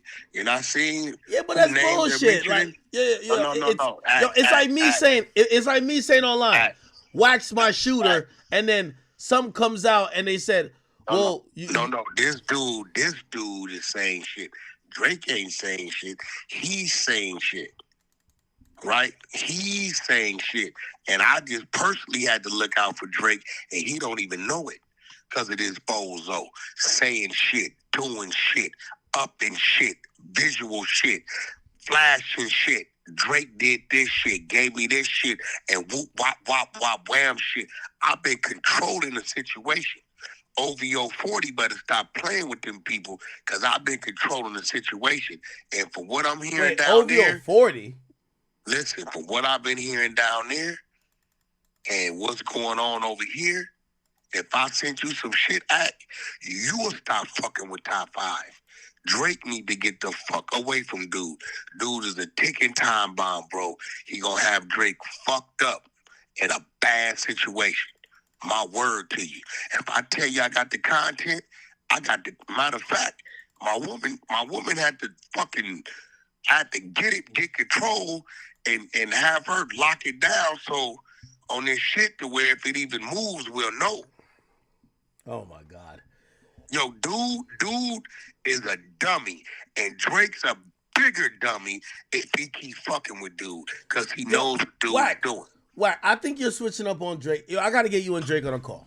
Ain't got nothing to do with Drake. No, this is to help Drake. I fuck with Drake. I ain't got nothing against Drake. I know Drake. Yo, I know the nigga personally. Let's me, you, Drake, go to the Beverly Hotel, just have a nice... That's cool. I need to press play for him anyway. He needs to see. I will show him why he needs to get rid of this dude. All right. One thing you know about me. Yeah. If I tell you, matter of fact. Yo, Wack, hold on. You want me to see? No. Wack, what I want you to speak on is this Jay-Z shit. And if it's a 13-year-old, do you think the feds start, because according to what Diddy said, they're definitely looking. You think the police is gonna look and be like, wait, hold on, could we get another nigga in this? By the way, remember it's a RICO too. So if if the RICO could say this is an organization where him and his comrades or him and people in the industry that knew and, you know, they all supported financially, was probably backing, and they were fucking a 13-year-old, you never know. Do you think that Jay-Z has to worry about anything criminal? I think that, I hate to say it, I think the feds is playing chess. I don't know if you caught it, that attorney said they were communicating with the feds, and I think they're poking over there because they got something on this side of it. I don't know what's on them tapes. Fuck. Straight up, bro. That dude said we are definitely in communication with the federal government. He said that. Said that. I forgot that. Remember, he said that, bro. So these dudes will be like, okay, you guys press that way, get that going, and we'll see what comes of that, and we'll move this way. I'm not eliminating that, bro. Now, I think I have the same thought that many in hip hop have. Like, even though we watch what happened to Sean Diddy Combs, I'm still gonna keep the opinion of, okay, Diddy's one thing. Y'all niggas can't fuck with Jay-Z. That's Jigga Man. That's the guy. You know what I mean? Like, that's the guy who, when niggas started kneeling in football, they brought him in and niggas stood up. You know what I'm saying? I can't see it get that far. And by the way, did you read? So I don't know if you didn't read, I'll read it to you. Did you read his personal note? Yo, he's kind of. We don't know, bro. Nothing on that says it's from him. They just mentioned the attorney's name. We don't know who that's from. Wait, he hasn't claimed it, bro. No, oh yeah, you're right. Because when Drake dropped this song, bro. You're right. When Drake dropped this song and he ain't claiming, niggas said he ain't claiming. You're right. You damn right. Yeah, my man Uptown from Philly, part of the 100 side, just pointed that out. He said, "Whack, nothing about this identifies this came from Jay-Z. There's no signature. There's no where it came from. There's no nothing. It's just and it's not tweeted from his account. Oh, yeah, brother. See, look, see. Check this out, man. We salute you and your chat over here. You know what I'm saying? But you know we do our thing over there as well. Hey, whack. You know I'm tapped in every morning while I'm doing my dogs and I'm doing my little errands in the morning. Of course, I'm listening to the 100 side. I'm listening to Whack 100. Y'all give a different perspective, and sometimes y'all say a couple things that I say, oh, shit, I never thought about that. Let me go dig into that angle. Hey, steel sharpens steel. Like, don't get it fucked up and twisted. Still 100% sharpens steel. I was finna get on the plane. Like I was like, do I think I gotta go out here? Me and my brother gotta have a fight. Oh no, Whack.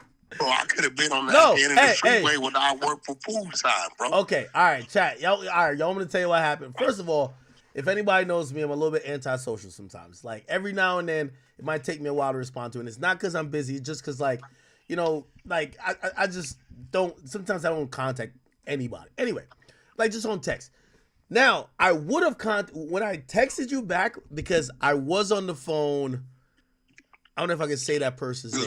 You was with Tori. Okay, I was talking to Tori. Yeah, I was with Tori, and I said I was gonna call you back.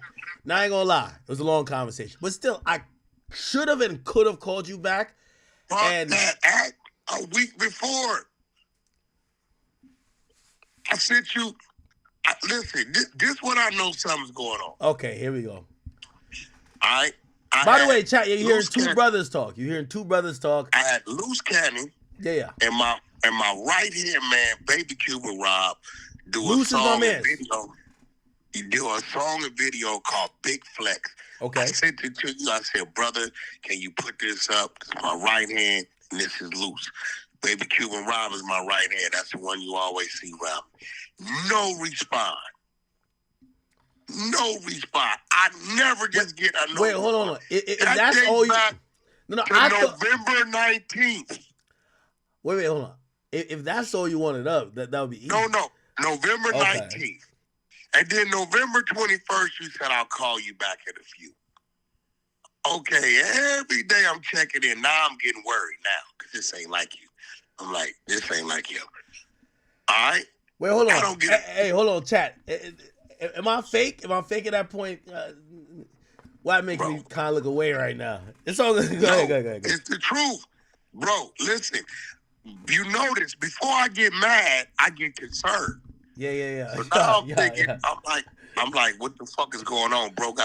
I'm thinking you got some shit going on that you're focusing on, right? Yeah. I'm thinking something bothering you, right? What the fuck?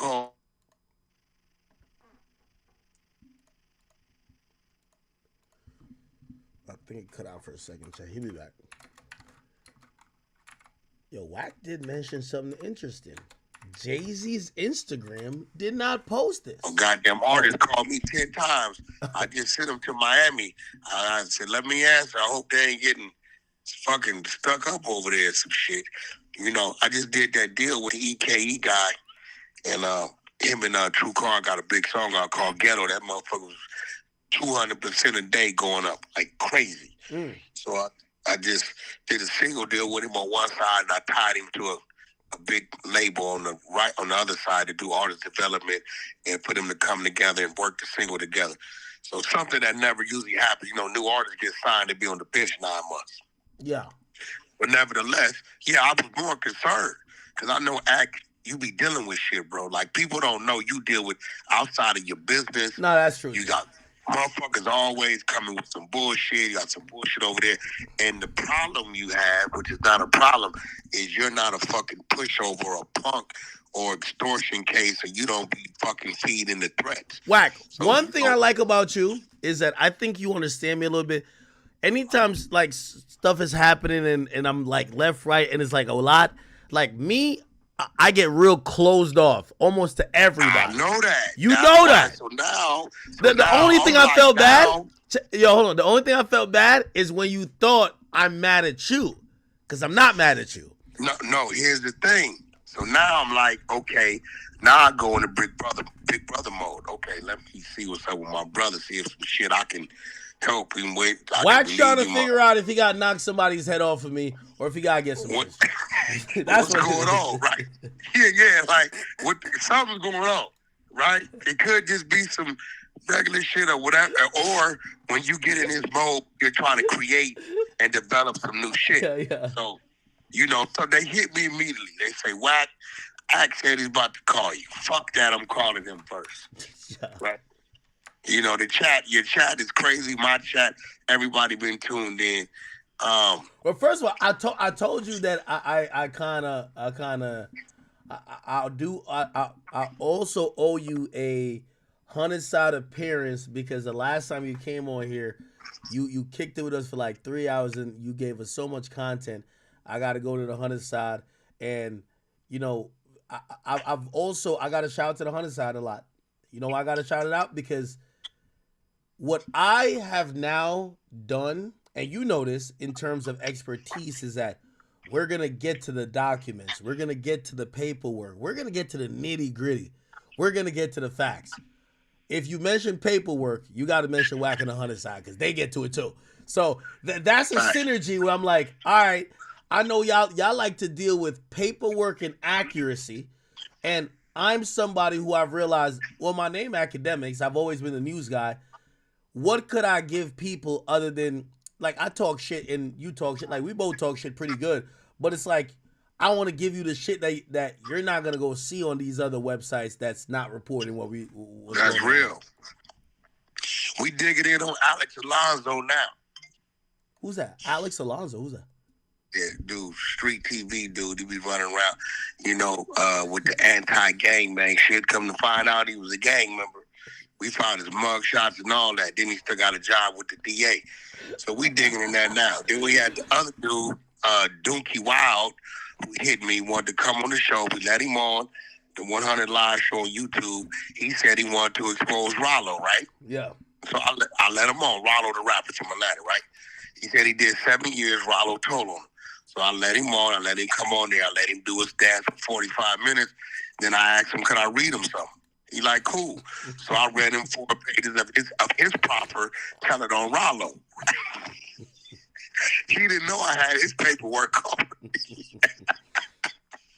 Yo, Wack, you need Jesus, man. You need Jesus. Yo, listen, don't we all? You know what I'm saying? I already found heaven. Hey, you know what I'm saying? In the form of R&B. Other than that, I'm just floating, man. Wait, hold on. Real quick. Meek Mill has jumped in the conversation. I don't know why, bro. He needs to sit down and, bro, he says, all you got to do is mention it 300 times, and it's going to be everywhere. Well, let me ask you a question. Does this put Meek Mill in like a, I hate to say it, and I know you don't like the pause thing, but I got to pause it. It's like a tough position because these are the people he's been really heavily associated with and been banging with. Right? Exactly. So like, him and Jay-Z and, at a point he was almost kind of like purporting as like the black guy being mentored by Jay-Z. Dream Chaser Records was over at Rock Nation at first, right? He was being managed by Rock Nation, right? He was getting his boy toy. Now he just started saying no Diddy all of a sudden. Yeah. And now I think what he's doing is he's showing, hey, I'm going to speak up for you, but I don't think Jay-Z wants him to speak up for him.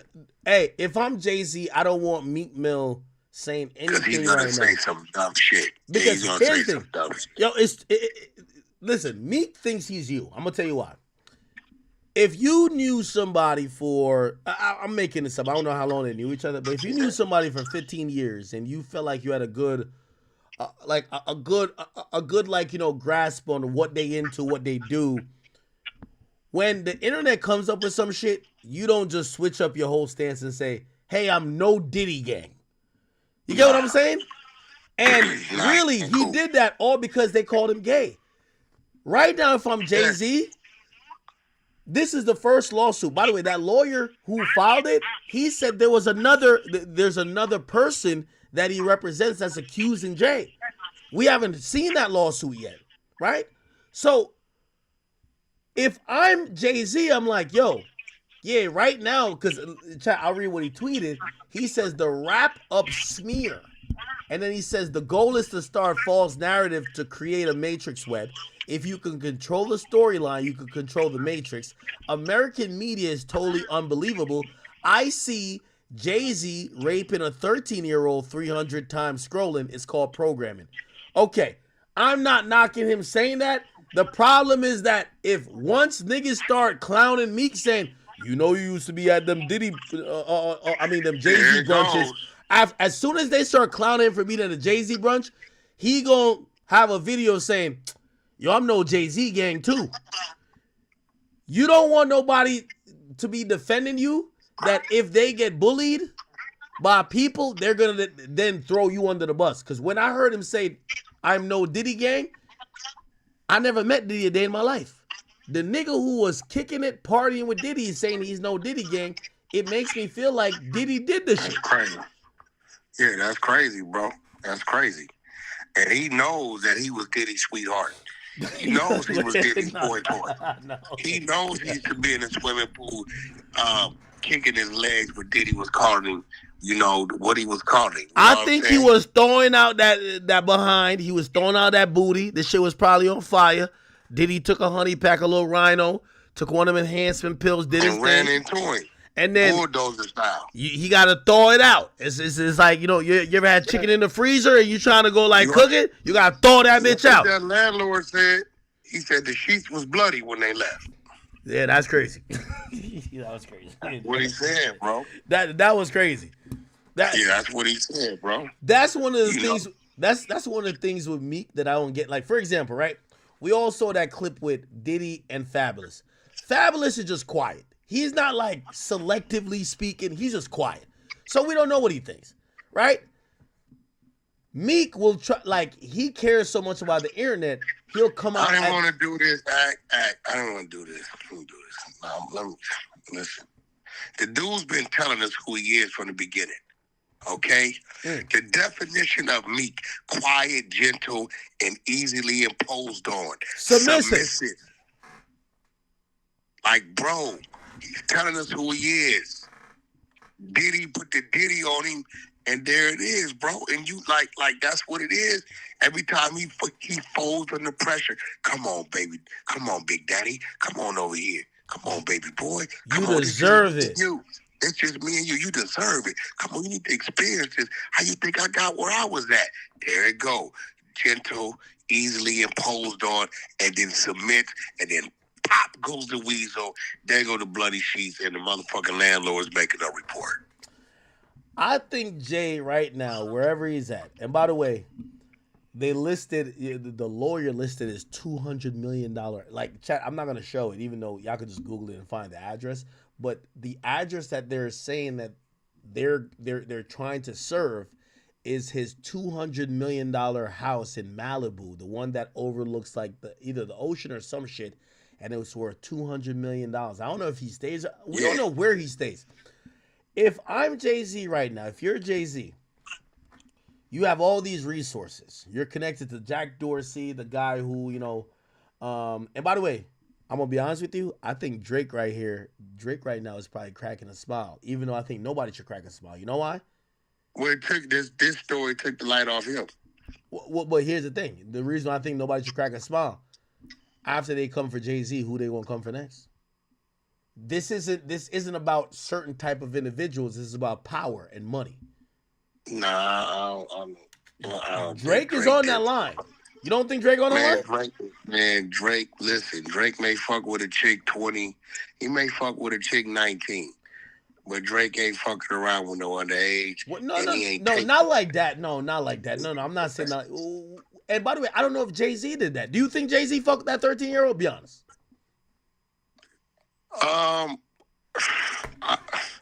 That's the answer. I think it's some truth to the Foxy Brown shit.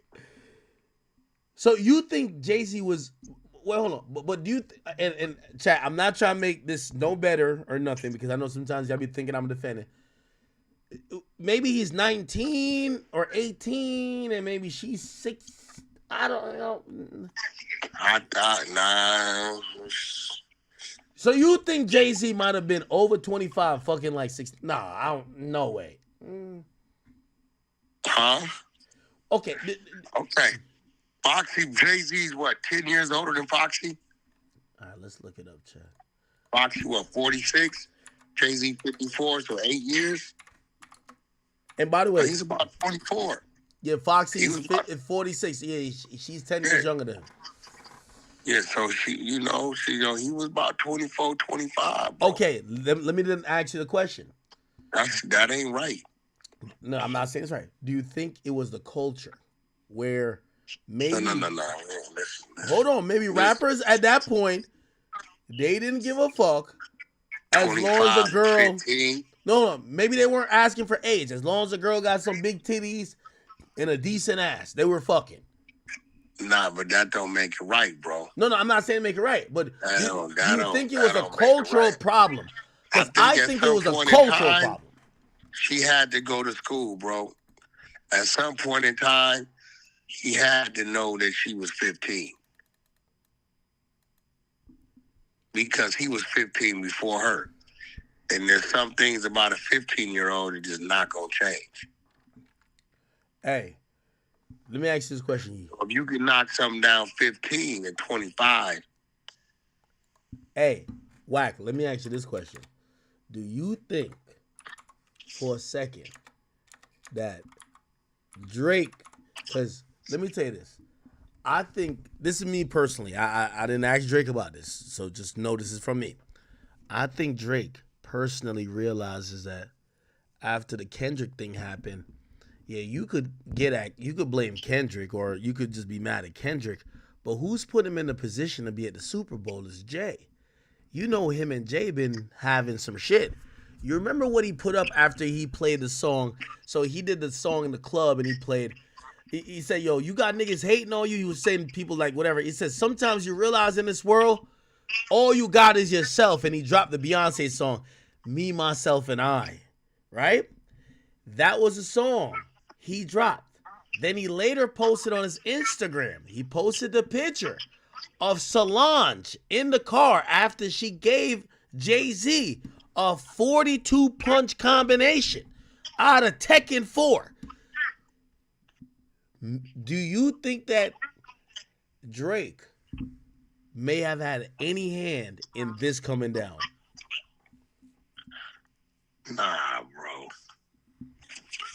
You come on. You talking about nah, that's putting Drake. That's putting Drake in a realm that I don't think he's there. He's a big artist. He got a lot of influence. He got a lot of business. Yeah, but he got to partners, play in the game that Jay-Z's playing in. Jay-Z is doing a proxy attack on him. Jay-Z don't fuck with Drake, and he's not gonna do nothing himself. He puts Drake biggest op at this moment to perform at the Super Bowl, knowing what he gonna perform. Drake, why would Drake post up Solange? Why would Drake play Me, Myself, and I by Beyonce?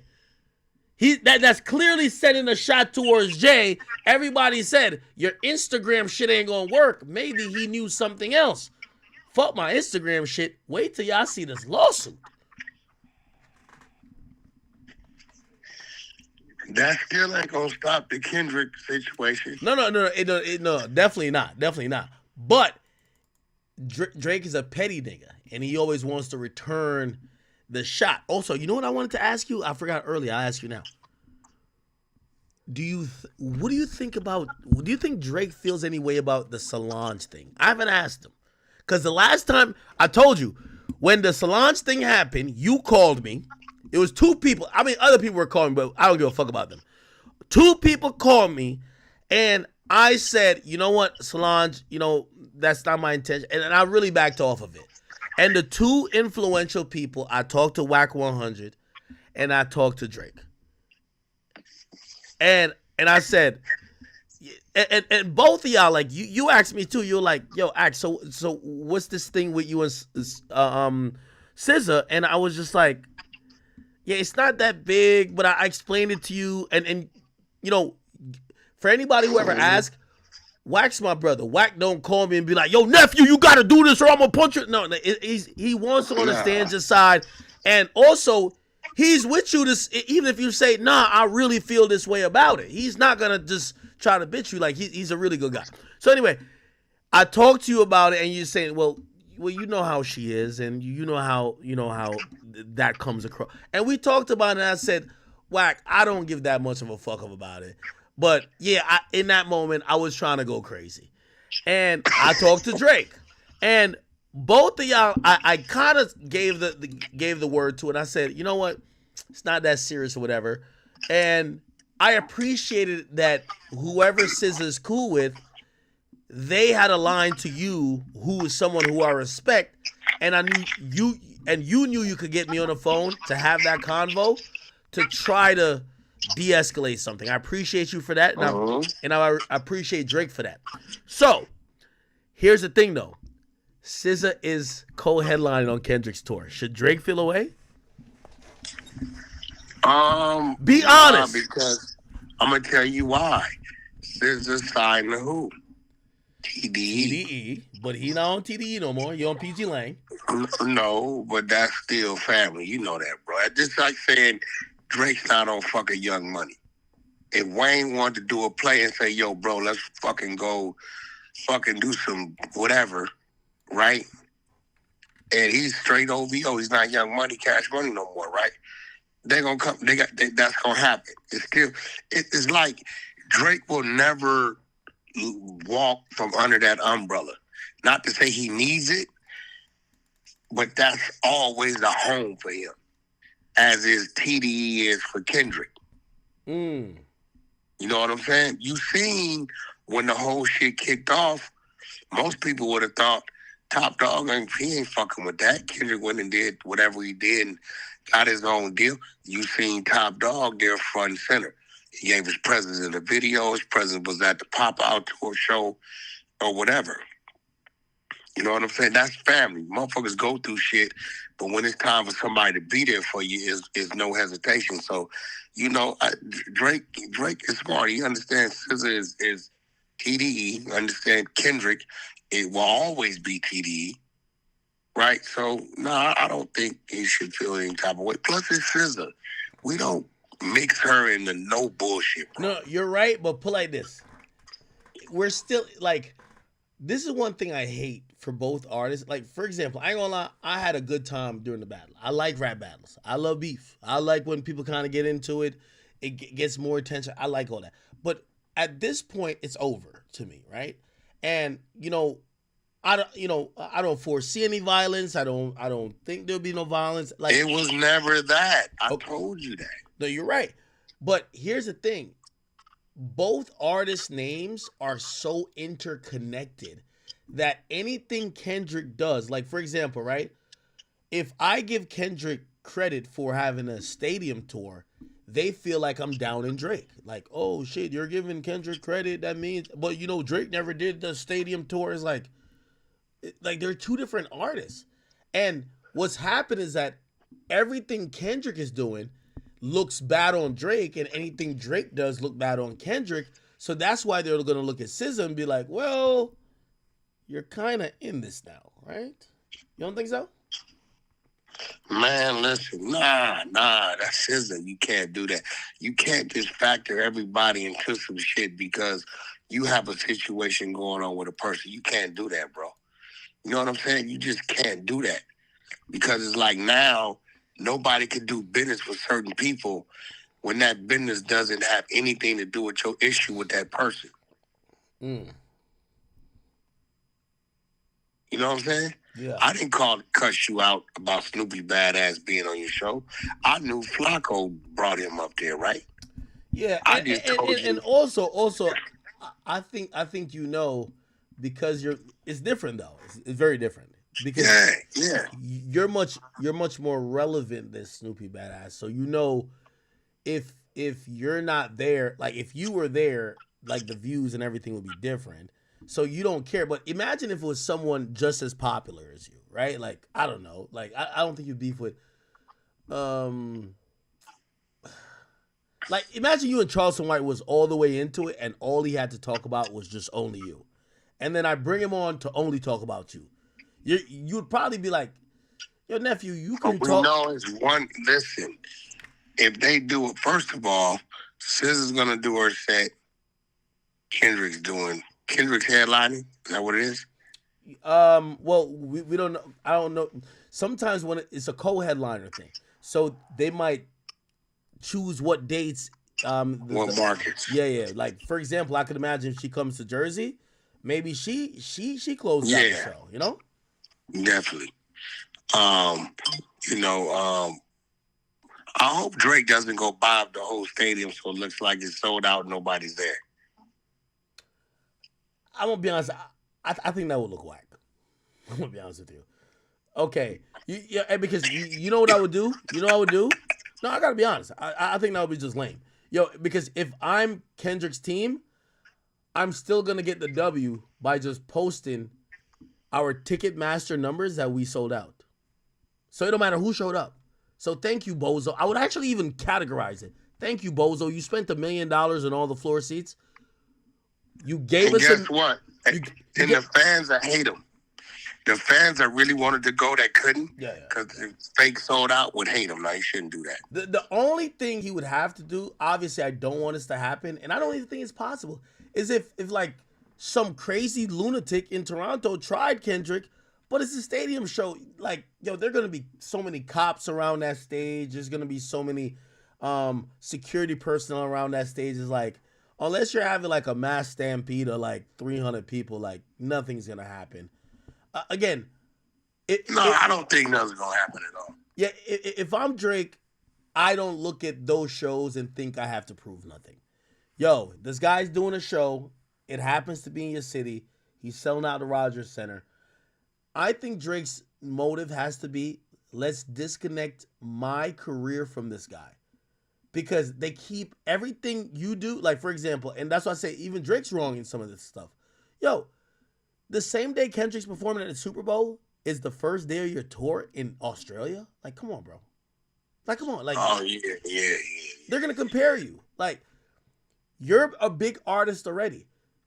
If it was you and Pusha T, like maybe people wouldn't give a fuck because people don't care about Pusha T that much. But I think you help Kendrick when you file a lawsuit that you can't file.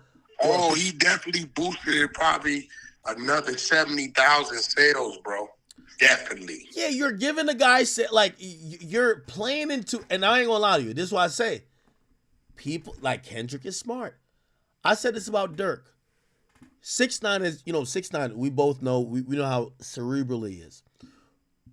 6ix9ine went at Dirk. Dirk entertained him until he got the Drake record. Once the Drake record came, he never entertained him again. He basically used it for the attention. He did the same thing with YoungBoy. Dirk is really smart with that. I see Kendrick. Kendrick has one of the smartest teams. I ain't gonna lie to you. Whatever they're doing, and that's what I'm saying. For everybody who claim I don't like Kendrick, I'm telling you, no one's pulling better moves than a nigga. Everything he's doing is so well calculated, you almost have to be like, Jesus Christ, how do you compete with a nigga like this? I mean, at the end of the day, bro, Kendrick is unpredictable. And I think that's his advantage over Drake. You can read everybody else. It's hard to read Kendrick. You know what I'm saying? You don't like he's just been quiet. He's just been doing his music. You know what I'm saying? Everybody got all. It still looks like Drake is in an uproar over some shit, and Kendrick didn't drop the whole motherfucking album. Drake ain't did shit. With Drake, he released like a bunch of content. Whatever he did, we don't know what that was about, what he did or whatever. But it's like, we need Drake to get back to being fucking Drake. Get back to doing Drake. Do Drake. Because right now, it's starting to look crazy. You know it. Wait. Hey, Do Drake. Drake is still the biggest streaming artist. He's still extremely relevant. He's still on top. He's looking down too much, bro. You had a battle. You took an L in that battle, right? You still generated a bunch of money with your songs. Like, bro, keep moving. Yeah, 100%. I definitely believe Drake's gonna be all right. I don't think he's pulling the exact best moves with the timing, but I mean, he should realize his demand is still, bro. He just went to sell tickets in Australia and 300,000 people try to buy one. They had to add more concerts. He's good. The thing is, this battle is over. We're moving on to other shit, but I do think that it's gonna get complicated because even though they're gonna still call it the battle, it's the him and Universal shit. How do you get past that? Yeah, that's and bro, it kind of looked like he's a whistleblower, bro. You know what? This shit ain't looking right, bro. Yo. Put it like this. I call Funkmaster Flex. I'm like, yo, bro, what the fuck are you doing, bro? Were you okay over there? Yo. We talked for damn an hour, bro. Flex wilding. He's happy Drake's doing what he's doing. Yeah. I'm gonna be again. I think Drake's bluffing. I think he's playing a game of chicken. Because here's the thing. In the history of covering lawsuits, like even think with the Diddy shit, ain't no chick filing no petition. They just file a lawsuit. Ain't nobody say, hey, let's file a petition to get Diddy to give us the surveillance tape. No, they just filed the lawsuit. Why the hell is Drake filing 2 petitions? Just file a lawsuit. But I don't think he wants to sue them. I think he wants to threaten the lawsuit to be able to close a deal, and he's gonna sign there. Like, again, nothing has told me from Drake. Yeah, but did you see the shit he put in there, bro?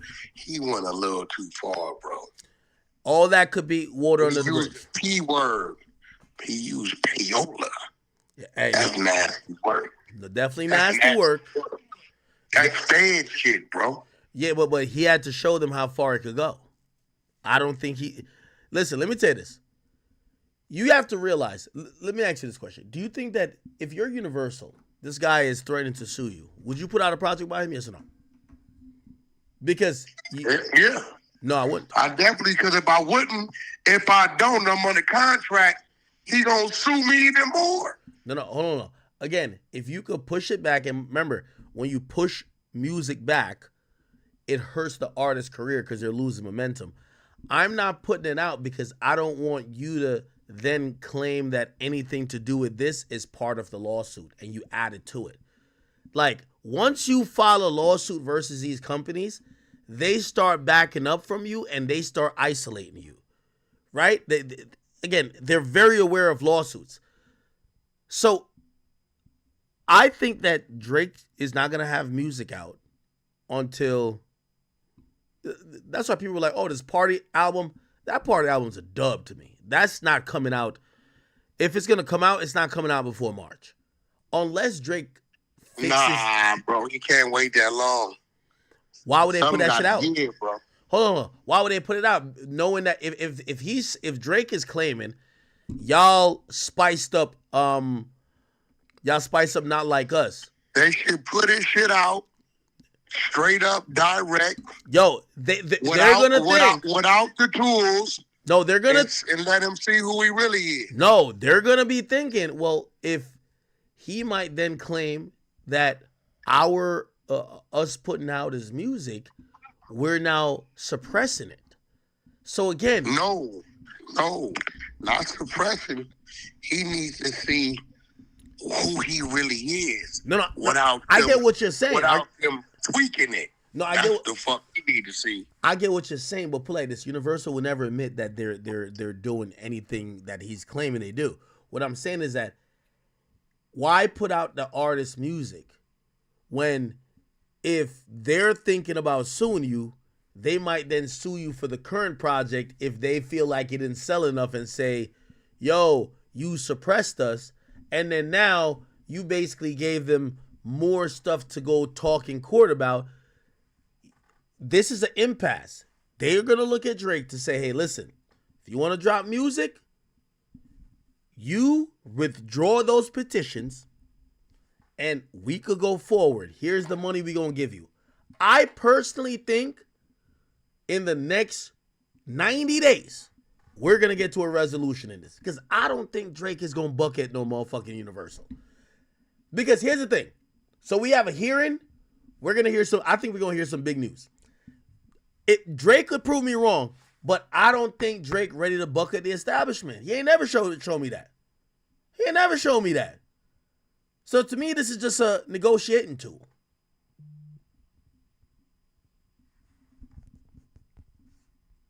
You hear? Well, you could be right. You could be right. I don't doubt that. But look at it like this. There's no way the next project they drop on him, I think the numbers are going to be a little different. Well, here's the thing about that too, right? Here's the thing about that. Get what I'm saying, you get what I'm telling you? The numbers are going to be a little different, brother. Because now you're going to have to do it raw and uncut. You can't administer something to a motherfucker and he going to go blow the whistle. Yeah, you got to let him do it. You got to let him do it. I think he shot himself in the foot, bro. Yeah, but here's the thing, though. And this is why I think there's going to be a whole game played about this next project. So, from what I've heard, this next project is the last project in the $400 million deal.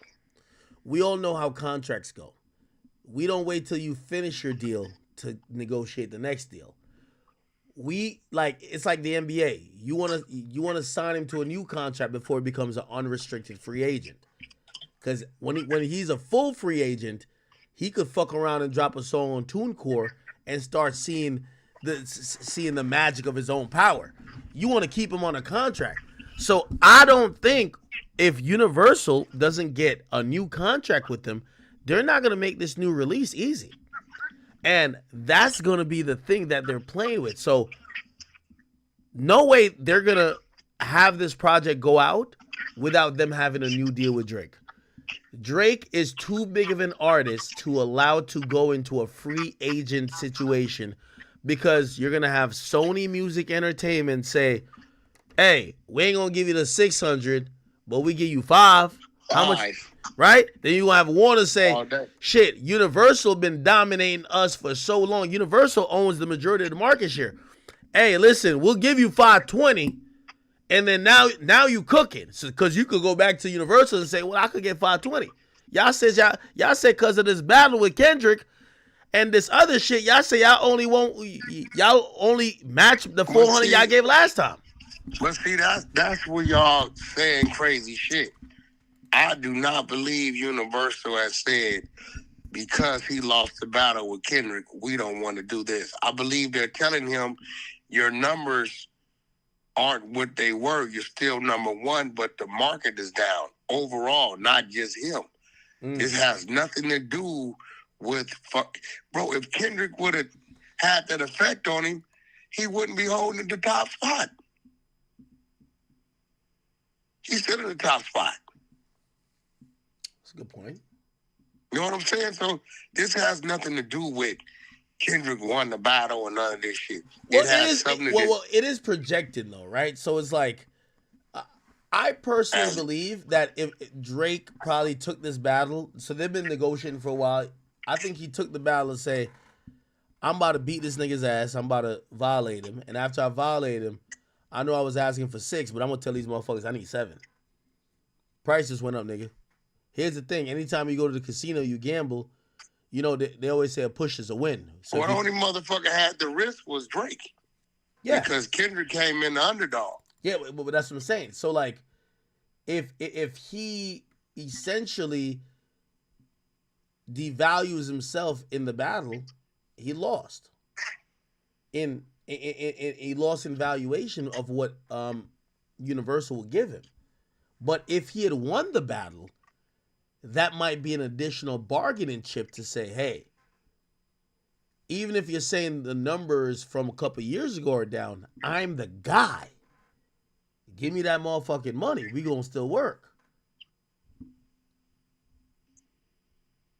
You get what I'm saying? I get what you're saying, but do you get what I'm saying? His numbers are still our top numbers, but they're less than what they used to be. So why the fuck we see he's getting of age, right? All right? They're doing all kind of other little things they're watching, right? The motherfucker had a motherfucking million dislikes. That's never happened. They don't know, bro. Every dog has his day, and you know that, bro. We didn't see a lot of motherfuckers up there that we thought wouldn't come down. It's a fact. So, I don't know, bro. It could be a gift and a curse. They could be offering him $400 million, $450 million right now. He don't take it. He can wait till next year. Some other shit happen. Lawsuit pop up. Weird-ass allegations. Or he drops something that doesn't perform. And now they talking about 250. Yeah. He's not in his prime right now. He's just who he is. He's not in his prime, bro. I don't think he's going to grow anymore. I think he'll sustain and maintain, but I don't think he's going to grow anymore, bro. It's going to be real. Not as an artist, now will he go do some Jay-Z shit on the business side? Absolutely. But as far as music, in the state that music's in, not putting it all on him, not saying he's going to make whack music and shit like that. I'm just saying in the state that this is in, unless he crosses the street and try to go fucking Latin and some other shit, bro, he's going to be where he's at. And it does not, when they look at the numbers, it just doesn't add up. Hey, they don't want to be recouping for 10 years, bro. You know that. Hey, by the way, chat, again, we're tracking, you know, as the story, the lead story for the day as it goes on. So Hip Hop DX, you know, they posting everything but it, man. They got to post Rhapsody, Nas. They posting everything. They ain't nothing. So chat, you could easily tell what's going on. You scroll down on this page, you see that Rock Nation hat. I'm gonna assume that Rock Nation, you know, has some influence here, because they refuse to post a big story. Right now, I do know Elliot Wilson's over there. Elliot Wilson used to be one of the executives over a Tidal that Jay-Z once owned. Yeah, they then sold that, and you know he definitely has close ties to Jay-Z. And you know, by the way, Elliot, I fuck with you, and I do love you, but I'm gonna call you out on this one because this is why maybe you and Drake got into it, because I see you, Drake and you are into it, whatever. Drake has thought it's over an interview, but think about this. You interviewed Drake a bunch of times more than anybody else in the culture. You've interviewed Jay-Z, maybe other than Angie Martinez, more than anybody else in the culture. When something bad come out about Jay-Z, you ain't finna post that shit. Yeah, but nothing you were hyping up everything that Kendrick was saying about Drake. So I could understand why he might feel away. Like, again, when it comes to Jay-Z, it's insulated. You don't post the allegations, but you post his reply. I get it. You get what I'm saying? So, hey, my man usually posts with no caption. He says "Whole Rock Nation." I get what that is. It is what it is. But sometimes people act like they're all completely independent and not having a side in things. But when certain things happen, like, I ain't gonna lie, like, there's been times that I had to post shit about 6ix9ine. Like, he's my friend. I don't like to post bad things about him. Yeah, but we do. I mean, it be times. Yeah, it be times, bro. And I'm talking. I gotta address what it is, bro. Mm-hmm. You know what I'm saying? Yo, what? Yeah, I'm not saying he's not that. That's my little partner. You know what I mean? But it's hard. But you gotta keep it real, Elliot. He gotta keep it real, bro. Yeah, and again, that's a part of the game which I think I don't knock him or anyone else who won't even listen to the topic, but this is why people like me exist and you exist, No Jumper, the Vlads of the world, is because people do want to, there aren't certain protected people that nobody else talks about, right? By the way, did you see what I did to Rhapsody? So Rhapsody, do you know who Rhapsody is? Yep. Okay. So she dropped a freestyle. She dissed me, and she says, yeah, niggas like academics, they bitches, and niggas like that, we gotta check. I guess she does a play off the Kendrick thing, and she's like, the weird cases.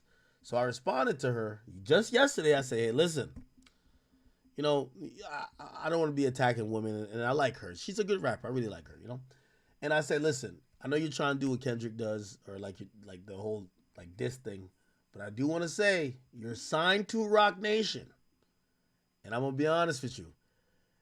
I know Wack does this, I know the Exposers does this, but this is when you get to the heights of the media. You got to be careful what you say, because you don't want to be living in a glass house, right? When you talk about people having anything going on, I'll go to my email every day. And I see like 15 things, and most of them I don't put out. But I said, oh, interesting. I'll just keep that in the tuck over there. I'm going to just whatever. I could tell this one they probably sent to Whack 100 and the Exposers. I watched them hammer that out. That's how it goes. So I said yesterday, or the day before, I said, man, you want to be careful talking about these cases because anybody could claim anything. And I'm sure because you're signed to Rock Nation, the people you're in the board meetings and the business meetings with, you don't want to be talking about their situations, which might be a little bit more fresher because they're currently pending and it might come out. A day later, it came out. Yo, Ack, we'll flame Rhapsody ass up. No. You know what? Hey, listen. She's a good rapper. Fire Rhapsody will fire her ass up, boy. No, she a good rapper. She better go get in that corner. Boy, listen, she better chill out. No, she a good rapper, but we just have to let her know, like, hey, listen. Let's put the 30-day heat on her, Ack. Just blitz her. No. Don't do that. Don't do that. You see, this is why you can't fuck with Wack, and when you get to the 100 side of the trenches, hey,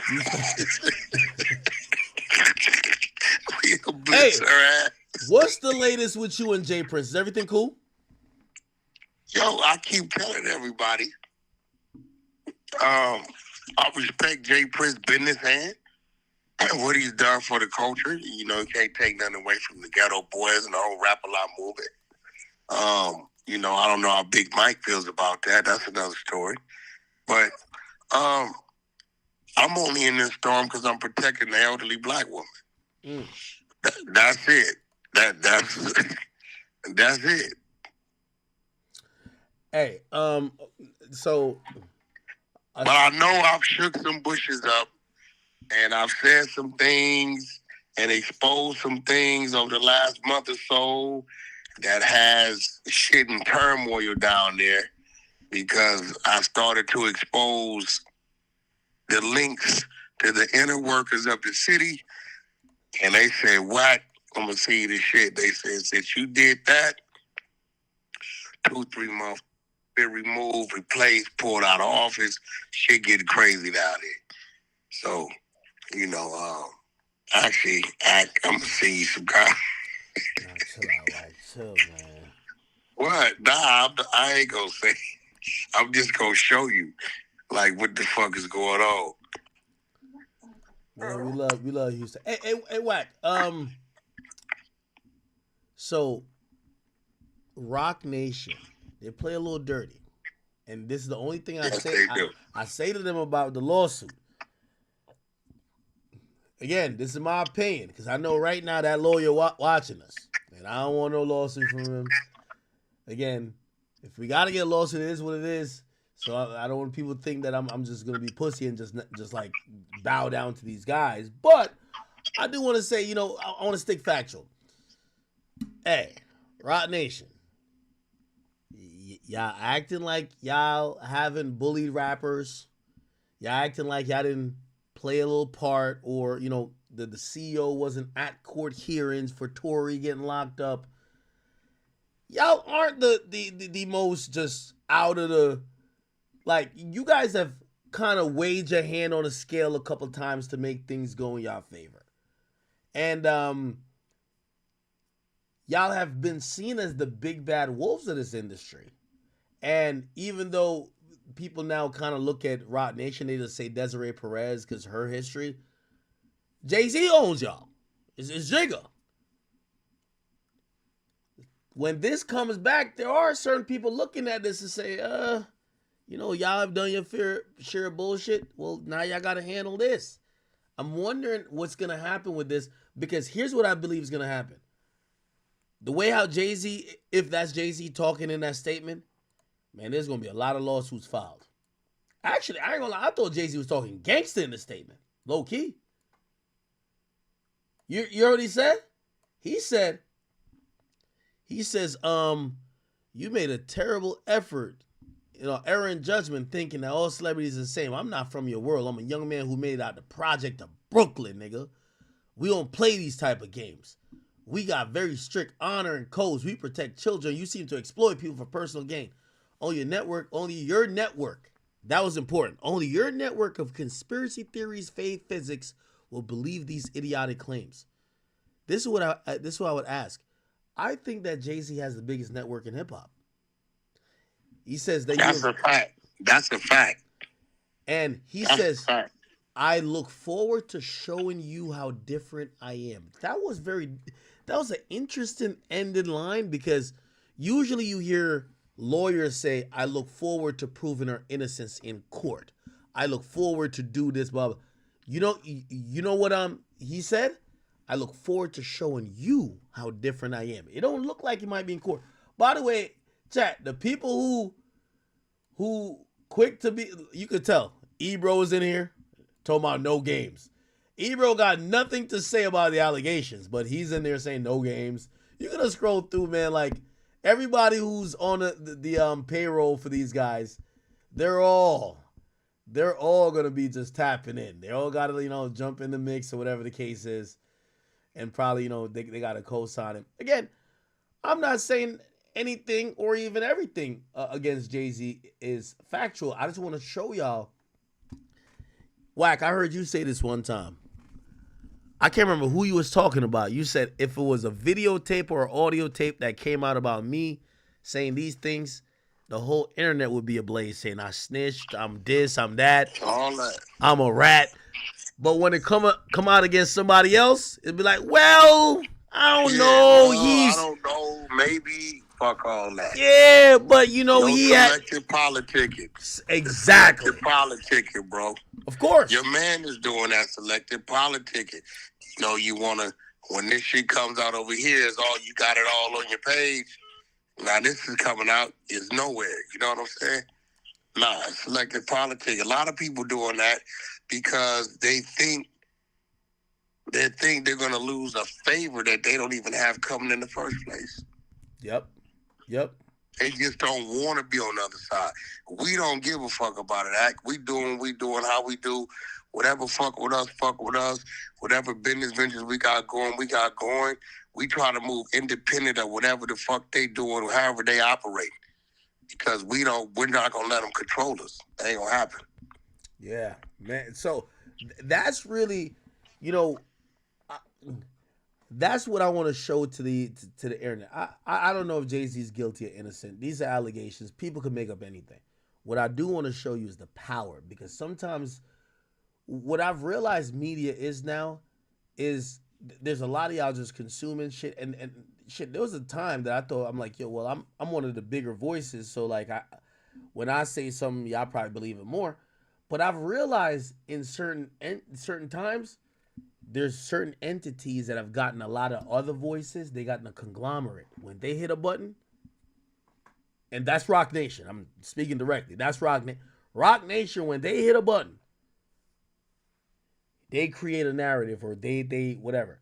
We're going to see it here at its finest because, you know, again, these are allegations. You know, sometimes people be like, oh, let's see what the other side is. Like, shit, when they had allegations against me, shit, of course I got my lawyers on it. But I even got online and say, this is what happened. This is, hey, listen, whether y'all believe me or not, I'm going to answer to them. Some people don't got to answer to allegations, and people still don't. Like, I answer to it, they don't believe me. Other niggas don't have to answer to it, and people believe them fully. And I'm like, ain't that crazy? Crazy as a motherfucker. But I will tell you this, bro.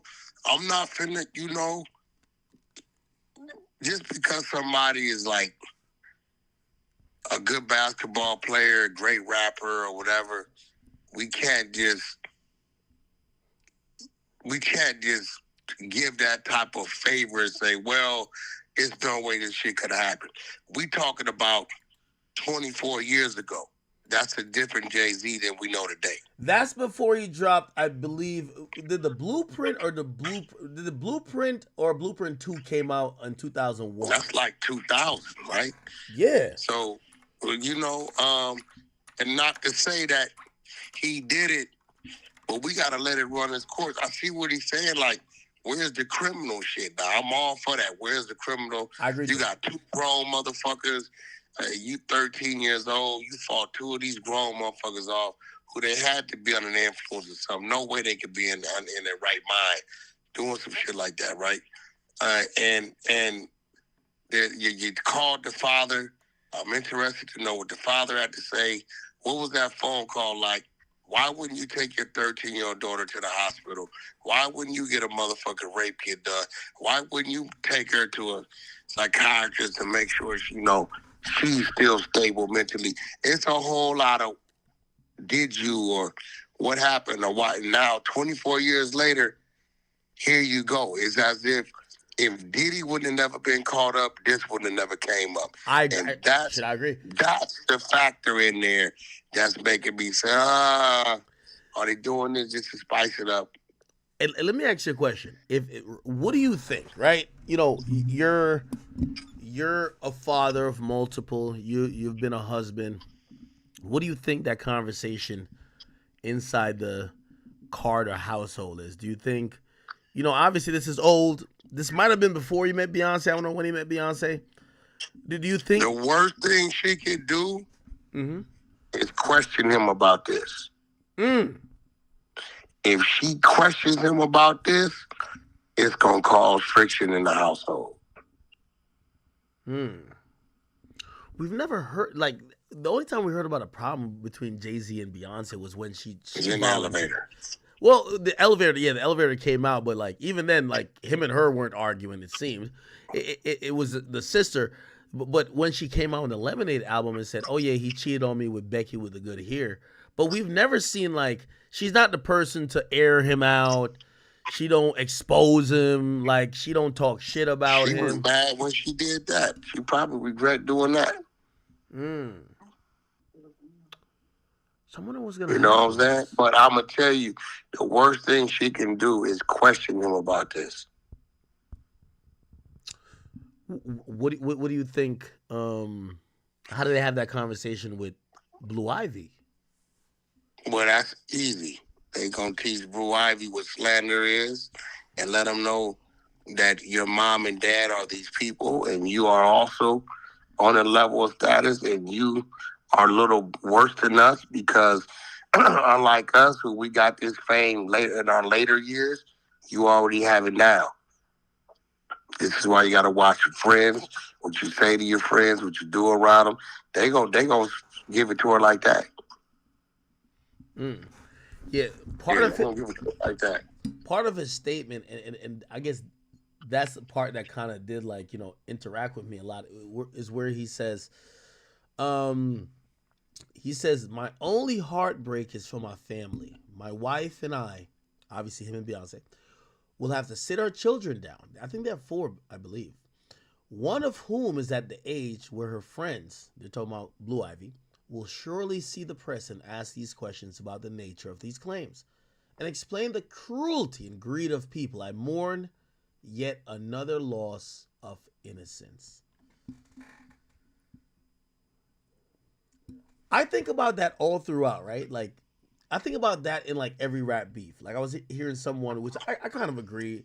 They're like, yo, one day Kendrick might have to explain to his kid that that another popular artist was saying, yo, your daddy's not your daddy, right? But also it's the same thing with Drake's kid. Drake's probably gonna have to explain to Adonis at one point that, yo, another popular rapper was saying you're hiding a child.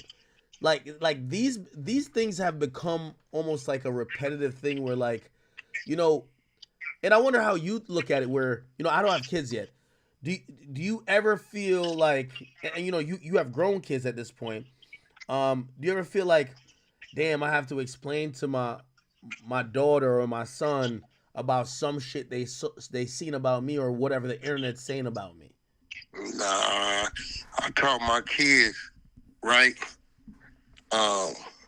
Your kids is gonna be your home team. So, end of the day, they know you. They know if you did it, didn't do it.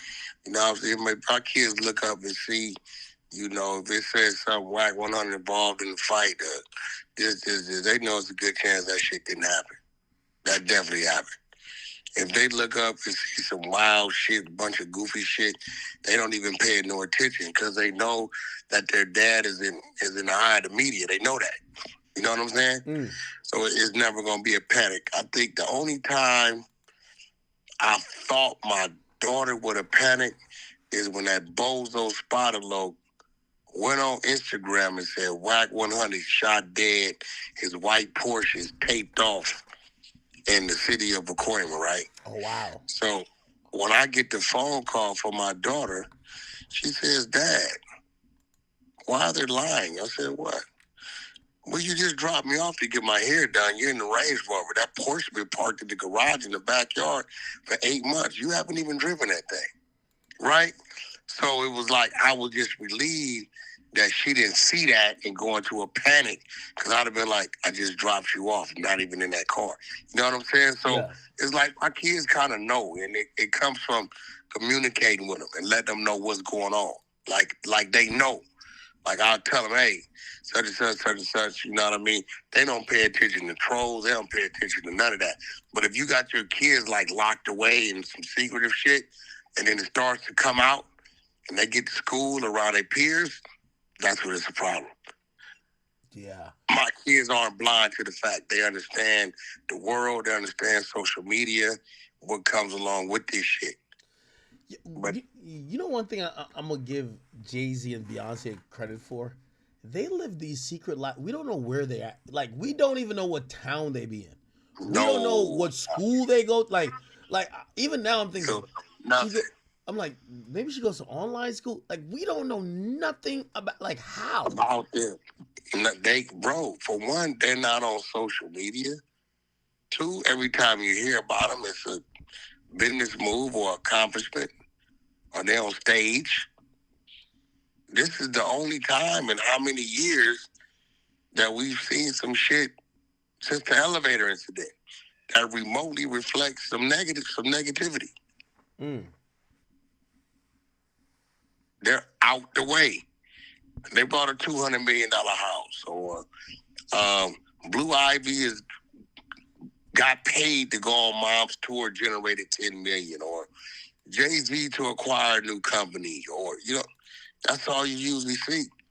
It wasn't until this puppy shit where people start speculating, and now this shit, and all this gonna do is make him really disassociate with certain people, predominantly in the music industry, that's doing anything remotely tied to anything that can reflect a negative light on them. It'll never happen again. Do you foresee that maybe Jay-Z will come out and probably do a Meek Mill type statement? Yo, we're no Diddy gang as well. No, he'd never do that. He would never get that out of him. Nah. Yeah, he won't get that. Not the Jay-Z we know today. Yeah, but you won't see that. There's gonna be an onslaught though. There's gonna be more people. He's not gonna kick him, but he's not gonna reach down to pull him up either. Especially after this, bro. He cannot remotely put himself in a position where people start tying him to anything in his lane, bro. And Puffy need to understand that. He need to understand that dude got to stay the fuck away from you, bro. You know what I'm saying? Yep, I'm really looking at the fallout with this. I think if I know hip hop, right, Jay-Z's credibility is Teflon. It could withstand, even though this is kind of crazy. 13-year-old, it's crazy, but it could withstand one accusation. We all know, like the dam failed really quickly with Diddy when it was 2, 3, 4, 5, 6, 7 accusations. I'm wondering if we see more accusations, do people start to be like, all right, man, hold up, man. Like, all right, one, we were like, man, why y'all capping on Hov? Two, they might be like, all right, what the fuck? But man, y'all lying. Three, they're like, okay, what's going on? If it gets to like 6, 7, they might be like, yo, maybe we ain't know this guy, and maybe they back up off him.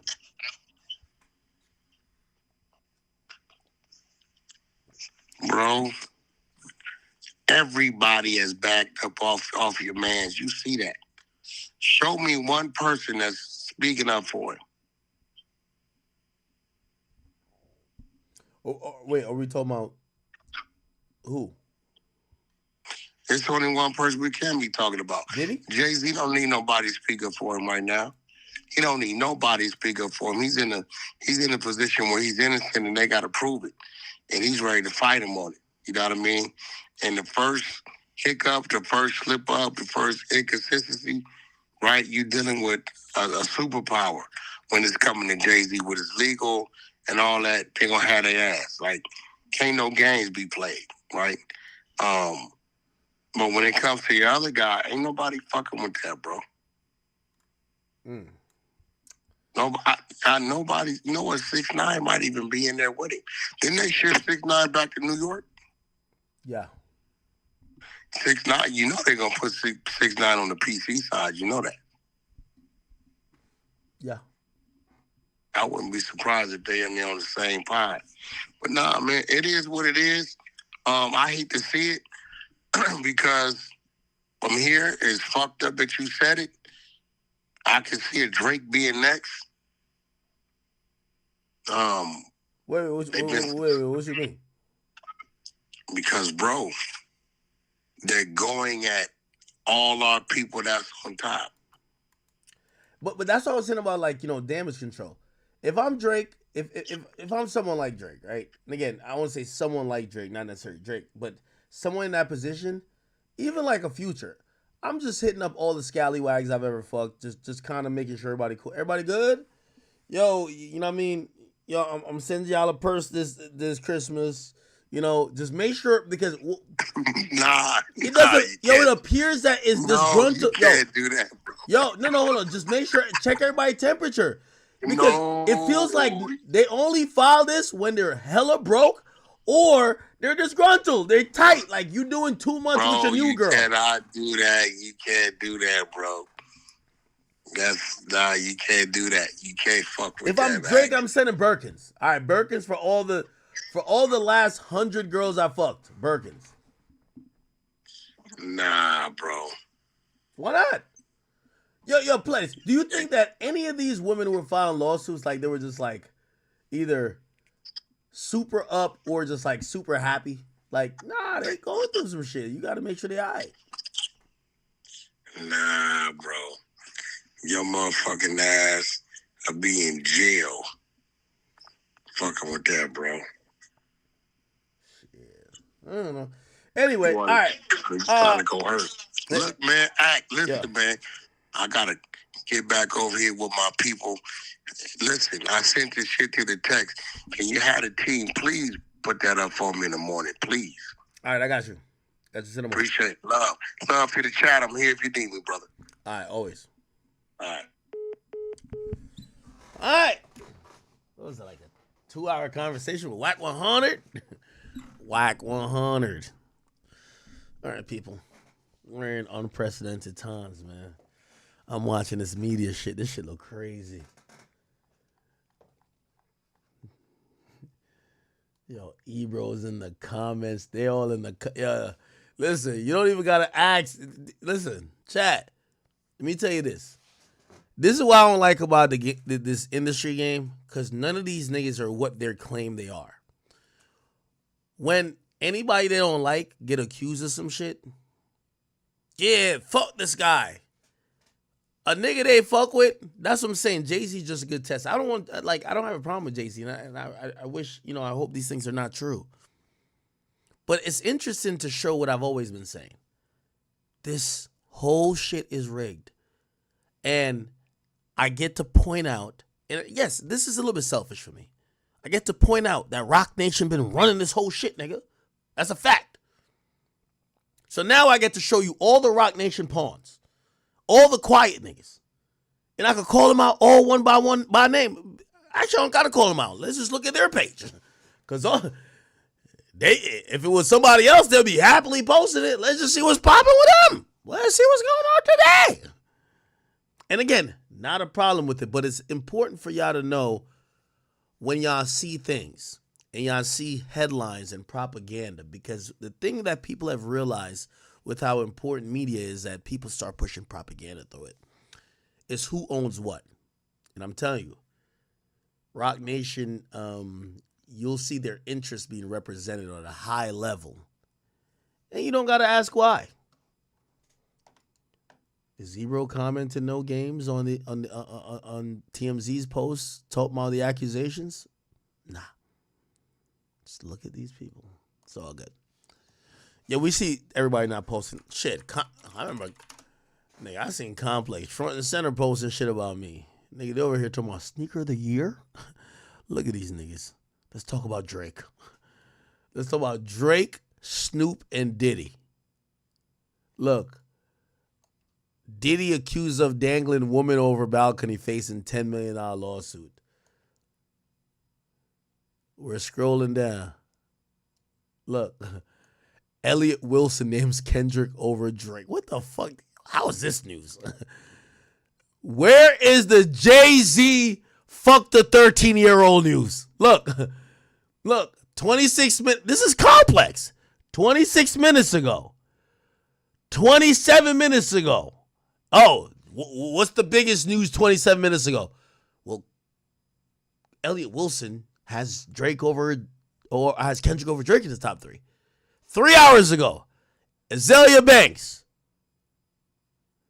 Then we get Jay-Z. One post. He slams the lawsuit. That's it. Nothing more.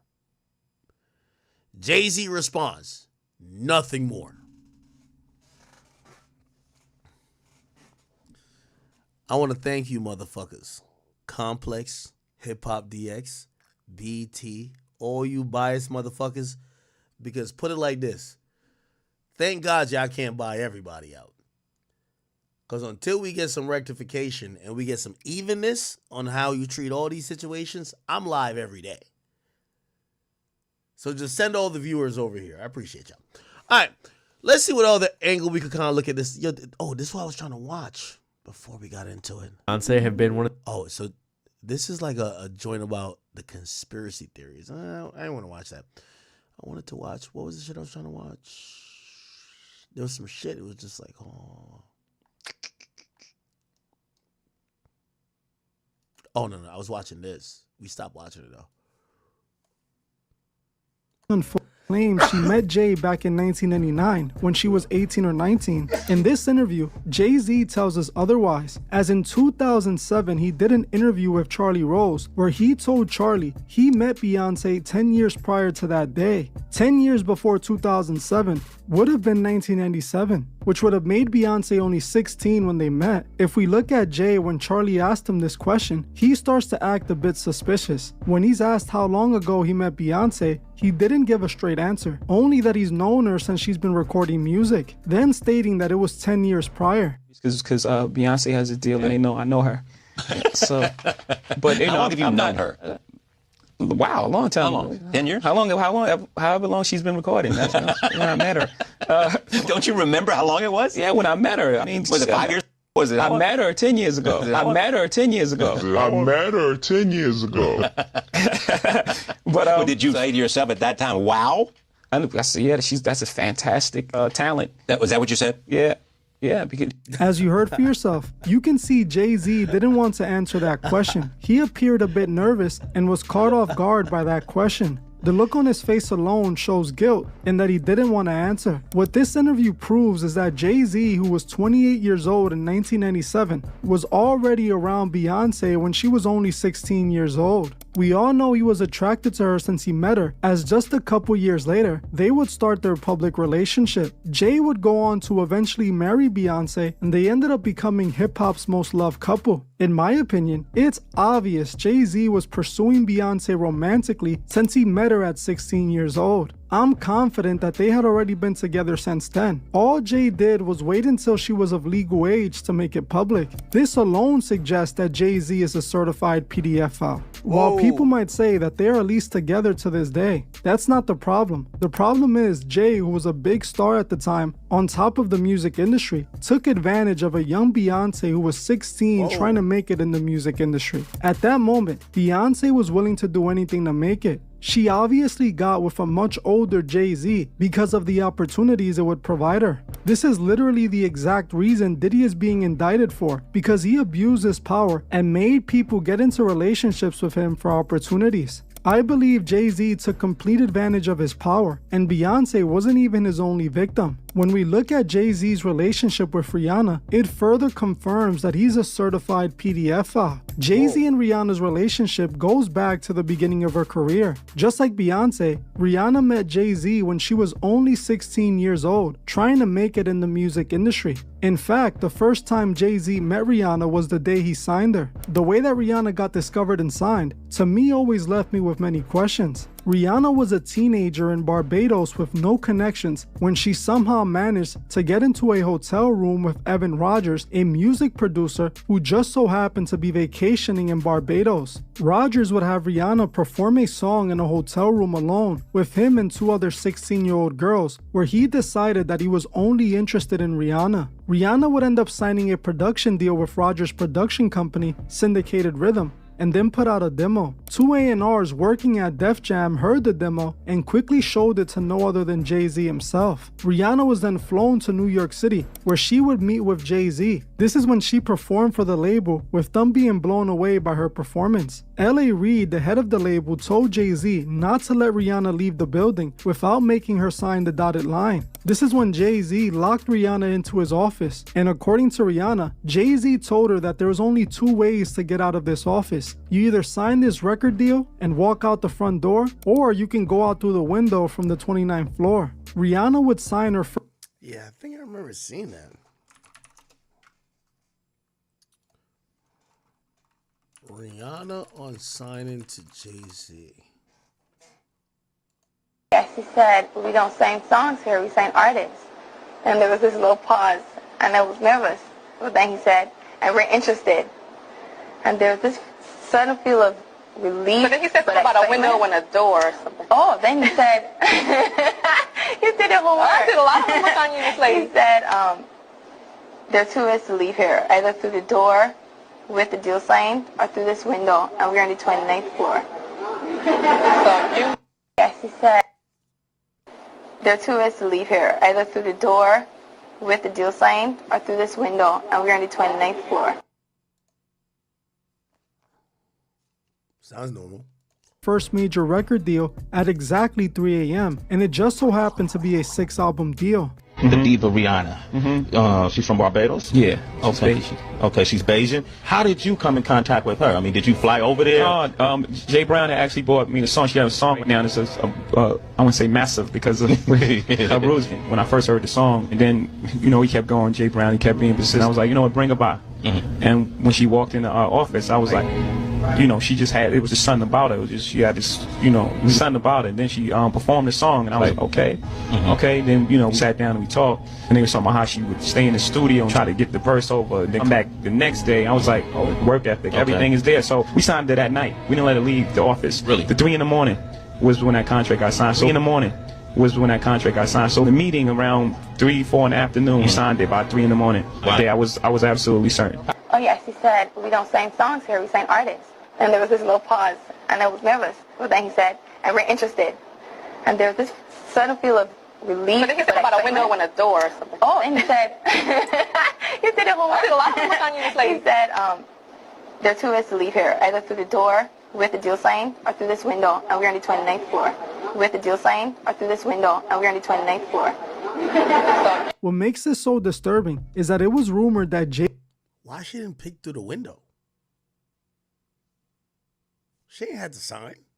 Jay-Z had hooked up with Rihanna in 2005, around the time she was 16 or 17 when he signed her. Apparently, this led to Beyonce leaving Jay-Z for 2 years and starting to hate Rihanna, and it's also the reason Beyonce and Rihanna never made music together. It's even believed the song Bow Down by Beyonce was created as a diss song to Rihanna. This was a rumor all over the media at the time that was eventually put to rest when Jonathan Hay came out and declared he started the rumor. For those who don't know Jonathan Hay, he was a music industry publicist for many years. He was actually Rihanna's publicist when this all happened. When things were getting bad for Jay-Z because of this so-called rumor, Jonathan came out and claimed he started the rumor to build up hype for Rihanna's song. The only thing is, this was a lie, and Jonathan Hay didn't start the rumor, he was just covering it all up. I recently did an interview with Jonathan Hay where he told me all about this. When I asked him about the Rihanna and Jay-Z incident, he confessed the truth to me. He told me that it wasn't a rumor at all, and Jay-Z and Rihanna really did hook up when she was only 16. What the fuck?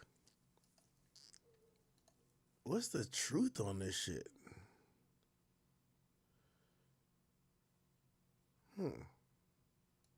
I don't know what your guys' opinion is about Jaguar Wright, but she has been right about a lot of things. And I'm just going to read a tweet that's recapping the most recent video that is alleging that Rihanna was trafficked to Jay-Z.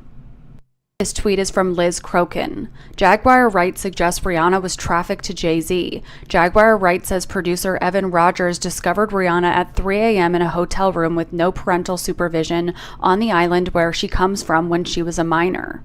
Wright says Rihanna was then put on a private plane and ended up in a boardroom with Sean Carter, aka Jay-Z. Rogers has claimed he was in Rihanna's native country, Barbados, vacationing with his wife. Rogers has said Rihanna came up to him while he was on the beach and just started singing.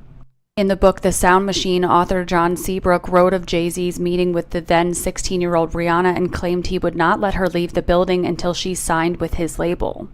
Seabrook wrote that they were there until 3 in the morning while the lawyers worked out the details. Rihanna later recalled Jay-Z saying, "There's only 2 ways out." Let's just recap what we hear. According to Jonathan, he was paid off by someone on Jay-Z's team in order to declare to the media that he started the rumor. They did this to cover up the fact that Jay-Z was in a relationship with Rihanna when she was 16.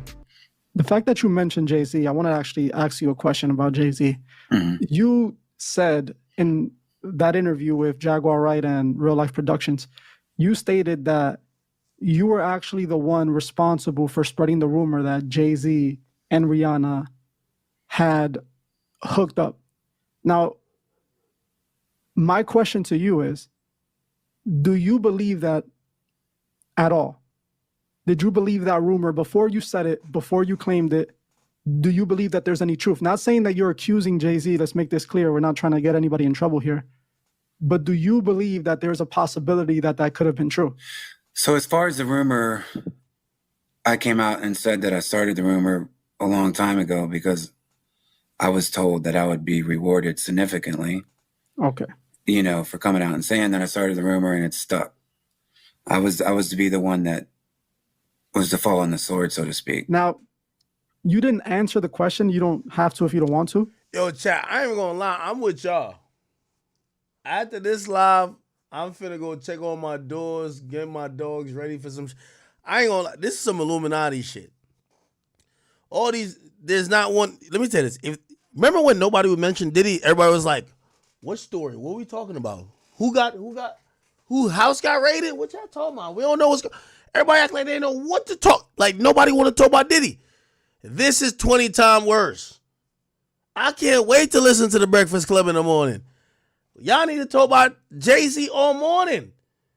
Hey, all news platforms in hip hop, since y'all love to quote and be on my dick, let me give something for y'all to be on this dick tomorrow. Was niggas in the 90s and early 2000s fucking kids? Was Jay-Z doing it? I'm naming all these niggas. Was anybody? I mean, Jay-Z, I don't name anybody who died.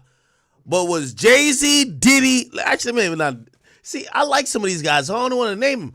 But y'all niggas should go explore that. Are we going to talk about this or not? We won't hear a peep tomorrow.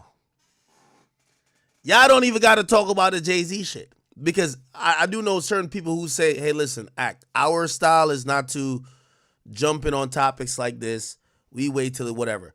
That's why I say let's talk about the culture. Was it a cultural thing that people cognizantly knew that rappers were fucking kids? Because I hear that there was a time that people knew that R. Kelly was fucking a child. And people ignored it. A lot of his peers still shot videos with him. And he was fucking a child.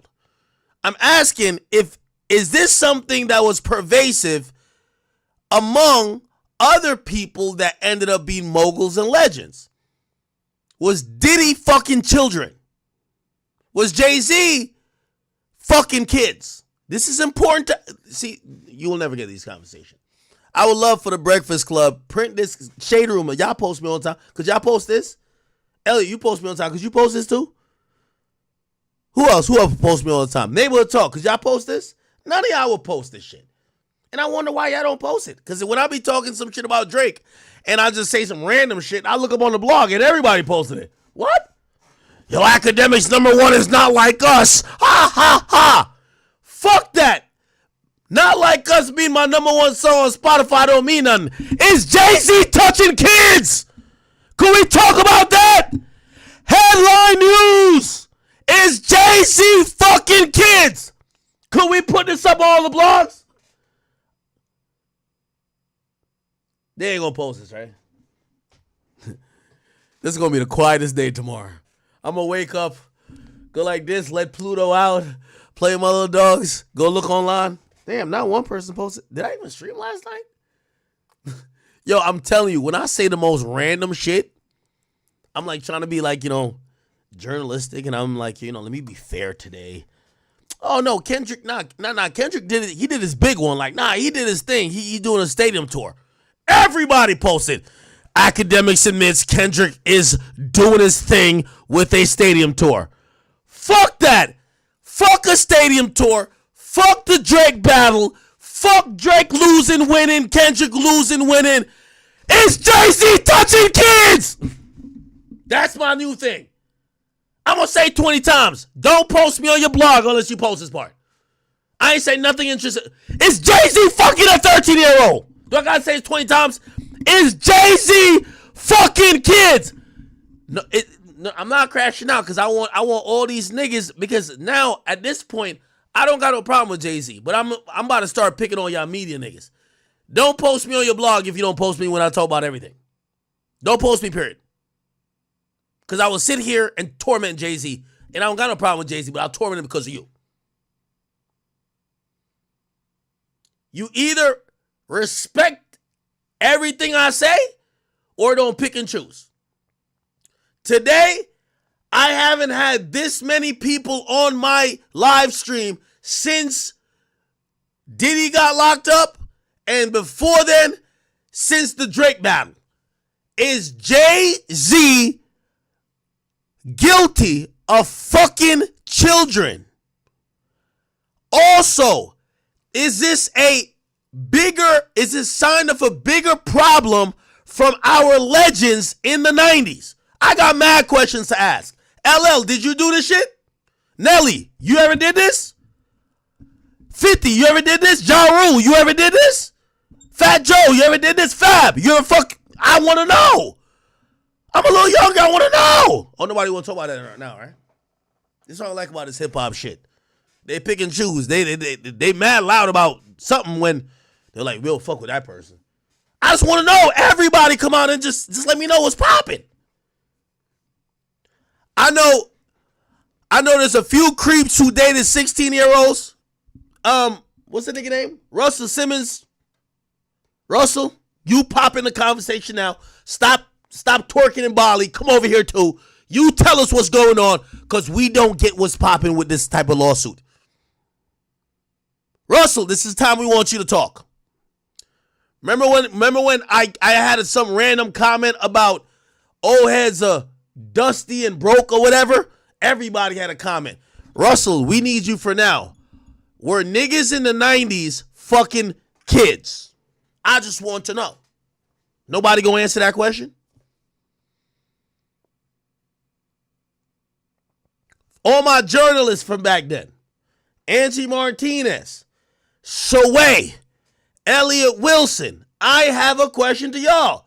Did y'all know these niggas were fucking kids? Or is it lies? If it's lies, cool. Well, just let us know. But we just need y'all to talk about this. We just need y'all to talk about this. I'm sorry. Somebody said Tiger. Yeah, Tiger was fucking a child. Well, not a child, but he's fucking a... How old was... What's her name? Did he start fucking at 16 or 17? All right, still a kid. We called Tiger out. Yo, Tiger been called out more than Jay, bro. Stop playing, bro. We all know Tiger was fucking with... Come on. We know Tiger was like... Nigga, we used to have jokes that when Tiger go to fuck Kylie, she got a Power Ranger panty on, bro. Like, yo, bruv, you know you shouldn't be fucking, bro. She don't even... Bro, she got a Power Ranger panty on. What you talking about, bro? Nigga, she got a powder puff girl panty on. What you mean? Why you fucking? We just want to know, was Jay-Z fucking 13-year-olds? That's it. Come on, we all knew that Tiger was on some shit, bro. That's a fact. We asked him, we grilled him, we clowned him. That's where all that shit came from. Until, like, she got older and we realized, oh, wait, he's actually staying with her. No, he's actually wifing her. Okay, oh, shit. Maybe, and then we just try to, like, yo, maybe he was red-shirting her. Bro, that was happening. Yo, I need all the hip-hop historians. I talk shit about the current rappers, but I wasn't around then. I was in Jamaica. I just want to know all y'all rappers who was fucking Aaliyah under 18. I need to put y'all on some type of list. I need to send it over to Kendrick that he could add it to the certified pedophile list. Every rapper who done fucked Aaliyah before she turned 18, God rest her soul, she probably over there is casting a spell up in heaven to send y'all niggas to Satan. Who fucked Aaliyah before she turned 18? Who? Could y'all give me some names? Oh, y'all won't talk about that anymore, right?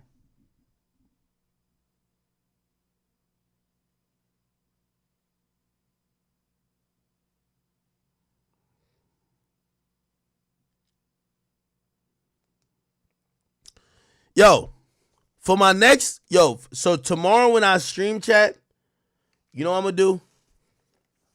Because I was about to hit the booth and go respond to Rhapsody. But nah.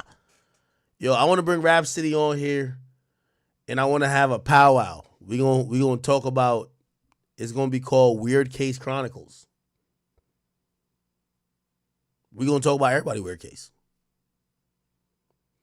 Could somebody send this invitation to Rhapsody? She signed to Rock Nation.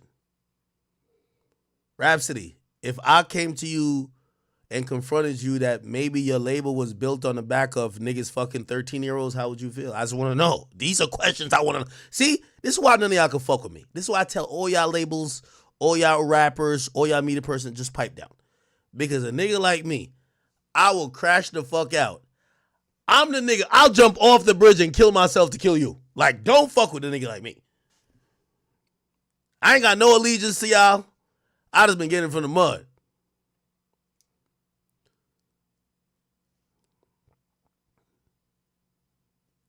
Chat, give me some hypocrites name I should call out. Who do we want to hear from tomorrow?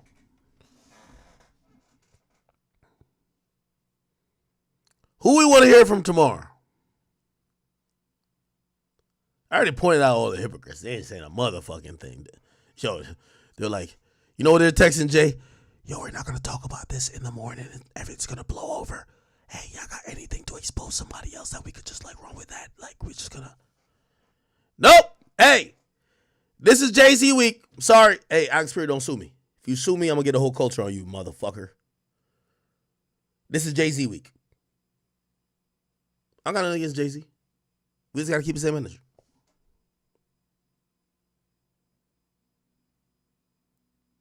All right, let me chill. No, it's not Jay-Z week. That nigga want to sue the fuck out of me. I'm good. Nah, I'm straight. I'm trying to go up against no damn Rock Nation.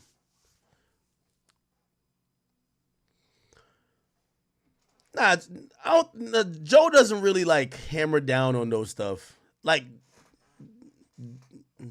Joe's MO is to act like he ain't see it until you get locked up. Jay ain't getting locked up. This is like, it's not. He's not getting locked up.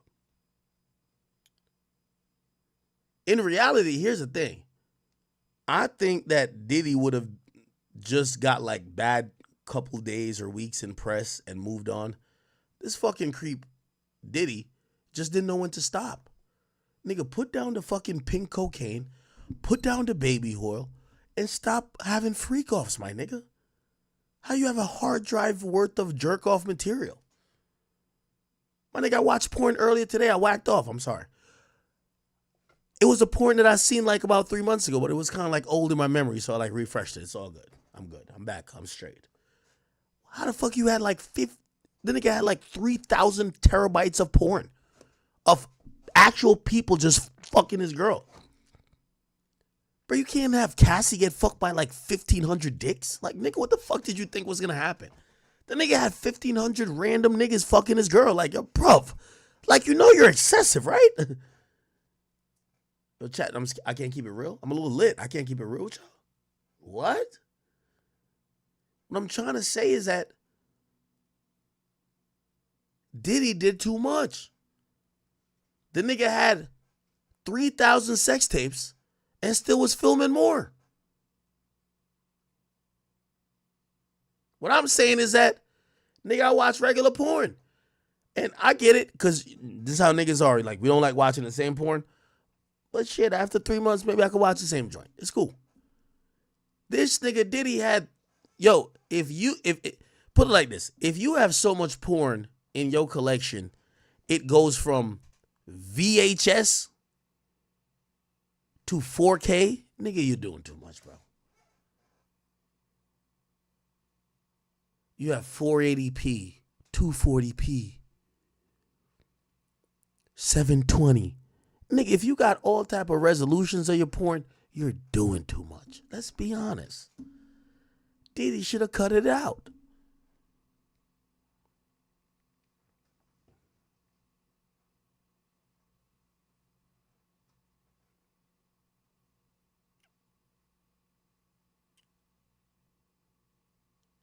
Chat, y'all gotta watch Wolf of Wall Street. Yo, when you wake up, you gotta knock one out the park. You gotta clear your mind. Get what's up with y'all niggas? Y'all trying to clown me? Fuck out of here. Knock one out in the park. You gotta clear your mind to go on with the day. I gotta conquer the day, man. I got money to make. What the fuck? You can't be walking around like Diddy. That's how you get indicted. The fuck? You walking around with like a dick full of cum and horny as shit, and you a billionaire? Yeah, that's how you gonna start freak offs. Go watch Wolf of Wall Street, man. Shout out to Matthew McConaughey. You say, yo, listen, man, it's my boy right here. Like, he told you how to live life. Matthew McConaughey, Wolf of Wall Street. This is how you avoid all that shit right here. Look, chat. Hey, facts. Hey, Yup.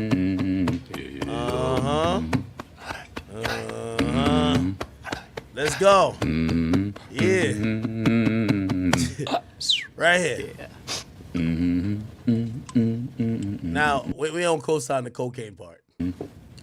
Oh, this thing is wild. Tweaking. Thank you. Here we go. Incredibly excited to be a part of your firm. Watch this, chat. The clients you have are absolutely... Chat, everything you said was facts. I'm telling you. Yo, chat, who you gonna believe? The Wall Street Wolf and me, we're both millionaires. Like, bro, I'm telling you, this works. Fuck the clients. Let me tell you this. We spend too much time of our day chasing around bitches. That's a fact. When you wake up, knock one out the park early. Bang! Get your mind clear and get to the bread. Facts! Otherwise, you're over here looking at your phone, texting random whores, waiting for these bitches who ain't got no jobs to respond. Fuck out of here. Get your mind right and get to the paper, my nigga. That's a fact.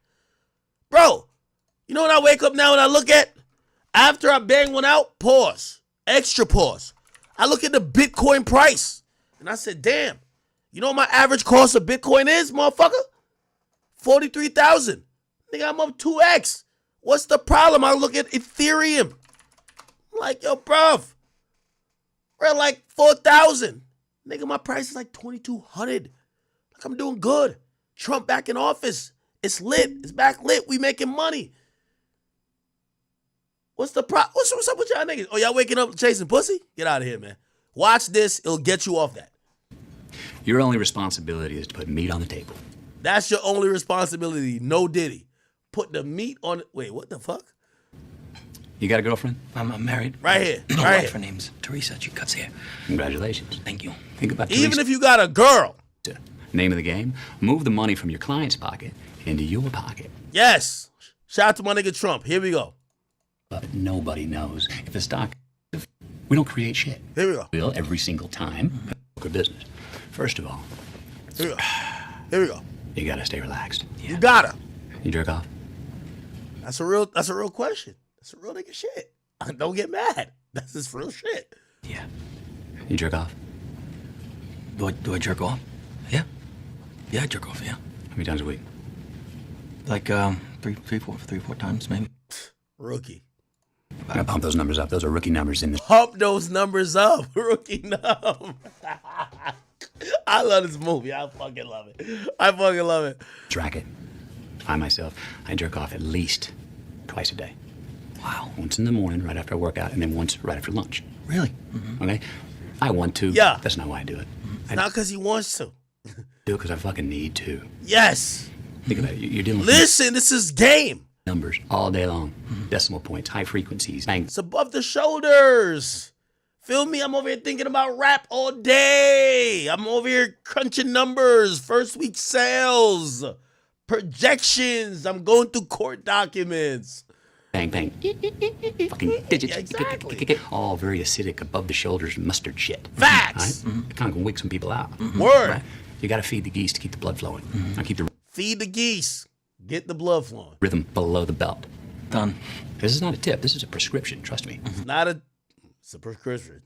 If you don't, you will fall out of balance, split your differential, and tip the fuck over. Here we or go. worse yet, I've seen this happen. Implode. Oh my I God. don't want to implode, sir. No, you don't. I'm in it for the long run, you know? Yeah, implosions are ugly. Yeah. Pop off to the bathroom, work one out anytime you can. And when Exactly. you get really good at it, you'll fucking be stroke. This is when I'm like, he told me this. I've been trying to get to this so long. He said, when you're good at it, you'll whack off to the thought of money. I still got to watch a video. Yeah. Pop off to the bathroom, work one out anytime you can. And when you get really good at it, you'll fucking be stroking it and you'll be thinking about money. Second key to success in this racket is this little baby right here. It's called cocaine.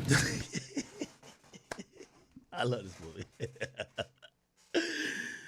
Yo, did my boy, well, both of these guys should have won, you should have won supporting actor or cameo actor or whatever. And he should have definitely won actor of the year for this shit. This shit is golden, bro. Okay, what were we talking about? Yo, I'm still flabbergasted that the Jane Doe that was 17 that Diddy fucked is this man's girl. She's bad as hell now right now. I ain't gonna lie to you. She didn't even look white. Like, remember the pictures that she was, I thought she was black, real talk. Look, the pictures was this. I thought she was black, but she was white. Hold on. Look, Anna Kane. Let's go to her Instagram. Is this her? Oh, she made her shit private. Yeah, shorty a little baddie. She kind of bad. I ain't gonna lie to you. Anna Kane. No, this is another person's page. No, what the fuck? No, it's someone else. Someone else. Chat, what do you rate her? We're just going to go off of this picture.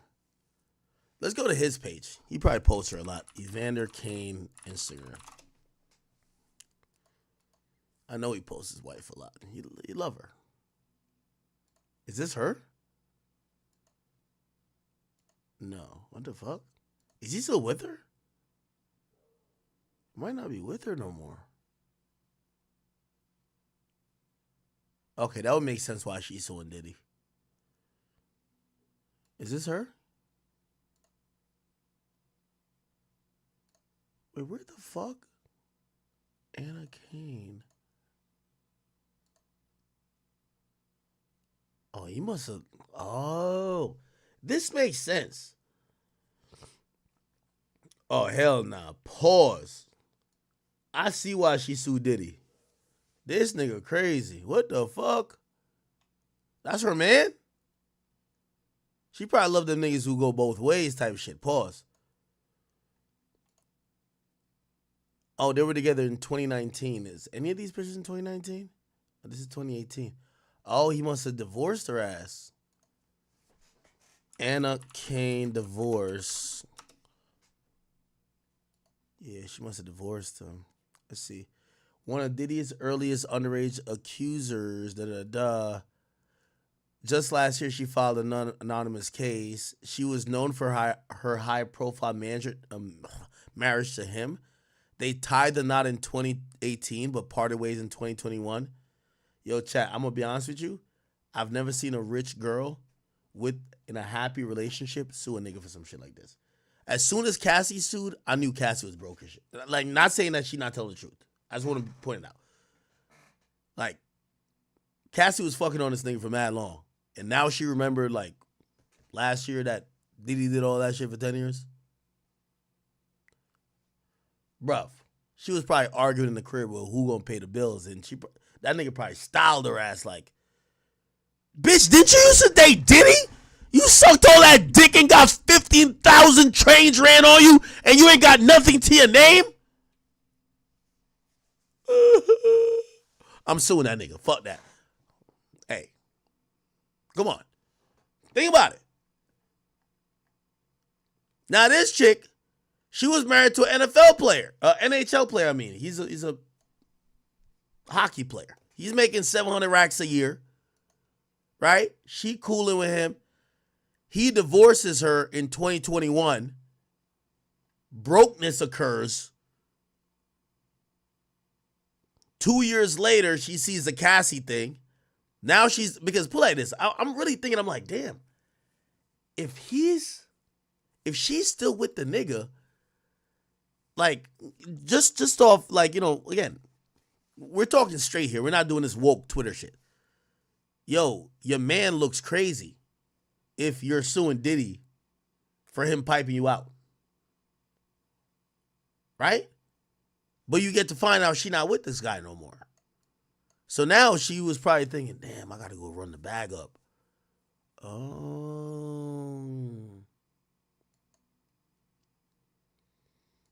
Do they got a kid together? Probably do. Oh, okay. The identity of whatever. Yeah. It says it date back to when she was in high school. She was taken to her. Yeah. I guess she do got a kid with this nigga. Motherfucking Diddy, man. This is her? She look different here. She don't got blonde hair. Okay. All right.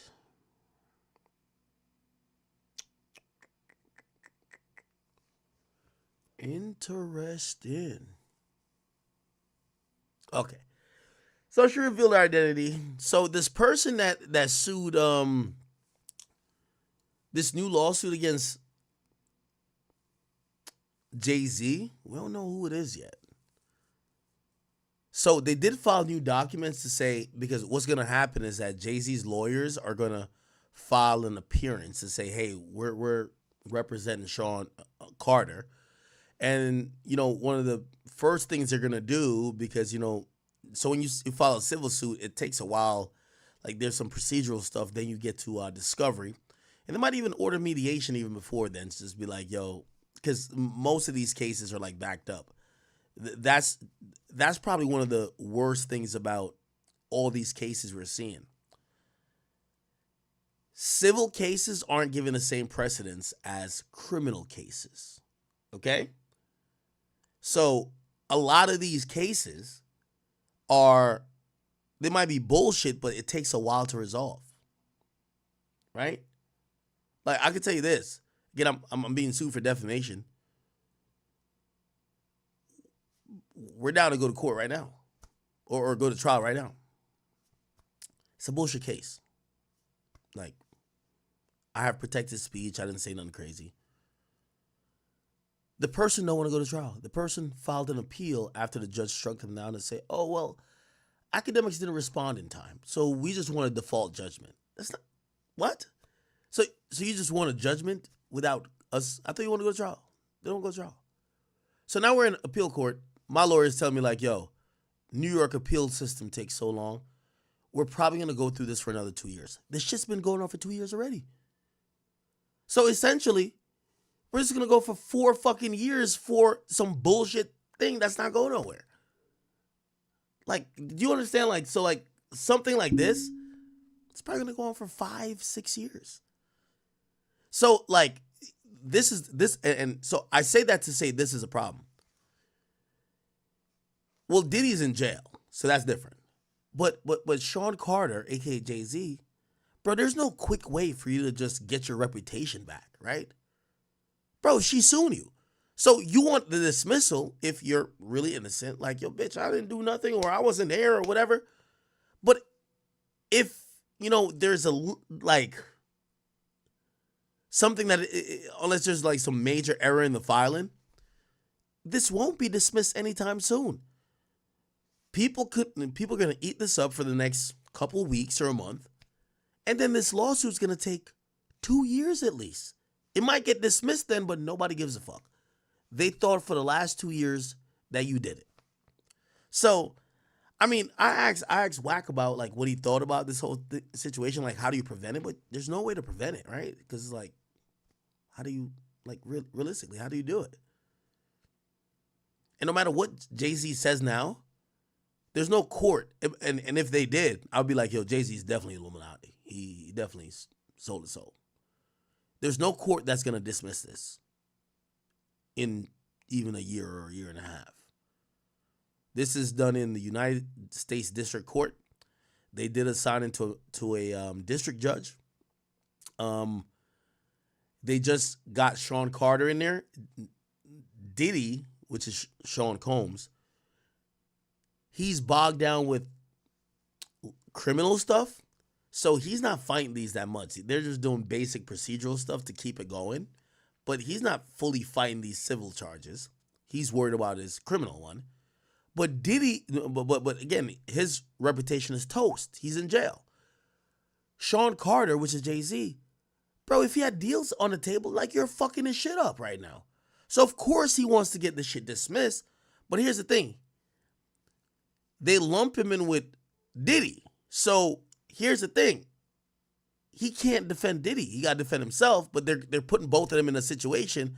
So now it's like, it won't get dismissed. So this shit's going to sit there. He can't fully clear his name. And put like this, no matter what statement he did. And here's where I try to extend some, grace. Because again, my nigga Chad, like, I could tell some chick was trying to sue me. That's why I just like explained it before there was a lawsuit. And then when there was a lawsuit filed, I came on and explained it afterwards. Bro, nobody gives a fuck about my explanations or Jay-Z's like statement because there's a lawsuit. They don't care. And yes, it might just take a while for it to get dismissed. If it does get dismissed, we don't know if it will. But now, it slows up all your shit. And the only thing, only thing I say to like Jay-Z and his team is because their lawyers were doing that to people too, though. Like, not suing them for sexual assault and shit like that, but they were playing legal games with people to tie them up in litigations, hoping they would stop talking about people. Or, even with the thing with Milagros, you're trying to tie her up in litigation that she doesn't speak anymore about Meg Thee Stallion and Tory Lanez. Well, this is going to tie you up in litigation that you can't make no more deals. I personally, this is an opinion of mine, we all got to stop playing these legal games, man. These lawyer games got to stop. And again, I'm going to wrap this up and chat. We're going to come back tomorrow. Like, I don't want to mix this in with other topics. My stance on all of this, everyone's going to have to pick what they want. If you're on that Kendrick Lamar soapbox thing, every rapper you like is going to have a lawsuit. Doesn't mean it's true. But every bitch has, and let me not say bitch, every woman who feels disgruntled or whatever the case got a fucking accusation. And they know these niggas are loaded with money. There's not one nigga that's clear. All that talking that bitches just think Meek Mill is broke. They would have been sued that nigga too. I'm telling you this. I told you some shit about Future. They kind of go ask Future's people. Everybody. Everybody's is getting, again, we're in a different era where these accusations hit your career, and it's not about if you did it or not. And this is why, like, I'm not sitting here saying, like, obviously, me saying did Jay-Z fuck kids or not is just to push the line on, I hate the fact that media has picked sides and that media is really controlled by Rock Nation. I don't like it. I don't like it. Number one, I'm not cool with Rock Nation. But I don't like the fact that Jay-Z gets to wield this invisible hand that controls all media. I don't like this shit. I'm sorry, I don't like it. Because I watch the propaganda happen on behalf of Rock Nation all the time. I don't like it. So that's why I'm pushing the line to say, yeah, your man's is now accused of whatever weird case y'all keep talking about. I want to hear you. That's why I spend most of the time highlighting the outlets that didn't say shit about it. Because I want to show y'all. But in reality, if you ask me what I really think, Most of this shit is bullshit. But people do have to come to an overall conclusion.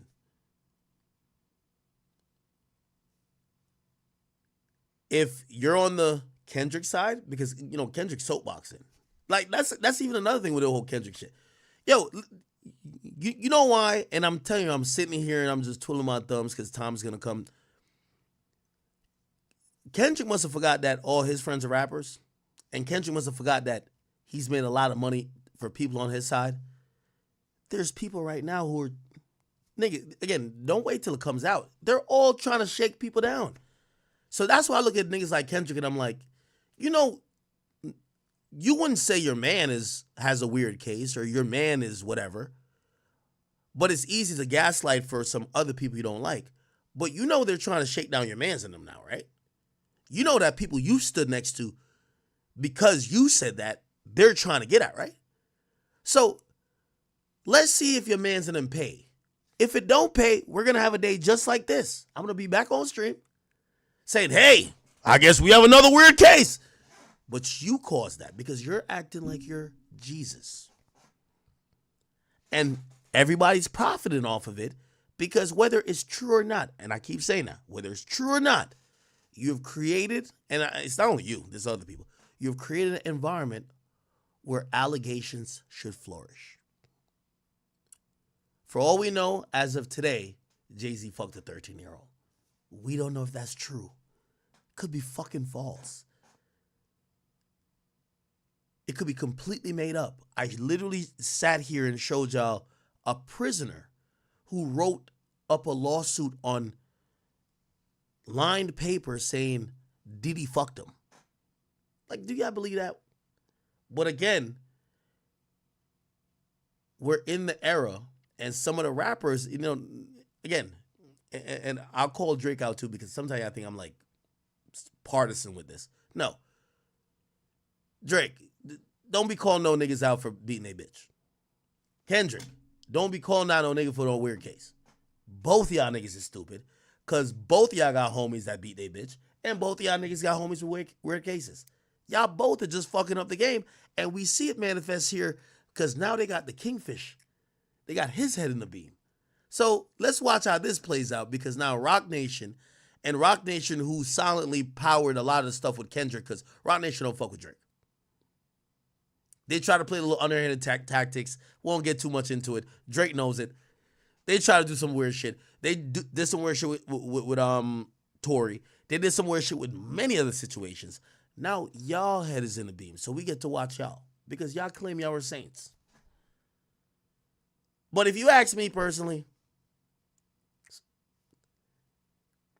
if you was 13 and got fucked from 24 years ago, you never went to the cops, you claim it's been destroying your life, and as the story goes, that is as it sounds, nigga, please. But again, I always say, give me the rules and we go by it. So I end the stream by saying this, chat. I appreciate y'all. I just want to make this stream concise, one topic. Jay-Z got a weird case. I hope he's in around. Right, Kendrick?